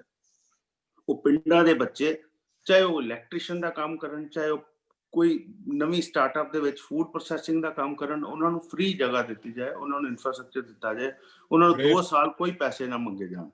2 साल बाद जदों अपने आप नू एस्टैबलिश कर लैण, उन्होंने कहण ਤੁਹਾਡੇ ਟਰਨਓਵਰ ਖਤਮ ਹੋ ਗਿਆ, ਹੁਣ ਤੁਸੀਂ ਆਪਣੀ ਜਗ੍ਹਾ ਤੇ ਕਿਰਾਏ ਤੇ ਲਵੋ ਤੇ ਬਾਹਰ ਜਾਓ। ਲੇਕਿਨ ਉਹ ਇੱਕ ਟ੍ਰੇਨਿੰਗ ਸੈਂਟਰ, ਉਹ ਇੱਕ ਗਰੋਥ ਸੈਂਟਰ ਬਣ ਜਾਏ ਜਿਹਦੇ ਵਿੱਚ ਅਸੀਂ ਬੱਚਿਆਂ ਨੂੰ ਅੱਗੇ ਲਿਆਉਣ ਵਾਸਤੇ, ਉਹਨਾਂ ਨੂੰ ਹੋਮਵਰਕ ਕਰਨ ਵਾਸਤੇ, ਉਹਨਾਂ ਦੀ ਸਟਾਰਟਅਪ ਨੂੰ ਇੱਕ ਬੇਸ ਦੇਣ ਵਾਸਤੇ ਉਹਨਾਂ ਨੂੰ ਇੱਕ ਮੌਕਾ ਦਈਏ। ਸਾਡੇ ਕੋਲ ਦੇਖੋ ਗਾਂਧੀ ਸਾਹਿਬ ਨੇ ਕਿਹਾ ਕਿ ਪੰਜਾਬ ਦੇ ਵਿੱਚ ਫੂਡ ਜਿਹੜੀ ਮੇਨ ਗਰੋਥ ਇਕਨੋਮੀ ਹੈ ਉਹ ਪੰਜਾਬ ਦੀ ਐਗਰੀਕਲਚਰ ਚਲਾ ਰਹੀ ਹੈ, ਇਹਦੇ 'ਚ ਕੋਈ ਸ਼ੱਕ ਨਹੀਂ ਹੈ। ਇਹ ਪਿਛਲੇ ਸਾਲ ਦੇ ਵਿੱਚ ਜਿਹੜਾ ਕਰੋਨਾ ਦੇ ਵਿੱਚ ਅਸੀਂ ਸਿਚੁਏਸ਼ਨ ਨੂੰ ਦੇਖਿਆ, ਜੇ ਪੰਜਾਬ 'ਚ ਐਗਰੀਕਲਚਰ ਦੀ ਫਸਲਾਂ ਦੋਵੇਂ ਚੰਗੀਆਂ ਨਾ ਹੁੰਦੀਆਂ ਤੇ ਪੰਜਾਬ ਦੀ ਇਕਨੋਮੀ ਬਹੁਤ ਥੱਲੇ ਚਲੀ ਜਾਣੀ ਸੀ। ਇਸ ਦੋਵਾਂ ਫਸਲਾਂ ਨੇ ਲੋਕਡਾਊਨ ਦੇ ਪੀਰੀਅਡ 'ਚ, ਕਰਫਿਊ ਦੇ ਪੀਰੀਅਡ 'ਚ ਜਿੰਨੀ ਜਿਹੜੀ ਕੰਜ਼ੰਪਸ਼ਨ ਹੋਈ, ਜਿਹੜੀ ਲੋਕਲ ਟ੍ਰੇਡ ਨੂੰ ਬਿਜ਼ਨਸ ਮਿਲਿਆ, ਮੰਡੀ ਗੋਬਿੰਦਗੜ੍ਹ ਨੂੰ ਸਟੀਲ ਵਿਕਿਆ, ਉਹ ਸਾਰਾ ਜ਼ਿਮੀਂਦਾਰਾਂ ਨੇ ਖਰੀਦਿਆ ਔਰ ਸਾਰਾ ਜਿਹੜਾ ਪੋਜੀਸ਼ਨ ਹੈ ਉਹ ਉਹਨਾਂ ਨੇ ਹੀ ਇਕਨੋਮੀ ਨੂੰ ਚਲਾਇਆ। ਸਾਨੂੰ ਉਸ ਗੱਲ ਨੂੰ ਭੁੱਲਣਾ ਨਹੀਂ ਚਾਹੀਦਾ ਕਿ ਪੰਜਾਬ ਦੀ ਵਾਕਈ ਇਕਨੋਮੀ ਜਿਹੜੀ ਹੈ ਉਹ ਐਗਰੀਕਲਚਰ ਬੇਸ ਹੈ। ਪਰ ਸਾਨੂੰ ਇਸ ਤੋਂ ਹਟ ਕੇ ਜਿਹੜੀਆਂ 2-3 ਚੀਜ਼ਾਂ ਅਡਾਪਟ ਕਰਨੀਆਂ ਚਾਹੀਦੀਆਂ। ਇੱਕ ਤੇ FPO ਸਿਸਟਮ ਸਾਨੂੰ ਹੋਰ ਸਟਰੋਂਗ ਕਰਨਾ ਚਾਹੀਦਾ ਪੰਜਾਬ ਦਾ। ਫਾਰਮਰਸ ਦਾ ਜਿਹੜਾ ਇੱਕ ਬੇਸ ਬੜਾ ਅੱਛਾ ਕਈ ਜਗ੍ਹਾ ਤੇ ਚੱਲ ਰਿਹਾ FPO ਦਾ, ਉਹਨੂੰ ਸਾਰੇ ਪੰਜਾਬ 'ਚ ਅਡਾਪਟ ਕਰਨਾ ਚਾਹੀਦਾ। ਇਹ ਤੋਂ ਕੀ ਮਤਲਬ ਹੈ ਜੀ ਪੂਰਾ? ਇਹਦੇ 'ਚ ਫਾਰਮਰਸ ਦਾ ਜਿਹੜਾ ਇੱਕ ਆਰਗੇਨਾਈਜੇਸ਼ਨ ਹੁੰਦੀ, ਪ੍ਰੋਗਰੈਸਿਵ ਆਰਗੇਨਾਈਜੇਸ਼ਨ, ਉਹ ਫਾਰਮਰਸ ਇਕੱਠੇ ਹੁੰਦੇ ਆ, ਉਹ ਇਕੱਠੇ ਹੋ ਕੇ ਸਾਰੀ ਮਾਰਕੀਟਿੰਗ ਨੂੰ ਪਲਾਨ ਕਰਦੇ ਆ, ਫਿਰ ਉਹਨੂੰ ਉਸ ਜਿਹੜਾ ਏਰੀਆ ਦੇ ਵਿੱਚ ਜੋ ਅੱਛੀ ਫਸਲ ਹੋ ਸਕਦੀ ਉਹਨੂੰ ਖਰੀਦ ਲੈਂਦੇ ਆ। ਅੱਗੇ ਜੋ ਵੀ ਕਰ ਰਹੇ ਆ ਉਹ ਕਾਰਪੋਰੇਟ ਨੂੰ ਕਹਿ ਕੇ ਇੱਕ ਮਿੰਨੀ ਕਾਰਪੋਰੇਟ ਬਣਾਤਾ ਜਾਏ FPO ਨੂੰ। ਉਹਦੇ 'ਚ ਸਾਨੂੰ ਜ਼ਰੂਰਤ ਹੈ ਡੇਅਰੀ ਫਾਰਮਿੰਗ, ਫਿਸ਼ਰੀ ਔਰ ਲਾਈਫ ਸਟਾਕ ਨੂੰ ਪੂਰੇ ਜ਼ੋਰਾਂ ਦੇ ਨਾਲ ਪੁਸ਼ ਕਰਨ ਦੀ। ਸਭ ਤੋਂ ਜ਼ਿਆਦਾ ਇਸ ਚੀਜ਼ ਦੀ ਪੋਟੈਂਸ਼ੀਅਲ ਹੈ ਪੰਜਾਬ ਦੇ ਵਿੱਚ, ਲੇਕਿਨ ਅਸੀਂ ਉਸ ਚੀਜ਼ ਵੱਲ ਘੱਟ ਧਿਆਨ ਦੇ ਰਹੇ ਹਾਂ। ਸਾਨੂੰ FPOs ਦੇ ਬੇਸ ਤੇ ਇਹ ਤਿੰਨਾਂ ਜ਼ਿਲ੍ਹੇ ਬਣਨੇ ਚਾਹੀਦੇ ਆ। ਕਿੱਥੇ ਜਿਹੜੀ ਸਬਜ਼ੀ ਅੱਛੀ ਹੋ ਰਹੀ ਹੈ ਉਧਰ ਸਬਜ਼ੀ ਵੱਲ ਪ੍ਰੋਸੈਸ ਕਰੀਏ, ਜਿੱਧਰ ਡੇਅਰੀ ਫਾਰਮਿੰਗ ਦੇ ਵਿੱਚ ਆਲਰੇਡੀ ਬੇਸ ਬੜਾ ਸਟਰੋਂਗ ਹੈ ਉਧਰ ਡੇਅਰੀ ਫਾਰਮਿੰਗ ਨੂੰ ਜ਼ੋਰ ਦਈਏ। ਜਿੱਥੇ ਤੁਹਾਡੀ ਕਹਿ ਲਓ ਵੀ ਮੱਕੀ ਹੈ ਜਾਂ ਜਵਾਰ ਹੈ ਉਹ ਅੱਛੀ ਪੈਦਾ ਹੋ ਰਹੀ ਹੈ, ਉਹਨੂੰ ਕੀਤਾ ਜਾਏ। ਸੋ ਇਹਨਾਂ ਚੀਜ਼ਾਂ ਵੱਲ ਧਿਆਨ ਦੇਣਾ ਬਹੁਤ ਜ਼ਰੂਰੀ ਹੈ। ਮੇਰੇ ਸਿਚੁਏਸ਼ਨ ਮੈਂ ਸਮਝਦਾ ਵੀ ਜਿਹੜੀ ਐਗਰੀਕਲਚਰ ਦਾ ਰੈਵੋਲੂਸ਼ਨ ਹੈ ਇਹਨੂੰ ਇੰਡਸਟਰੀ ਤੋਂ ਜ਼ਿਆਦਾ ਪੁਸ਼ ਕਰਨ ਦੀ ਲੋੜ ਹੈ ਪੰਜਾਬ ਦੀ, ਕਿਉਂਕਿ ਇਹੀ ਇੱਕ ਪੰਜਾਬ ਦਾ ਸਾਡਾ ਜਿਹੜਾ ਹੁਣ ਨਵਾਂ ਪਿਛਲੇ 1.5 ਮਹੀਨੇ ਤੋਂ ਐਜੀਟੇਸ਼ਨ ਨੇ ਇੱਕ ਸਿਖਾਇਆ ਹੈ ਜਾਂ ਸਿਸਟਮ ਹੈ, ਉਹਨੂੰ ਉਸ ਨੂੰ ਹੀ ਪਕੜ ਲਿਆ ਜਾਏ। ਉਹਦੇ ਤੇ ਹੀ ਸਾਡੇ ਚੰਗੇ ਇਕੋਨੋਮਿਸਟ ਤੇ ਸਾਡੇ ਜਿਹੜੇ ਅੱਛੇ ਐਡਵਾਈਜ਼ਰ ਹੈ ਉਹਨੂੰ ਲੈ ਕੇ ਅਡਾਪਟ ਕਰਨ ਕਿ ਵੀ ਇਹ ਹੁਣ ਆਰਗੇਨਾਈਜ਼ ਹੋ ਗਏ ਨੇ, ਜ਼ਿਲ੍ਹਿਆਂ 'ਚ ਵੀ ਹੋ ਗਏ ਨੇ, ਐਗਰੀਕਲਚਰ ਦਾ ਸਾਰਾ ਸਟਰੈਂਥਨ ਹੋ ਗਿਆ ਸਿਸਟਮ, ਮਤਲਬ ਐਜ਼ ਏ ਐਗਰੀਕਲਚਰਿਸਟ ਕਹਿ ਲਈਏ, ਉਹਨਾਂ ਨੂੰ FPO ਦੀ ਸ਼ੇਪ ਦੇਈਏ, ਉਹਨਾਂ ਨੂੰ ਜ਼ਿਲ੍ਹਿਆਂ ਦੇ ਵਿੱਚ ਔਰ ਆਰਗੇਨਾਈਜ਼ ਕਰੀਏ ਤੇ ਉਹ ਬੈਟਰ ਰਹੇਗਾ ਸਾਡੇ ਲਈ। ਹੁਣ ਮੈਂ ਅੱਗੇ ਕਹਿਣਾ ਚਾਹਾਂਗਾ ਕਿ ਜਿਹੜਾ ਪੰਜਾਬ ਦਾ ਤੁਸੀਂ ਲਿਖਿਆ ਕਿ ਵੀ ਏਜੰਡੇ ਦੇ ਵਿੱਚ ਕਿ ਪੰਜਾਬ ਨੂੰ ਰਿਚੈਸਟ ਕਿੱਦਾਂ ਬਣਾਇਆ ਜਾ ਸਕਦਾ, ਮੈਂ ਜਿਹੜਾ ਡਿਸਟ੍ਰਿਕਟਸ ਨੇ ਸਾਡੇ ਉਹਦੇ ਵਿੱਚ ਹਰ ਡਿਸਟ੍ਰਿਕਟ ਨੂੰ 5 ਸਾਲ ਲਈ ਸੈਲਫ ਸਸਟੇਨੇਬਲ ਬਣਾਉਣ ਲਈ ਉਹਨਾਂ ਨੂੰ ਆਪਣਾ ਇੱਕ ਹਰ ਇੱਕ ਦਾ ਮਾਡਲ ਬਣਨਾ ਚਾਹੀਦਾ। ਔਰ ਜਿੰਨੀਆਂ ਜ਼ਮੀਨਾਂ ਹਰ ਜ਼ਿਲ੍ਹੇ ਦੇ ਵਿੱਚ ਐਕਸਟਰਾ ਪਈਆਂ ਸਰਕਾਰੀ, ਉਹਨਾਂ ਨੂੰ ਕਿਹਾ ਜਾਏ ਵੀ ਇਹ ਤੁਸੀਂ ਗਵਰਨਮੈਂਟ ਕੋਲੋਂ ਜ਼ਿਆਦਾ ਪੈਸੇ ਨਾ ਮੰਗ ਕੇ ਇਹਨਾਂ ਦਾ ਆਪਣਾ ਐਜੂਕੇਸ਼ਨ ਦਾ, ਸਕੂਲਾਂ ਦਾ, ਕਾਲਜਿਸ ਦਾ ਕਿਸ ਤਰ੍ਹਾਂ ਬੇਸ ਸਟਰੋਂਗ ਕਰ ਸਕਦੇ ਹੋ। ਉਹ ਜ਼ਮੀਨਾਂ ਨੂੰ ਕਾਰਪੋਰੇਟ ਹਾਊਸਾਂ ਨੂੰ ਇਹਨੂੰ ਕਮਰਸ਼ੀਅਲ ਵੇਚਿਆ ਜਾਏ, ਥੋੜਾ ਬਹੁਤ ਇਹਨਾਂ ਨੂੰ ਅਗਲੇ ਸਾਲ 2 ਸਾਲ 3 ਸਾਲ ਦਾ ਪਲਾਨ ਬਣੇ ਕਿ ਤੁਸੀਂ ਇਹ ਆਪਣੀ ਚਾਹੇ ਉਹਨੂੰ ਹਾਊਸਿੰਗ ਬਣਾਓ, ਚਾਹੇ ਉੱਥੇ ਕਮਰਸ਼ੀਅਲ ਬਿਲਡਿੰਗਸ ਬਣਾਓ, ਲੇਕਿਨ ਉਹ ਵੇਚੋ, ਉਹਦੇ ਪੈਸੇ ਜਨਰੇਟ ਕਰੋ, ਉਹਦੇ ਪੈਸੇ ਨਾਲ ਆਪਣਾ ਜ਼ਿਲ੍ਹਾ ਚਲਾਓ। ਕਿਉਂਕਿ ਜਿਹੜੇ ਜ਼ਿਲ੍ਹਿਆਂ ਦੇ ਵਿੱਚ ਇਹ ਹੋ ਸਕਦਾ ਉਹਨੂੰ ਇਹ ਕਰਨ ਦੇਣਾ ਚਾਹੀਦਾ, ਜਿਨ੍ਹਾਂ 'ਚ ਨਹੀਂ ਹੋ ਸਕਦਾ ਉਹਦੇ ਵਿੱਚ ਸਰਕਾਰ ਉਹਨਾਂ ਨੂੰ ਜ਼ਰੂਰ ਸਪੋਰਟ ਕਰੇ, ਪਰ ਇਹਨਾਂ ਨੂੰ ਸੈਲਫ ਸਸਟੇਨੇਬਲ ਅੱਗੇ ਡਾਊਨ ਦੀ ਲਾਈਨ ਕਰਨ ਦੀ ਲੋੜ ਹੈ। ਸਾਡੇ ਜਿਹੜੇ ਐਜੂਕੇਸ਼ਨ ਦੇ ਲੈਵਲ ਹੈਗੇ ਆ ਪੋਲੀਟੀਕਲ ਤੇ ITIs ਦੇ ਵਿੱਚ, ਉਹ ਥੋੜੇ ਜਿਹੇ ਸਟਰੈਂਥਨ ਹੋਏ ਆ ਹੁਣ ਅੱਗੇ ਨਾਲੋਂ, ਲੇਕਿਨ ਸਾਡੀ ਜਿਹੜੀ ਇੰਡਸਟਰੀ ਦੀ ਲਿੰਕੇजेस ਹੈ ਉਹ ਨਹੀਂ ਹੈ। ਅਸੀਂ ਕੋਸ਼ਿਸ਼ ਕੀਤੀ ਸੀ, ਬਣਾਇਆ ਵੀ ਹੈ, ਲੇਕਿਨ ਪੰਜਾਬ ਸੈਂਟਰ ਗਵਰਨਮੈਂਟ ਨੇ ਇੱਕ ਮਾਡਲ ਬਣਾਇਆ ਕਿ ਤੁਸੀਂ ਇਹਨੂੰ ਅਡੈਪਟ ਕਰ ਲਓ ITIs ਨੂੰ, ਲੇਕਿਨ ਇੰਡਸਟਰੀ ਨੇ ਅਡਾਪਟ ਵੀ ਕੀਤਾ, ਲੇਕਿਨ ਜਿਹੜੀ ਇੱਕ ਰੈਡ ਟੇਪ ਹੈ ਜਾਂ ਇੱਕ ਅਫਸਰਸ਼ਾਹੀ ਹੈ ਉਹਨੇ ਉਹ ਚੱਲਣ ਨਹੀਂ ਦਿੱਤਾ, ਉਹਦੇ ਨਾਲੋਂ ਕੰਮ ਜਿਹੜੇ ਨੇ ਰੁਕ ਗਏ। ਔਰ ਫਿਰ ਇੰਡਸਟਰੀ ਜਿਹੜੀ ਹੈ ਉਸ ਗੱਲ ਤੋਂ ਪਿੱਛੇ ਹੋਣੀ ਸ਼ੁਰੂ ਹੋ ਗਈ। ਜਿਹੜੇ ਬਹੁਤ ਵੱਡੇ ਹਾਊਸ ਹੈ ਉਹਨਾਂ ਨੇ 1-2 ITI ਅਡਾਪਟ ਕਰ ਲਏ, ਉਹ ਚੱਲ ਰਹੇ ਹਨ। ਬਟ ਅਗਲਾ ਮੇਰਾ ਪੁਆਇੰਟ ਹੈ ਕਿ ਜਿਹੜਾ ਯੰਗਸਟਰ ਹੈ ਸਾਡਾ, ਹੁਣ ਪਿਛਲੇ ਸਾਲਾਂ 'ਚ ਜਾ ਰਿਹਾ ਸੀ ਬਾਹਰ ਬਹੁਤ, ਲੇਕਿਨ ਹੁਣ 1 ਸਾਲ ਤੋਂ ਵੈਸੇ ਯੰਗਸਟਰ ਵੀ ਜਾਣਾ ਬੰਦ ਹੋ ਗਿਆ। ਕੁਝ ਉੱਥੇ ਇੰਨੀ ਸੈਲਰੀਜ਼ ਘਟ ਗਈਆਂ, ਉੱਥੇ ਜੌਬ ਘਟ ਗਈਆਂ, ਉੱਥੇ ਵਰਕ ਪਰਮਿਟ ਨਹੀਂ ਮਿਲ ਰਹੇ, ਤੇ ਕਈ ਬੱਚਿਆਂ ਨੇ ਪੜ੍ਹਨ ਤੋਂ ਬਾਅਦ ਵਾਪਸ ਵੀ ਬਹੁਤ ਆਉਣਾ। ਸੋ ਉਹਨਾਂ ਨੂੰ ਕਿੱਦਾਂ ਅਬਜ਼ਰਵ ਕੀਤਾ ਜਾਏ, ਉਹਨਾਂ ਦੀ ਜਿਹੜਾ ਇੱਕ ਮੋਰਲ ਹਾਈ ਰੱਖਿਆ ਜਾਏ, ਜੋ ਸਿਚੁਏਸ਼ਨ ਖਰਾਬ ਹੋਈ ਸੀ, ਜੋ ਡਰੱਗਸ ਚੱਲ ਰਹੇ ਸੀ, ਉਹਨਾਂ ਨੂੰ ਨਾ ਅਡਾਪਟ ਕੀਤਾ ਜਾਏ। ਇਹ ਜਿਹੜਾ ਯੰਗਸਟਰ ਦਾ ਸਟਾਰਟਅਪ ਹੈ ਜਾਂ ਉਹਨਾਂ ਨੂੰ ਬੱਚਿਆਂ ਨੂੰ ਇੱਕ ਬੇਸ ਦੇਣਾ ਬਹੁਤ ਜ਼ਰੂਰੀ ਹੈ। ਉਸ ਬੇਸ ਦੇ ਵਿੱਚ ਸਾਡੀ ਸਰਕਾਰ ਨੂੰ ਔਰ ਸਾਡੀ ਓਵਰਆਲ ਇੰਡਸਟਰੀ ਨੂੰ, ਜਿਹੜੀ ਪੰਚਾਇਤ ਲੈਂਡ ਦੇ ਵਿੱਚ ਸਟਾਰਟਅਪਸ ਨੂੰ, ਇਹ ਬਹੁਤ ਕਰਨਾ ਸਾਡੇ ਲਈ ਬਹੁਤ ਇੰਪੋਰਟੈਂਟ ਹੈ। ਸਾਨੂੰ ਸਰਵਿਸ ਸੈਕਟਰ ਦੇ ਵਿੱਚ,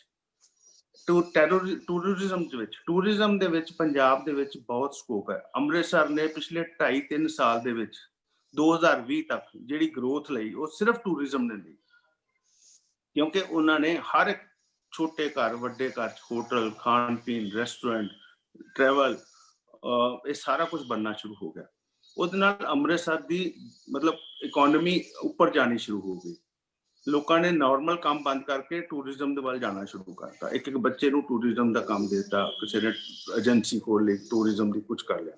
ਸੋ ਇਸ ਚੀਜ਼ ਨੂੰ ਅਡਾਪਟ ਕਰਦੇ ਹੋਏ ਇੱਕ ਰੂਰਲ ਟੂਰਿਜ਼ਮ ਜ਼ਿਲ੍ਹੇ ਵਾਈਜ਼, ਖਾਸ ਕਰਕੇ ਜਿਹੜੇ ਸਾਡੇ ਜ਼ਿਲ੍ਹਿਆਂ 'ਚ ਬਣ ਸਕਦੀ ਹੈ, ਜਿਵੇਂ ਸਾਡੇ ਮੁਕਤਸਰ ਬਣ ਸਕਦੀ ਹੈ, ਸੁਲਤਾਨਪੁਰ ਲੋਧੀ ਬਣ ਸਕਦੀ ਹੈ, ਅਨੰਦਪੁਰ ਸਾਹਿਬ ਬਣ ਸਕਦੀ ਹੈ, ਅੰਮ੍ਰਿਤਸਰ ਬਣ ਸਕਦੀ ਹੈ।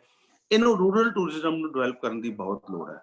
ਅਸੀਂ ਪੰਜਾਬੀ ਹੋਣ ਦੇ ਨਾਤੇ ਹੀ ਅਸੀਂ ਸੋਚੀਏ ਕਿ ਅਸੀਂ 2 ਰਾਤ ਉੱਥੇ ਰਹਿਣ ਜਾਣਾ, ਸਾਨੂੰ ਰੂਰਲ ਟੂਰਿਜ਼ਮ ਦੇ ਵਿੱਚ ਆਪਣੇ ਆਪ ਨੂੰ ਵਿਰਸੇ ਦੇ ਵਿੱਚ ਜਾ ਕੇ ਦੇਖਾਂਗੇ ਕਿ ਉੱਥੇ ਕਿਸ ਤਰ੍ਹਾਂ ਰਿਹਾ ਜਾਂਦਾ ਹੈ। ਉਸ ਚੀਜ਼ ਨੂੰ ਅਡਾਪਟ ਕਰਨ ਦੀ ਲੋੜ ਹੈ ਪੰਜਾਬ ਦੇ ਵਿੱਚ। ਮੈਂ ਪਿਛਲੇ 15 ਦਿਨ ਪਹਿਲੇ ਐਗਜ਼ਾਮਪਲ ਦਿੰਦਾ, ਮੇਰੇ ਫੈਮਿਲੀ ਦੇ ਮੈਂਬਰਸ ਪਾਲਮਪੁਰ ਗਏ। ਉੱਥੇ ਰੂਰਲ ਟੂਰਿਜ਼ਮ ਦਾ ਇੱਕ ਕੋਈ ਸੈਂਟਰ ਹੈ ਜਿੱਥੇ ਬੱਚਿਆਂ ਨੂੰ ਬਹੁਤ ਅੱਛੀ ਤਰ੍ਹਾਂ ਉੱਥੇ ਉਹਨਾਂ ਦੇ 3-4 ਦਿਨ ਦੀ ਅੱਛੀ ਕਹਿ ਲਓ ਐਂਟਰਟੇਨਮੈਂਟ ਦਿੱਤੀ ਗਈ ਪਿੰਡਾਂ ਦੇ ਵਿੱਚ। ਉਹਦੇ ਨਾਲ ਕੀ ਹੋਇਆ ਕਿ ਉਹ ਇੱਕ ਮਤਲਬ ਅਸੀਂ ਮਾਡਲ ਲੈ ਸਕਦੇ ਹਾਂ, ਔਰ ਜ਼ਿਮੀਂਦਾਰਾਂ ਨੂੰ, ਅੱਛੇ ਲੋਕਾਂ ਨੂੰ ਕਿਹਾ ਜਾ ਸਕਦਾ ਕਿ ਤੁਸੀਂ ਆਪਣੇ ਲੈਵਲ ਤੇ ਇੱਥੇ ਰੂਰਲ ਟੂਰਿਜ਼ਮ ਨੂੰ ਡਿਵੈਲਪ ਕਰੋ। ਲੋਕਾਂ ਨੂੰ ਪੁਰਾਣੀਆਂ ਚੀਜ਼ਾਂ ਸਿਖਾਓ, ਵਿਖਾਓ, ਗੰਨੇ ਦੀ, ਕਣਕ ਦੀ, ਸਾਗ ਦੀ, ਹੋਰ ਚੀਜ਼ਾਂ ਦੀ ਨਾਲ ਟ੍ਰੇਨਿੰਗ ਵੀ ਦਿਓ ਕਿ ਕਿਸ ਤਰ੍ਹਾਂ ਇਹ ਬਣਦੀਆਂ, ਕਿਸ ਤਰ੍ਹਾਂ ਹੁੰਦਾ ਹੈ, ਕਿਸ ਤਰ੍ਹਾਂ ਉਹਦਾ ਐਕਸਪੀਰੀਅੰਸ ਹੈ, ਦੁੱਧ ਕਿਸ ਤਰ੍ਹਾਂ ਨਿਕਲਦਾ ਹੈ। ਮਤਲਬ ਇਹ ਚੀਜ਼ਾਂ ਜਿਹੜੀਆਂ ਨੇ ਨਾ ਬੱਚਿਆਂ ਨੂੰ, ਵੱਡਿਆਂ ਨੂੰ ਜਦੋਂ 2 ਦਿਨ ਪਿੰਡ ਵਿੱਚ ਰਹਿਣ ਦਾ ਸ਼ੁਰੂ ਹੋਏਗਾ, ਇਹ ਰੂਰਲ ਟੂਰਿਜ਼ਮ ਬਹੁਤ ਅੱਛੀ ਗਰੋਥ ਦੇ ਸਕਦੀ ਹੈ। ਤੇ ਇਹ ਵੀ ਇੱਕ ਬੜੀ ਵੱਡੀ ਇੰਡਸਟਰੀ ਹੈ ਜਿਹੜੀ ਸਾਨੂੰ ਇਹ ਅਡਾਪਟ ਕਰਨੀ ਚਾਹੀਦੀ ਹੈ। ਮੇਰਾ ਟਾਈਮ ਕਿੰਨਾ ਹੋ ਗਿਆ ਭਾਰਤਵਾਜ ਸਾਹਿਬ? ਆਈ ਥਿੰਕ ਤੁਸੀਂ ਲਓ 2-4 ਮਿੰਟ ਹੋਰ। ਤੇ ਇਸ ਚੀਜ਼ਾਂ ਨੂੰ ਦੇਖਦੇ ਹੋਏ ਸਾਡਾ ਜਿਹੜਾ ਪੰਜਾਬ ਦਾ ਪੋਲੀਟੀਕਲ ਸਿਸਟਮ ਹੈ, ਉਹਨੂੰ ਹੁਣ ਇਹ ਜਿਹੜੀ ਐਜੀਟੇਸ਼ਨ ਦੇ ਨਾਲ ਕੁਝ ਸਿੱਖਣ ਦੀ ਲੋੜ ਹੈ ਕਿ ਅਸੀਂ ਇਸ ਐਜੀਟੇਸ਼ਨ ਦੇ ਵਿੱਚ ਜੇ ਔਰ ਅਸੀਂ ਕਿੰਨੇ ਤੋਂ ਉਮੀਦ ਵੀ ਨਹੀਂ ਕਰ ਸਕਦੇ ਜੀ ਕਿ ਇੰਨੇ ਸਾਡੇ ਫਾਰਮਰ ਆਰਗੇਨਾਈਜ਼ ਹੋ ਸਕਦੇ ਹਨ, ਇੰਨੇ ਸਾਡੇ ਲੋਕਾਂ ਨੇ, ਪਿੰਡਾਂ ਦਿਆਂ ਨੇ ਇੰਨੀ ਵੱਡੀ ਇੱਜ਼ਤ ਕਮਾਈ ਹੈ ਨਾ ਪੰਜਾਬ ਦੇ, ਕਿ ਮੈਂ ਕਹਿੰਦਾ ਕਿ ਵੀ ਅਸੀਂ ਉਹਨੂੰ ਇਨਕੈਸ਼ ਕਰਨ ਦੀ ਲੋੜ ਹੈ within Punjab and outside Punjab. ਉਸ ਦਾ ਇੱਕ ਮਾਡਲ ਤਿਆਰ ਕਰੋ ਕਿ ਇਸ ਨੂੰ ਅਗਲੇ 6 ਮਹੀਨੇ 'ਚ, ਅਗਲੇ 2 ਸਾਲਾਂ 'ਚ, ਅਗਲੇ 5 ਸਾਲਾਂ 'ਚ ਕਿਸ ਤਰ੍ਹਾਂ ਰੋਡ ਮੈਪ ਨਾਲ ਲੈ ਕੇ ਜਾਣਾ ਤਾਂ ਕਿ ਇਹ ਨਵੀਂ ਰੈਵੋਲੂਸ਼ਨ ਪੰਜਾਬ 'ਚ ਆ ਸਕੇ। Thank you very much. Thank you Surjit ji, ਬਹੁਤ ਅੱਛਾ। ਤੁਸੀਂ ਮੈਡੀਕਲ ਟੂਰਿਜ਼ਮ ਵੀ ਹੋ ਗਿਆ, ਆਪਣਾ ਰੂਰਲ ਰਿਲੀਜੀਅਸ ਟੂਰਿਜ਼ਮ ਵੀ ਹੋ ਗਿਆ, ਬਹੁਤ ਸਾਰੀਆਂ ਗੱਲਾਂ ਨੇ ਕਰਨ ਵਾਲੀਆਂ। ਹਾਂਜੀ, ਤੇ ਆ ਜਿਹੜੀ ਬਹੁਤ ਵੱਡੀ ਤੁਸੀਂ ਗੱਲ ਕਹੀ, ਪੰਜਾਬ ਲਈ ਅਣਖ ਦੀ ਜਿਹੜੀ ਇਹ ਲੜਾਈ ਹੈ, ਅੰਦੋਲਨ ਹੈ ਦਿੱਲੀ 'ਚ, ਉਹਨੇ ਪੰਜਾਬ ਦੀ ਇੱਜ਼ਤ ਵੱਡੀ ਕੀਤੀ ਹੈ। ਇਹ ਬਹੁਤ ਵੱਡੀ ਗੱਲ ਕੀਤੀ, ਇਹਨੂੰ ਐਨਕੈਸ਼ ਕਰਨ ਦੀ ਲੋੜ ਹੈ। ਯੈਸ, ਤੇ ਥੈਂਕ ਯੂ ਵੈਰੀ ਮਚ ਸੇਵਾ ਜੀ। ਇੱਕ ਵਾਰ ਤੁਸੀਂ ਜ਼ਰੂਰ ਜ਼ਿਆਦਾ ਟਾਈਮ ਲਈ ਤੁਹਾਨੂੰ ਬੇਨਤੀ ਕਰਾਂਗੇ। ਠੀਕ ਹੈ ਜੀ। ਹਰਪ੍ਰੀਤ ਸਿੰਘ ਜੀ, ਰੇਖਾ ਗੁਪਤਾ ਜੀ ਤੇ ਅਮਨਦੀਪ ਕੌਰ, ਨਵਪ੍ਰੀਤ ਕੌਰ, ਨਿਸ਼ਾਨ ਜੀ।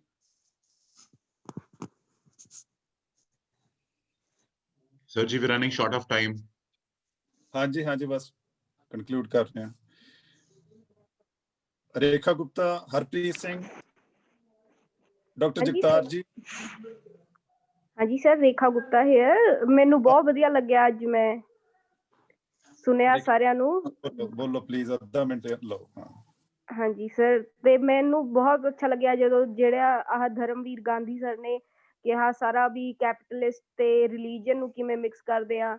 ਉਹ ਤਾਂ ਵੈਸੇ ਮਹਾਤਮਾ ਗਾਂਧੀ ਜੀ ਨੇ ਆਪਦੀ ਫਿਲਾਸਫੀ 'ਚ ਕਿਹਾ ਹੀ ਸੀਗਾ ਵੀ ਕਦੇ ਵੀ ਆਪਾਂ ਰਿਲੀਜਨ ਨੂੰ ਪੋਲਿਟਿਕਸ ਤੋਂ ਅੱਡ ਕਰ ਹੀ ਨਹੀਂ ਪਾਵਾਂਗੇ, ਪਰ ਹੁਣ ਜਿਹੜਾ ਕੈਪੀਟਲਿਸਟ ਵੀ ਇਨਕਲੂਡ ਹੋ ਰਿਹਾ ਇਸ 'ਚ, ਇਹ ਬਹੁਤ ਵੱਡੀ ਗੱਲ ਹੈ। ਤੇ ਇੱਕ ਇਕਬਾਲ ਸਰ ਜੀ ਨੇ ਵੀ ਬਹੁਤ ਵਧੀਆ ਗੱਲ ਕਹੀ ਸੀ ਵੀ ਐਜੂਕੇਸ਼ਨ ਨੂੰ ਆਪਾਂ ਨੂੰ ਅੱਗੇ ਲਿਆਉਣ। ਆਪਣੀ ਗੱਲ ਕਹੋ ਬੱਚੇ। ਹਾਂਜੀ ਸਰ, ਮੇਰੀ ਗੱਲ ਤਾਂ ਇਹੀ ਹੈ ਵੀ ਮੈਂ ਵੀ ਮਤਲਬ ਵੀ ਇਸ ਐਜੂਕੇਸ਼ਨ 'ਚ ਜਿਵੇਂ ਸਰ ਨੇ ਕਹਿ ਰਿਹਾ, ਰੁਪਿੰਦਰ ਸਰ ਕਹਿ ਰਹੇ ਸੀ ਨਾ ਵੀ ਆਪਾਂ ਨੂੰ ਐਡਵਾਈਜ਼ਰੀ ਕਮੇਟੀ ਦੀ ਲੋੜ ਹੈ। ਉਸ 'ਚ ਮੈਨੂੰ ਲੱਗਦਾ ਵੀ ਐਡਵਾਈਜ਼ਰੀ ਕਮੇਟੀ 'ਚ ਆਪਾਂ ਨੂੰ ਬਹੁਤ ਸਾਰੀ ਯੰਗ ਮਾਈਂਡ ਦੀ ਲੋੜ ਹੈ ਪੰਜਾਬ ਵਿੱਚ, ਜਿਨ੍ਹਾਂ ਨੂੰ ਅੱਗੇ ਆ ਕੇ ਦੱਸਣਾ ਪਊਗਾ ਵੀ ਕਿਵੇਂ ਕਰਕੇ ਆਪਾਂ ਚੇਂਜਸ ਲਿਆ ਸਕਦੇ ਹਾਂ। ਜਿਵੇਂ ਇੱਥੇ ਮੈਨੂੰ ਹੁਣ ਵੈਸੇ ਤਾਂ ਕੋਈ ਆਪਦੀ ਏਜ ਦਾ ਦਿਖ ਨਹੀਂ ਰਹੇ, ਤੁਸੀਂ ਸਾਰੇ ਮੇਰੇ ਤੋਂ ਬਹੁਤ ਵੱਡੇ ਹੋ, ਬਹੁਤ ਜ਼ਿਆਦਾ ਤੁਸੀਂ ਦੇਖਿਆ ਹੋਇਆ ਆਪਣੀ ਲਾਈਫ 'ਚ। ਤੁਸੀਂ ਬਹੁਤ ਅੱਛਾ, ਸ਼ਾਬਾਸ਼ ਤੁਹਾਡੇ, ਬਹੁਤ ਅੱਛਾ ਆਈਡੀਆ। ਹਾਂਜੀ ਸਰ, ਤੇ ਮੈਂ ਬਹੁਤ ਇਸ ਚੀਜ਼ 'ਚ ਤੁਹਾਡੇ ਨਾਲ ਲੱਗ ਕੇ ਅੱਗੇ ਇਸ ਚੀਜ਼ ਨੂੰ ਲਿਜਾਣਾ ਚਾਹੁੰਦੀ ਹਾਂ, ਐਜੂਕੇਸ਼ਨ ਪ੍ਰਮੋਟ ਕਰਨਾ ਚਾਹੁੰਦੀ ਹਾਂ। ਸਪੈਸ਼ਲੀ ਮੈਂ ਵਿਮਨ ਐਜੂਕੇਸ਼ਨ ਨੂੰ ਬਹੁਤ ਅੱਗੇ ਲਿਜਾਣਾ ਚਾਹੁੰਦੀ ਹਾਂ, ਜਿਹੜਾ ਪੰਜਾਬ 'ਚ ਬਹੁਤ ਪਿੱਛੇ ਹੈ। ਜਿੱਥੇ ਵੀ ਮੈਂ ਬੇਸਿਕਲੀ ਪਿੰਡਾਂ 'ਚ ਚਾਹੁੰਦੀ ਹਾਂ ਵੀ ਬੱਚੇ ਜਿਹੜੇ ਹੈ, ਮੈਂ ਦੇਖਿਆ, ਮੈਂ ਟੀਚਰ ਵੀ ਰਹੀ ਹਾਂ ਆਪਦੇ ਟਾਈਮ ਤੇ, ਮਤਲਬ ਛੋਟੀ ਏਜ 'ਚ, ਤੇ ਉਦੋਂ ਮੈਂ ਬੱਚਿਆਂ ਨੂੰ ਬਹੁਤ ਪੜ੍ਹਾਇਆ। ਉਦੋਂ ਮੈਂ ਦੇਖਿਆ ਵਿਮਨਸ ਨੂੰ ਇੰਨਾ ਆਪਾਂ ਮੌਕਾ ਨਹੀਂ ਦਿੰਦੇ ਘਰੋਂ, ਪਿੰਡਾਂ 'ਚ ਸਪੈਸ਼ਲੀ। ਮੈਂ ਚਾਹੁੰਦੀ ਹਾਂ ਵੀ ਪਿੰਡਾਂ 'ਚ ਕੁੜੀਆਂ ਜਿਹੜੀ ਬਹੁਤ ਹੁਸ਼ਿਆਰ ਹੈ, ਇਹਨਾਂ ਨੂੰ ਮੌਕਾ ਦਿੱਤਾ ਜਾਵੇ ਅੱਗੇ ਆ ਕੇ ਪੜ੍ਹਨ ਦਾ। ਲਾਇਬ੍ਰੇਰੀਜ਼ ਹੋਰ ਵੀ ਖੋਲੀ ਜਾਣ ਪਿੰਡਾਂ ਵਿੱਚ ਜਾ ਕੇ, ਤੇ ਉਹਨਾਂ ਨੂੰ ਉੱਥੇ ਜਾਣ ਨੂੰ ਪਰਮਿਸ਼ਨ ਦਿੱਤੀ ਜਾਵੇ। ਜਿਹੜੀ ਸਭ ਤੋਂ ਵੱਡੀ ਗੱਲ ਹੈ ਵੀ ਉਹਨਾਂ ਨੂੰ, ਬੱਚਿਆਂ ਨੂੰ, ਕੁੜੀਆਂ ਨੂੰ ਐਂ ਕਹਿ ਦਿੰਦੇ ਘਰੇ ਵੀ ਕੀ ਕਰਨਾ ਉੱਥੇ ਜਾ ਕੇ, ਮੁੰਡੇ ਆਉਣਗੇ, ਕੁਝ ਹੋਊਗਾ, ਤੇ that is a very negative impact ਜਿਹੜਾ ਮੈਂ ਦੇਖਿਆ। ਥੈਂਕ ਯੂ ਰੇਖਾ ਜੀ, ਤੁਸੀਂ ਜ਼ਰੂਰ ਪਲੀਜ਼ ਲਿਖ ਕੇ ਭੇਜਿਓ ਆਪਣਾ ਸਾਰਾ ਕੁਝ, ਤੁਸੀਂ ਗਰੁੱਪ 'ਚ ਵੀ ਹੈਗੇ। ਹਾਂਜੀ ਜ਼ਰੂਰ। ਅੱਗੇ ਤੋਂ ਤੁਸੀਂ ਜ਼ਿਆਦਾ ਬੋਲਣ ਦੀ ਤੁਹਾਨੂੰ ਬੇਨਤੀ ਕਰਾਂਗੇ। ਹਾਂਜੀ, thank you sir. Thank you Rekha, ਬਹੁਤ ਅੱਛਾ। ਹਰਪ੍ਰੀਤ ਸਿੰਘ ਜੀ, ਡਾਕਟਰ ਗੁਰਜੀਤ। ਡਾਕਟਰ ਗੁਰਜੀਤ, ਹਾਂਜੀ ਪਲੀਜ਼। ਹਾਂਜੀ, ਬਸ ਥੋੜਾ ਜਿਹਾ ਹੀ ਕਹਿਣਾ ਮੈਂ ਤੇ, ਬਸ ਇਹੀ ਕਹਿਣਾ ਕਿ ਜਿਹੜਾ ਅਸੀਂ ਇਹ ਪ੍ਰੋਗਰਾਮ ਸ਼ੁਰੂ ਕੀਤਾ, ਹਰ ਹਫਤੇ ਜਿਹੜੀ ਇਹ ਮੀਟਿੰਗ ਆ, ਇਹ ਬਹੁਤ ਵਧੀਆ ਆ, ਕਿਉਂਕਿ ਆਮ ਤੌਰ ਤੇ ਕੀ ਹੁੰਦਾ ਕਿ ਜਿਹੜੇ ਵਰਕਿੰਗ ਲੋਕ ਆ ਉਹ ਮਤਲਬ ਵੀ ਅਗਲੇ ਦਿਨਾਂ 'ਚ ਨਾ ਆਪਣੇ ਕੰਮ ਨਾਲ ਕੈਰੀਡ ਅਵੇ ਹੋ ਜਾਂਦੇ ਆ। ਉਹਨਾਂ ਨੂੰ ਬਾਰ-ਬਾਰ ਜਦੋਂ ਅਸੀਂ ਇਹ ਅਟੈਂਡ ਕਰਦੇ ਆ ਤਾਂ ਉਹ ਫਿਰ ਜ਼ਿਆਦਾ ਜੁੜੇ ਰਹਿੰਦੇ ਇਹਦੇ ਨਾਲ। ਬਸ ਮੈਂ ਇਹੀ ਕਹਿਣਾ ਸੀ। Thank you. ਬਹੁਤ ਬਹੁਤ ਅੱਛਾ ਗੁਰਜੀਤ ਜੀ, ਬਹੁਤ ਮਿਹਰਬਾਨੀ। ਤੁਸੀਂ ਹਰ ਹਫਤੇ ਆਓਗੇ ਮੈਨੂੰ ਉਮੀਦ ਹੈ। ਸਰ ਜ਼ਰੂਰ ਆਵਾਂਗੇ। ਹਾਂਜੀ, ਆਖਰ ਤੇ ਮੈਂ 1 ਮਿੰਟ ਲਵਾਂਗਾ। ਨਵਪ੍ਰੀਤ ਕੌਰ,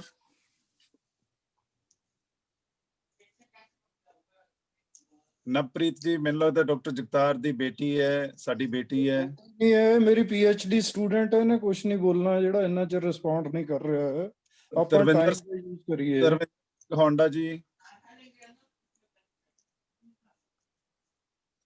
ਜੀ ਸਰ, ਸਤਿ ਸ੍ਰੀ ਅਕਾਲ ਸਾਰਿਆਂ ਨੂੰ ਜੀ। ਸਤਿ ਸ੍ਰੀ ਅਕਾਲ ਤਰਵਿੰਦਰ। ਬਹੁਤ ਅੱਛਾ ਲੱਗਿਆ ਸਰ, ਬੜੇ ਕੀਰੋਡ ਸਪੀਕਰ ਬਹੁਤ ਅੱਛੇ ਸੀਗੇ, ਜਿਹੜੇ ਬਹੁਤ ਚੰਗੇ ਵਿਚਾਰ ਲੈ ਕੇ ਆਏ। ਤੇ ਮੈਂ ਇੱਕ ਛੋਟਾ ਜਿਹਾ ਕੰਟਰੀਬਿਊਸ਼ਨ ਆਪਣਾ ਕਹਿਣਾ, ਬੁਲੰਦ ਪੰਜਾਬ ਜਿਹੜਾ ਹੈਗਾ, ਪੰਜਾਬ ਨੂੰ ਬੁਲੰਦ ਬਣਾਉਣ ਦੇ ਲਈ ਜਿਵੇਂ ਆਪਾਂ ਸਾਰਾ ਕੁਝ ਇਹ ਸਾਰੇ ਇਮਾਰਤੀਆਂ ਦੀਆਂ ਗੱਲਾਂ ਕੀਤੀਆਂ, ਉਹਦੇ ਨਾਲ ਨਾਲ ਮੈਂ ਕਹਿੰਦਾ ਕਿ ਜਿਹੜੇ ਆਪਣਾ ਭਾਈਚਾਰਾ ਜਿਹੜਾ ਆਪਣਾ ਬਾਹਰ ਗਿਆ ਹੋਇਆ, ਬੜੇ ਬੜੇ ਚੰਗੇ ਤਰੀਕੇ ਨਾਲ ਉਹਨੇ ਇਕਨੋਮਿਕਲੀ ਆਪਣੇ ਆਪ ਨੂੰ ਡਿਵੈਲਪ ਕੀਤਾ। ਹੁਣ ਆਪਾਂ ਉਹਨਾਂ ਨੂੰ ਵੀ ਪੰਜਾਬ ਦੇ ਵਿੱਚ ਇਨਵੈਸਟ ਕਰਨ ਵਾਸਤੇ ਇਨਵਾਈਟ ਕਰੀਏ, ਤਾਂ ਕਿ ਆਪਾਂ ਇੱਕ ਸੱਚੀ ਮੁੱਚੀ ਦਾ ਬੁਲੰਦ ਪੰਜਾਬ ਬਣਾਈਏ। ਇਕਨੋਮਿਕਲੀ ਵੀ ਉਹ ਇਨਵੈਸਟ ਕਰਨ ਇੱਥੇ, ਤੇ ਹੋਰ ਟੂਰਿਜ਼ਮ ਦੇ ਵਿੱਚ ਵੀ ਇਨਵੈਸਟ ਕਰ ਸਕਦੇ ਨੇ। ਬਿਲਕੁਲ ਤਰਵਿੰਦਰ ਜੀ, ਉਹ ਉਦੋਂ ਹੀ ਇਨਵੈਸਟ ਕਰਨਗੇ ਜਦੋਂ ਉਹਨਾਂ ਨੂੰ ਇਧਰਲੀ ਗਵਰਨਮੈਂਟ ਤੇ ਵਿਸ਼ਵਾਸ ਹੋਏਗਾ ਵੀ ਸਾਰਾ ਪੀਸਫੁਲ ਚੱਲੇਗਾ ਸਾਰਾ ਕੁਝ, ਜਦੋਂ ਪੰਜਾਬ ਖੁਸ਼ਹਾਲ ਬਣਦਾ ਦਿਖੇਗਾ ਉਹਨਾਂ ਨੂੰ। ਹਾਂਜੀ ਹਾਂਜੀ ਬਿਲਕੁਲ ਸਰ। ਇਹ ਉਦੋਂ ਹੀ ਦਿਖੇਗਾ ਜਦੋਂ ਬੁਲੰਦ ਪੰਜਾਬ ਫਾਊਂਡੇਸ਼ਨ ਦੇ ਸੁਪਨੇ ਜਿਹੜੇ ਨੇ ਸਾਕਾਰ ਹੋਣਗੇ, ਜਾਂ ਆਪਣੇ ਵਰਗੇ ਸਾਰੇ ਲੋਕਾਂ ਦੇ ਸੁਪਨੇ ਸਾਕਾਰ ਹੋਣਗੇ। ਜੀ ਜੀ ਸਰ ਜੀ। Thank you very much for your input. ਤੁਸੀਂ ਜ਼ਰੂਰ ਲਿਖ ਕੇ ਭੇਜੋ ਜੋ ਵੀ ਭੇਜਣਾ ਹੈ। Thank you sir. Thank you. Sharandeep Kaur 1 minute ਲਈ। ਸ਼ਰਨਦੀਪ ਜੀ। ਹਾਂਜੀ, ਗੁੱਡ ਮਾਰਨਿੰਗ ਸਭ ਨੂੰ, ਸਾਰਿਆਂ ਨੂੰ ਸਤਿ ਸ੍ਰੀ ਅਕਾਲ, ਪਿਆਰ ਭਰੀ ਸਤਿ ਸ੍ਰੀ ਅਕਾਲ। ਅੱਜ ਬਹੁਤ ਸਾਰੀਆਂ ਮਹਾਨ ਹਸਤੀਆਂ ਨੂੰ ਸੁਣਨ ਦਾ ਮੌਕਾ ਮਿਲਿਆ, ਤੇ ਬਸ ਮੇਰੇ ਵੱਲੋਂ ਅੱਜ ਦਾ ਵਾਸਤੇ ਤਾਂ ਕੁਛ ਨਹੀਂ, ਪਰ ਬਹੁਤ ਸਿੱਖਣ ਨੂੰ ਮਿਲਿਆ, ਬਹੁਤ ਕੁਝ ਵਧੀਆ ਗੱਲਾਂ ਸੁਣਨ ਨੂੰ ਮਿਲੀਆਂ। Thank you. ਆਗਿਆਪਾਲ ਜੀ, ਵੀਰ ਆਗਿਆਪਾਲ। ਹੈਲੋ, ਹਾਂਜੀ ਸਤਿ ਸ੍ਰੀ ਅਕਾਲ ਜੀ ਸਾਰਿਆਂ ਨੂੰ। ਸਤਿ ਸ੍ਰੀ ਅਕਾਲ ਵੀਰ। I think it was one of the best meetings again. Madam Atwal, Gandhi ਸਾਹਿਬ, ਰੁਪਿੰਦਰ ਜੀ, ਗਿੱਲ ਸਾਹਿਬ, ਸਾਰਿਆਂ ਨੇ ਬਹੁਤ ਹੀ ਅੱਜ ਜੋ ਸੁਜੈਸ਼ਨਸ ਦਿੱਤੀਆਂ ਜਾਂ ਜੋ ਗੱਲਾਂ ਕਹੀਆਂ, ਉਹ ਮੈਂ ਸਮਝਦਾ ਸਾਰਿਆਂ ਨੇ ਆਪਣੇ ਦਿਲ ਤੋਂ ਇਹ ਗੱਲਾਂ ਕਹੀਆਂ, ਔਰ ਵੈਰੀ ਗ੍ਰੇਟਫੁਲ ਟੂ ਐਵਰੀਵਨ। ਬਾਕੀ ਤੁਸੀਂ ਅੱਜ ਹਮੇਸ਼ਾ ਦੀ ਤਰ੍ਹਾਂ ਤੁਸੀਂ ਤਾਂ ਕਮਾਲ ਕਰਦੇ ਹੀ ਹੋ।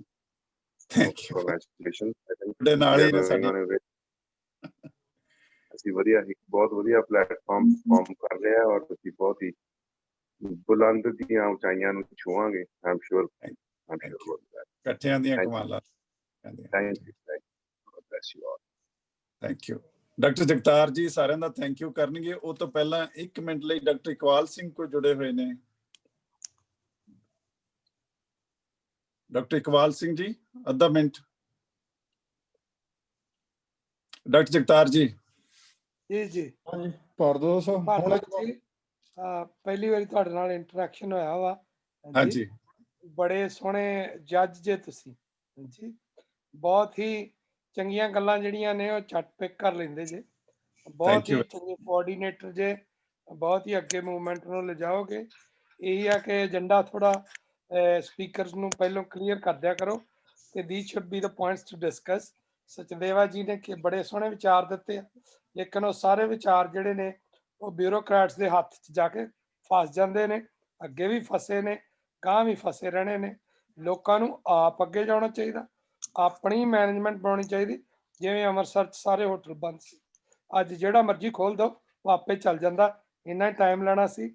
ਬਹੁਤ ਮਿਹਰਬਾਨੀ ਤੁਹਾਡੇ ਟਾਈਮ ਵਾਸਤੇ। ਇਕਬਾਲ, ਮਤਲਬ ਮੇਰੇ ਸਾਡਾ ਜਿਹੜਾ 19 ਪੁਆਇੰਟ ਏਜੰਡਾ ਅਸੀਂ ਤੁਹਾਨੂੰ ਭੇਜ ਰਹੇ ਹਾਂ ਹੁਣੇ ਹੀ, ਠੀਕ ਹੈ, ਸਾਰਾ ਕੁਝ ਕਲੀਅਰ ਹੋ ਜਾਏਗਾ।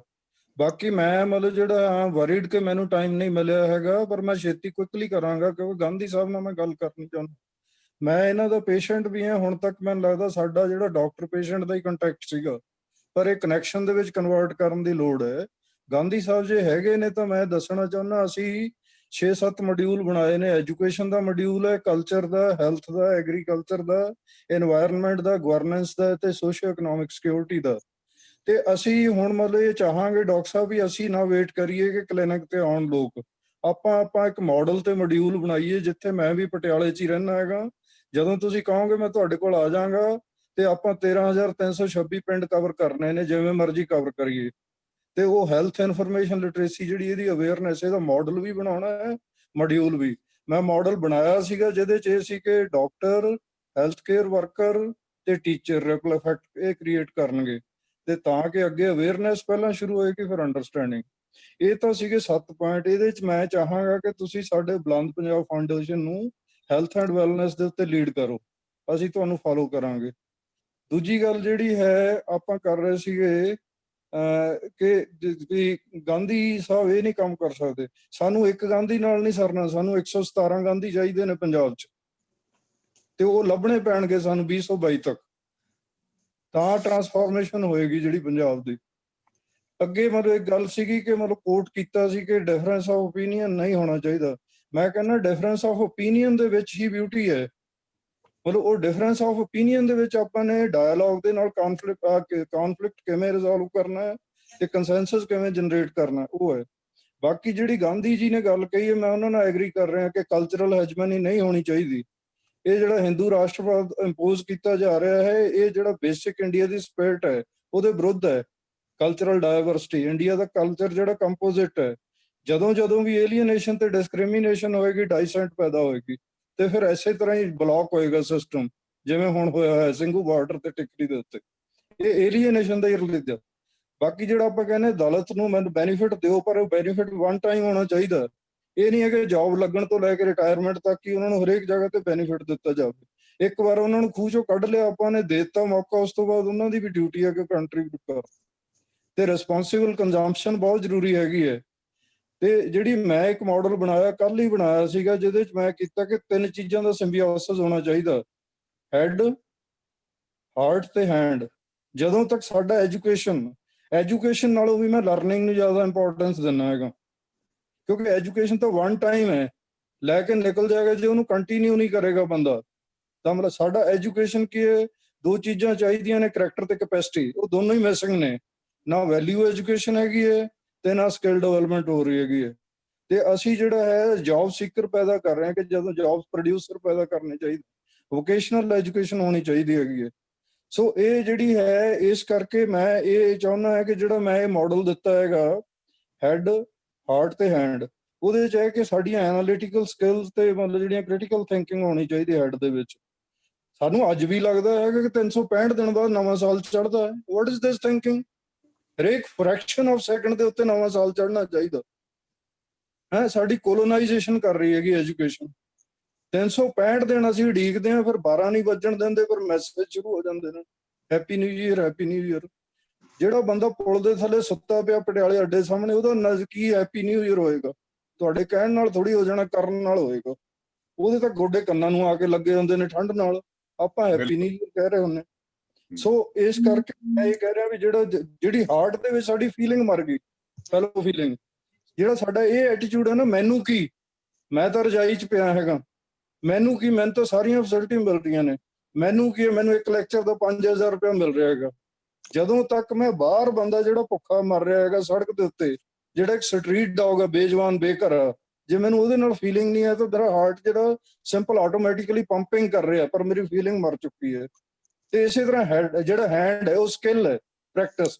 ਜਦੋਂ ਤੱਕ ਸਾਡੀ ਐਜੂਕੇਸ਼ਨ ਸਾਨੂੰ ਪ੍ਰੈਕਟਿਸ ਨਾਲ ਨਹੀਂ ਜੋੜਦੀ, ਸੋ ਗਾਂਧੀ ਸਾਹਿਬ, ਮੈਂ ਤੁਹਾਡੇ ਤੋਂ ਕਮਿਟਮੈਂਟ ਲੈਣੀ ਚਾਹੁੰਦਾ ਹੈਗਾ ਵੀ ਤੁਸੀਂ ਮੈਨੂੰ ਸੱਦੋ, ਜਦੋਂ ਕਹੋਗਾ ਮੈਂ ਜੁੱਤੀ ਪਾਏ ਬਿਨਾਂ ਤੁਹਾਡੇ ਕੋਲ ਆ ਜਾਵਾਂਗਾ। ਸਾਨੂੰ ਮਾਡਲ ਤੇ ਮੋਡਿਊਲ ਜਿਹੜਾ ਡਿਵੈਲਪ ਕਰਨਾ ਪਊਗਾ ਹੈਲਥ ਇਨਫੋਰਮੇਸ਼ਨ ਲਿਟਰੇਸੀ ਦਾ। ਅਸੀਂ ਕਲੀਨਿਕ ਤੋਂ ਤੇ ਮੈਂ ਆਪਣੀ ਯੂਨੀਵਰਸਿਟੀ ਤੋਂ ਬਾਹਰ ਨਿਕਲਾਂਗਾ, ਅਸੀਂ ਪਿੰਡ ਜਾਵਾਂਗੇ। ਬਾਕੀ ਜਿਹੜੀ ਗਿੱਲ, ਹੁਣ ਤੂੰ ਭੱਜ ਕੇ ਨਾ ਜਾਈ, ਜਿਹੜੀ ਤੂੰ ਇਹ ਗੱਲ ਕਹੀ ਹੈ ਵੀ ਯੂਨੀਵਰਸਿਟੀਆਂ ਕੁਛ ਨਹੀਂ ਕਰਦੀਆਂ, ਇਹ ਜਿਹੀਆਂ ਸਵੀਪਿੰਗ ਸਟੇਟਮੈਂਟਸ ਦੇਣ ਦੀ ਕੋਈ ਪਲੇਸ ਨਹੀਂ ਹੈਗਾ। ਸਾਡੀ ਪੰਜਾਬੀ ਯੂਨੀਵਰਸਿਟੀ ਨੇ ਹਲਦੀ ਦਾ ਪੇਟੈਂਟ ਕਰਾਇਆ ਹੈਗਾ। ਜੇ ਆਪਾਂ ਨੂੰ ਨਹੀਂ ਪਤਾ, ਤੁਸੀਂ ਐ ਨਹੀਂ ਵੀ ਧੌਣ ਲਾ ਦਿਓ ਦੂਜੇ ਬੰਦੇ ਦੀ ਵੀ ਯੂਨੀਵਰਸਿਟੀ 'ਚ ਪ੍ਰੋਫੈਸਰ ਕੁਝ ਨਹੀਂ ਕਰਦਾ। ਮੈਂ ਇਹਨੂੰ ਪਰਸਨਲੀ ਕਰ ਰਿਹਾ ਹੈਗਾ, ਪਰ ਮੈਂ ਇਹ ਕਹਿ ਰਿਹਾ ਹੈਗਾ ਵੀ ਆਪਣੀ ਆਤਮਾ ਨੂੰ ਪੁੱਛ ਕੇ ਦੇਖੋ ਵੀ ਮੈਂ ਜਿੱਦਣ ਦਾ ਜੰਮਿਆ ਕੀ ਕੰਟਰੀਬਿਊਟ ਕੀਤਾ ਆਪਣੀ ਕਮਿਊਨਿਟੀ ਤੇ ਸੋਸਾਇਟੀ ਲਈ। ਸੋ ਆਪਾਂ ਸਪੀਕਿੰਗ ਸਟੇਟਮੈਂਟਸ ਨਾ ਦਈਏ, ਰਿਲੇਸ਼ਨ ਦੀ ਬਿਊਟੀ ਇਹੀ ਹੈ ਕਿ ਆਪਾਂ ਨੂੰ ਮੂੰਹ ਤੇ ਇੱਕ ਦੂਜੇ ਨੂੰ ਗੱਲ ਕਹਿ ਦਈਏ, ਤੇ ਜੇ ਮਤਲਬ ਕਿਤੇ ਟੈਕਟੀਕਲ ਮਿਸਟੇਕ ਹੋ ਗਈ ਤੇ ਉਹਨੂੰ ਮੰਨ ਲਈਏ ਕਿ ਅੱਗੇ ਵਾਸਤੇ ਅਸੀਂ ਧਿਆਨ ਰੱਖਾਂਗੇ। ਗਾਂਧੀ ਸਾਹਿਬ ਜੇ ਹੈਗੇ ਨੇ ਤਾਂ ਮੈਨੂੰ ਦੱਸੋ, ਮੈਂ ਤੁਹਾਡੇ ਕੋਲ ਕਦੋਂ ਆਵਾਂ, ਆਪਾਂ ਕੁਝ ਕਰੀਏ, ਮਤਲਬ ਬਾਹਰ ਨਿਕਲੀਏ ਹੁਣ ਪਿੰਡਾਂ ਵੱਲ ਨੂੰ। ਸਰ ਜਿਸ ਦਿਨ ਮਰਜ਼ੀ ਆ ਜਾਓ ਤੁਸੀਂ, ਜਦੋਂ ਮਰਜ਼ੀ ਆ ਜਾਓ। ਨਹੀਂ, ਤੁਸੀਂ ਮੈਨੂੰ ਸਪੈਸੀਫਿਕ ਟਾਈਮ ਦਿਓ ਜਦੋਂ ਮੈਂ ਤੁਹਾਡਾ ਹਾਰਟ ਟੂ ਹਾਰਟ ਚੈਟ ਕਰ ਸਕਾਂ। ਠੀਕ ਆ, ਤੁਸੀਂ ਬੇਸ਼ੱਕ ਸ਼ਾਮ ਨੂੰ ਆ ਜਾਓ ਤੁਸੀਂ, ਮੈਂ ਤਾਂ ਤਿਆਰ ਆ। ਮੈਂ ਆ ਜਾਊਂਗਾ, ਮੈਂ ਤਾਂ ਨੰਗੇ ਪੈਰ ਚੱਲ ਕੇ ਆਉਂਗਾ ਜੇ ਆਪਾਂ ਆਪਣੀ ਕਮਿਊਨਿਟੀ ਨੂੰ ਕੁਝ ਟਾਈਮ ਦੇ ਡਾਕਟਰ ਸਾਹਿਬ। ਹਾਂਜੀ ਕੋਈ ਨਹੀਂ ਜੀ, ਅੱਜ ਸ਼ਾਮੀ 5 ਵਜੇ ਮਿਲ ਲੈਣੇ ਆਪਾਂ। ਮੇਰੇ ਕੋਲ ਤੁਹਾਡਾ ਫੋਨ ਨੰਬਰ ਹੈਗਾ, 5 ਵਜੇ ਮੈਂ ਤੁਹਾਡੇ ਕੋਲ ਆ ਜਾਵਾਂਗਾ। ਠੀਕ ਹੈ, ਮੈਂ ਜਿਹੜਾ ਆਪਣਾ ਕੰਮ ਕੀਤਾ ਤੁਹਾਡੇ ਕੋਲ ਲੈ ਕੇ। ਅੱਛਾ, ਜਿਹੜੀ ਮੇਰੀ ਭਾਰਦਵਾਜ ਸਾਹਿਬ ਨੇ ਡਿਊਟੀ ਲਾਈ ਹੈ, ਮੈਂ ਇਹ ਸਮਝਦਾ ਵੀ ਦਿਨ ਬ ਦਿਨ ਜਿਹੜੀ ਸਾਡੀ ਡਿਸਕਸ਼ਨ ਹੈ, ਕਨਵਰਸੇਸ਼ਨ ਹੈ, ਬੁਲੰਦੀਆਂ ਵੱਲ ਜਾ ਰਹੀ ਹੈ, ਤੇ ਕਿਸੇ ਇਕੱਲੇ ਬੰਦੇ ਦਾ ਕੰਮ ਨਹੀਂ ਹੈਗਾ, ਸਾਡਾ ਸਾਰਿਆਂ ਦਾ ਹੀ ਕੰਮ ਹੈ। ਤੇ ਇਹ ਮੈਂ ਮਤਲਬ ਜਿਹੜਾ ਸਾਡਾ ਸਾਰਿਆਂ ਦਾ ਧੰਨਵਾਦ ਕਰਦਾ ਹੈਗਾ। ਮੈਂ ਦੇਖਿਆ ਅੱਜ ਮੈਂ ਬੜਾ ਜ਼ੋਰ ਲਾਇਆ, ਤੇ ਮਤਲਬ ਜਿਹੜਾ 14-15 ਤੋਂ ਅਸੀਂ ਅੱਜ 23 ਤੋਂ 25 ਤੱਕ ਲੈ ਗਏ ਹੈਗੇ ਪਾਰਟਿਸਿਪੇਸ਼ਨ। ਜੇ ਆਪਾਂ ਸਾਰੇ ਐਫਰਟ ਕਰਾਂਗੇ ਤੇ ਇੱਕ ਦਿਨ 100 ਨੂੰ ਵੀ ਟੱਚ ਕਰੇਗੀ। ਹਾਂਜੀ, ਲੇਕਿਨ ਆਪਾਂ ਨੂੰ ਮਤਲਬ ਜਿਹੜਾ ਹੈ ਆਹ ਮਾਈਂਡ ਸੈਟ ਛੱਡਣਾ ਪੈਣਾ, ਇਹ ਮਾਈਂਡ ਸੈਟ ਛੱਡਣਾ ਪੈਣਾ ਵੀ 365 ਦਿਨਾਂ ਬਾਅਦ ਨਵਾਂ ਸਾਲ ਚੜ੍ਹਦਾ, ਹਰੇਕ ਫਰੈਕਸ਼ਨ ਆਫ ਸੈਕਿੰਡ ਦੇ ਉੱਤੇ। ਜਿਵੇਂ ਜੇ 365 ਦਿਨ ਸਾਹ ਰੁਕ ਜਾਏ ਤਾਂ ਅਸੀਂ ਤਾਂ ਮਰ ਜਾਾਂਗੇ। ਸਾਹ ਤਾਂ 1 ਸੈਕਿੰਡ ਚ ਆਉਂਦਾ, 1 ਸੈਕਿੰਡ ਬਾਹਰ ਜਾਂਦਾ। Thank you. Shri BP Mishra ji ਨੂੰ ਮੈਂ ਕਹੂੰਗਾ ਕਿ ਮੀਟਿੰਗ ਨੂੰ ਕਨਕਲੂਡ ਕਰਨ ਤੇ ਸੰਪੂਰਨ ਕਰਨ। ਸ਼੍ਰੀ ਬੀਪੀ ਮਿਸ਼ਰਾ ਜੀ, ਥੈਂਕ ਯੂ ਕਰਨ ਸਭ ਦਾ।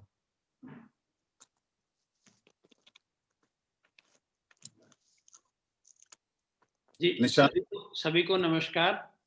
आज बड़ी अच्छी बातें हुई और व्यक्तिगत तौर पर कुछ बातें ऐसी भी हैं जिनसे मैं एग्री नहीं भी करता, बट फ्रीडम ऑफ एक्सप्रेशन है, सबको अपनी अपनी ओपिनियन देनी चाहिए। और बहुत ही अच्छी बातें हुई। और बस सिर्फ एक चीज़ मैं ये जरूर कहूँगा कि जैसे सचदेवा जी ने कहा कि इंडस्ट्री के रिलेटेड कि एक तो बड़ी इंडस्ट्री यहाँ नहीं आ रही है, तो बड़ी इंडस्ट्री आनी चाहिए, उसके लिए हमको माहौल बनाना चाहिए। दूसरी बात ये है कि जो यहाँ की इंडस्ट्री है, खास करके लुधियाना की, या तो टेक्सटाइल बेस्ड है या इंजीनियरिंग बेस्ड है। तो जैसे आईटीसी का एग्जांपल दिया उन्होंने, तो हमको ये विचार करना पड़ेगा कि जो पंजाब के इंडस्ट्रियलिस्ट हैं वो थोड़ा एग्रो बेस्ड इंडस्ट्री की तरफ जाएं। तीसरी बात, अभी जो फार्मर्स का एजिटेशन चल रहा है उसको लीडर्स उनके लीड कर रहे हैं, बहुत अच्छी बात है। लेकिन मैं ये एक्सपेक्ट करता हूँ हम लोगों को चिंतन करना चाहिए, सोचना चाहिए कि जो नए कानून आए हैं तो हम आज इनओबीडियंस शो कर रहे हैं, हम उसको प्रोटेस्ट कर रहे हैं, तो हम ये भी कर सकते हैं कि ठीक है ये कानून आए हैं, हम पंजाब में इसको नहीं मानते, तो हमारे किसानों को, फार्मर्स को हमारे लीडर्स एजुकेट करें कि इन कानूनों को हम कंप्लाई नहीं करेंगे, और जो भी हम कारपोरेट फार्मिंग में नहीं जाएंगे तो कोई कंपेल नहीं कर सकता उनको। और जैसे जो एनर्जी वेस्ट हो रही है दिल्ली जा करके उनसे हम डिमांड कर रहे हैं कि इनको स्क्रैप करो, उसकी बजाय अगर यहाँ के इंडस्ट्रियलिस्ट एग्रो बेस्ड इंडस्ट्री की तरफ जाएं। जरूरत इस चीज की है कि जो भी यहाँ पैदा हो रहा है, फार्मर्स ग्रो कर रहे हैं, तो उनका वैल्यू एडिशन हो। अभी हम रॉ फॉर्म में उनको सेल कर रहे हैं, तो फार्मर्स की ही, चाहे कोऑपरेटिव बने या बिजनेसमैन उनके साथ जो लोकल बिजनेसमैन हैं वो एसोसिएट हो में, चाहे बहुत से फार्मर, जो हिंदुस्तान का सबसे बड़ा पोटैटो ग्रोवर है वो पंजाब से है, वो 6000 एकड़ पर फार्मिंग कर रहे हैं पोटैटो की, और उनके जो वेयर हाउसेज हैं ऑल ओवर इंडिया हैं। In a way he is controlling the potato business of country. तो ऐसी चीजें, ऐसा नहीं, और जगहों पर भी कॉन्ट्रैक्ट फार्मिंग यहाँ पर काफी समय से चल रही है, और जो बड़े फार्मर हैं वो छोटे फार्मर्स की जमीन लेके काफी कुछ कर रहे हैं। तो हम उस मॉडल को ही आगे बढ़ाएं। हमको जरूरत नहीं है कि कारपोरेट सामने यहाँ इंटरवीन करें। अगर हम उनकी फैसिलिटी नहीं चाहते तो यहाँ के जो बिजनेसमैन हैं वो इकट्ठा होकर के एग्रो बेस्ड इंडस्ट्री लगावें, एग्रो स्टोरेज के बिजनेस में एंटर करें, और यहाँ के जो किसान हैं वो एक स्टेप वैल्यू एडिशन और करें, तो काफी अच्छा रहेगा। दूसरा, हमको ऐसा माहौल जरूर बनाना चाहिए कि बड़ी इंडस्ट्री यहाँ आवे। अल्टीमेटली क्या है कि वर्ल्ड ओवर एग्रीकल्चर में जो हमारे यहाँ एम्प्लॉयमेंट रेशियो है इंडिया के अंदर बहुत ज्यादा है। यहाँ 60% तकरीबन 57% लोग एग्रीकल्चर में इन्वॉल्व हैं, एग्रीकल्चर पर डिपेंडेंट हैं। ये इतना नहीं होना चाहिए। इसका बेसिक रीजन ये है कि अल्टरनेट एम्प्लॉयमेंट अवेलेबल नहीं है।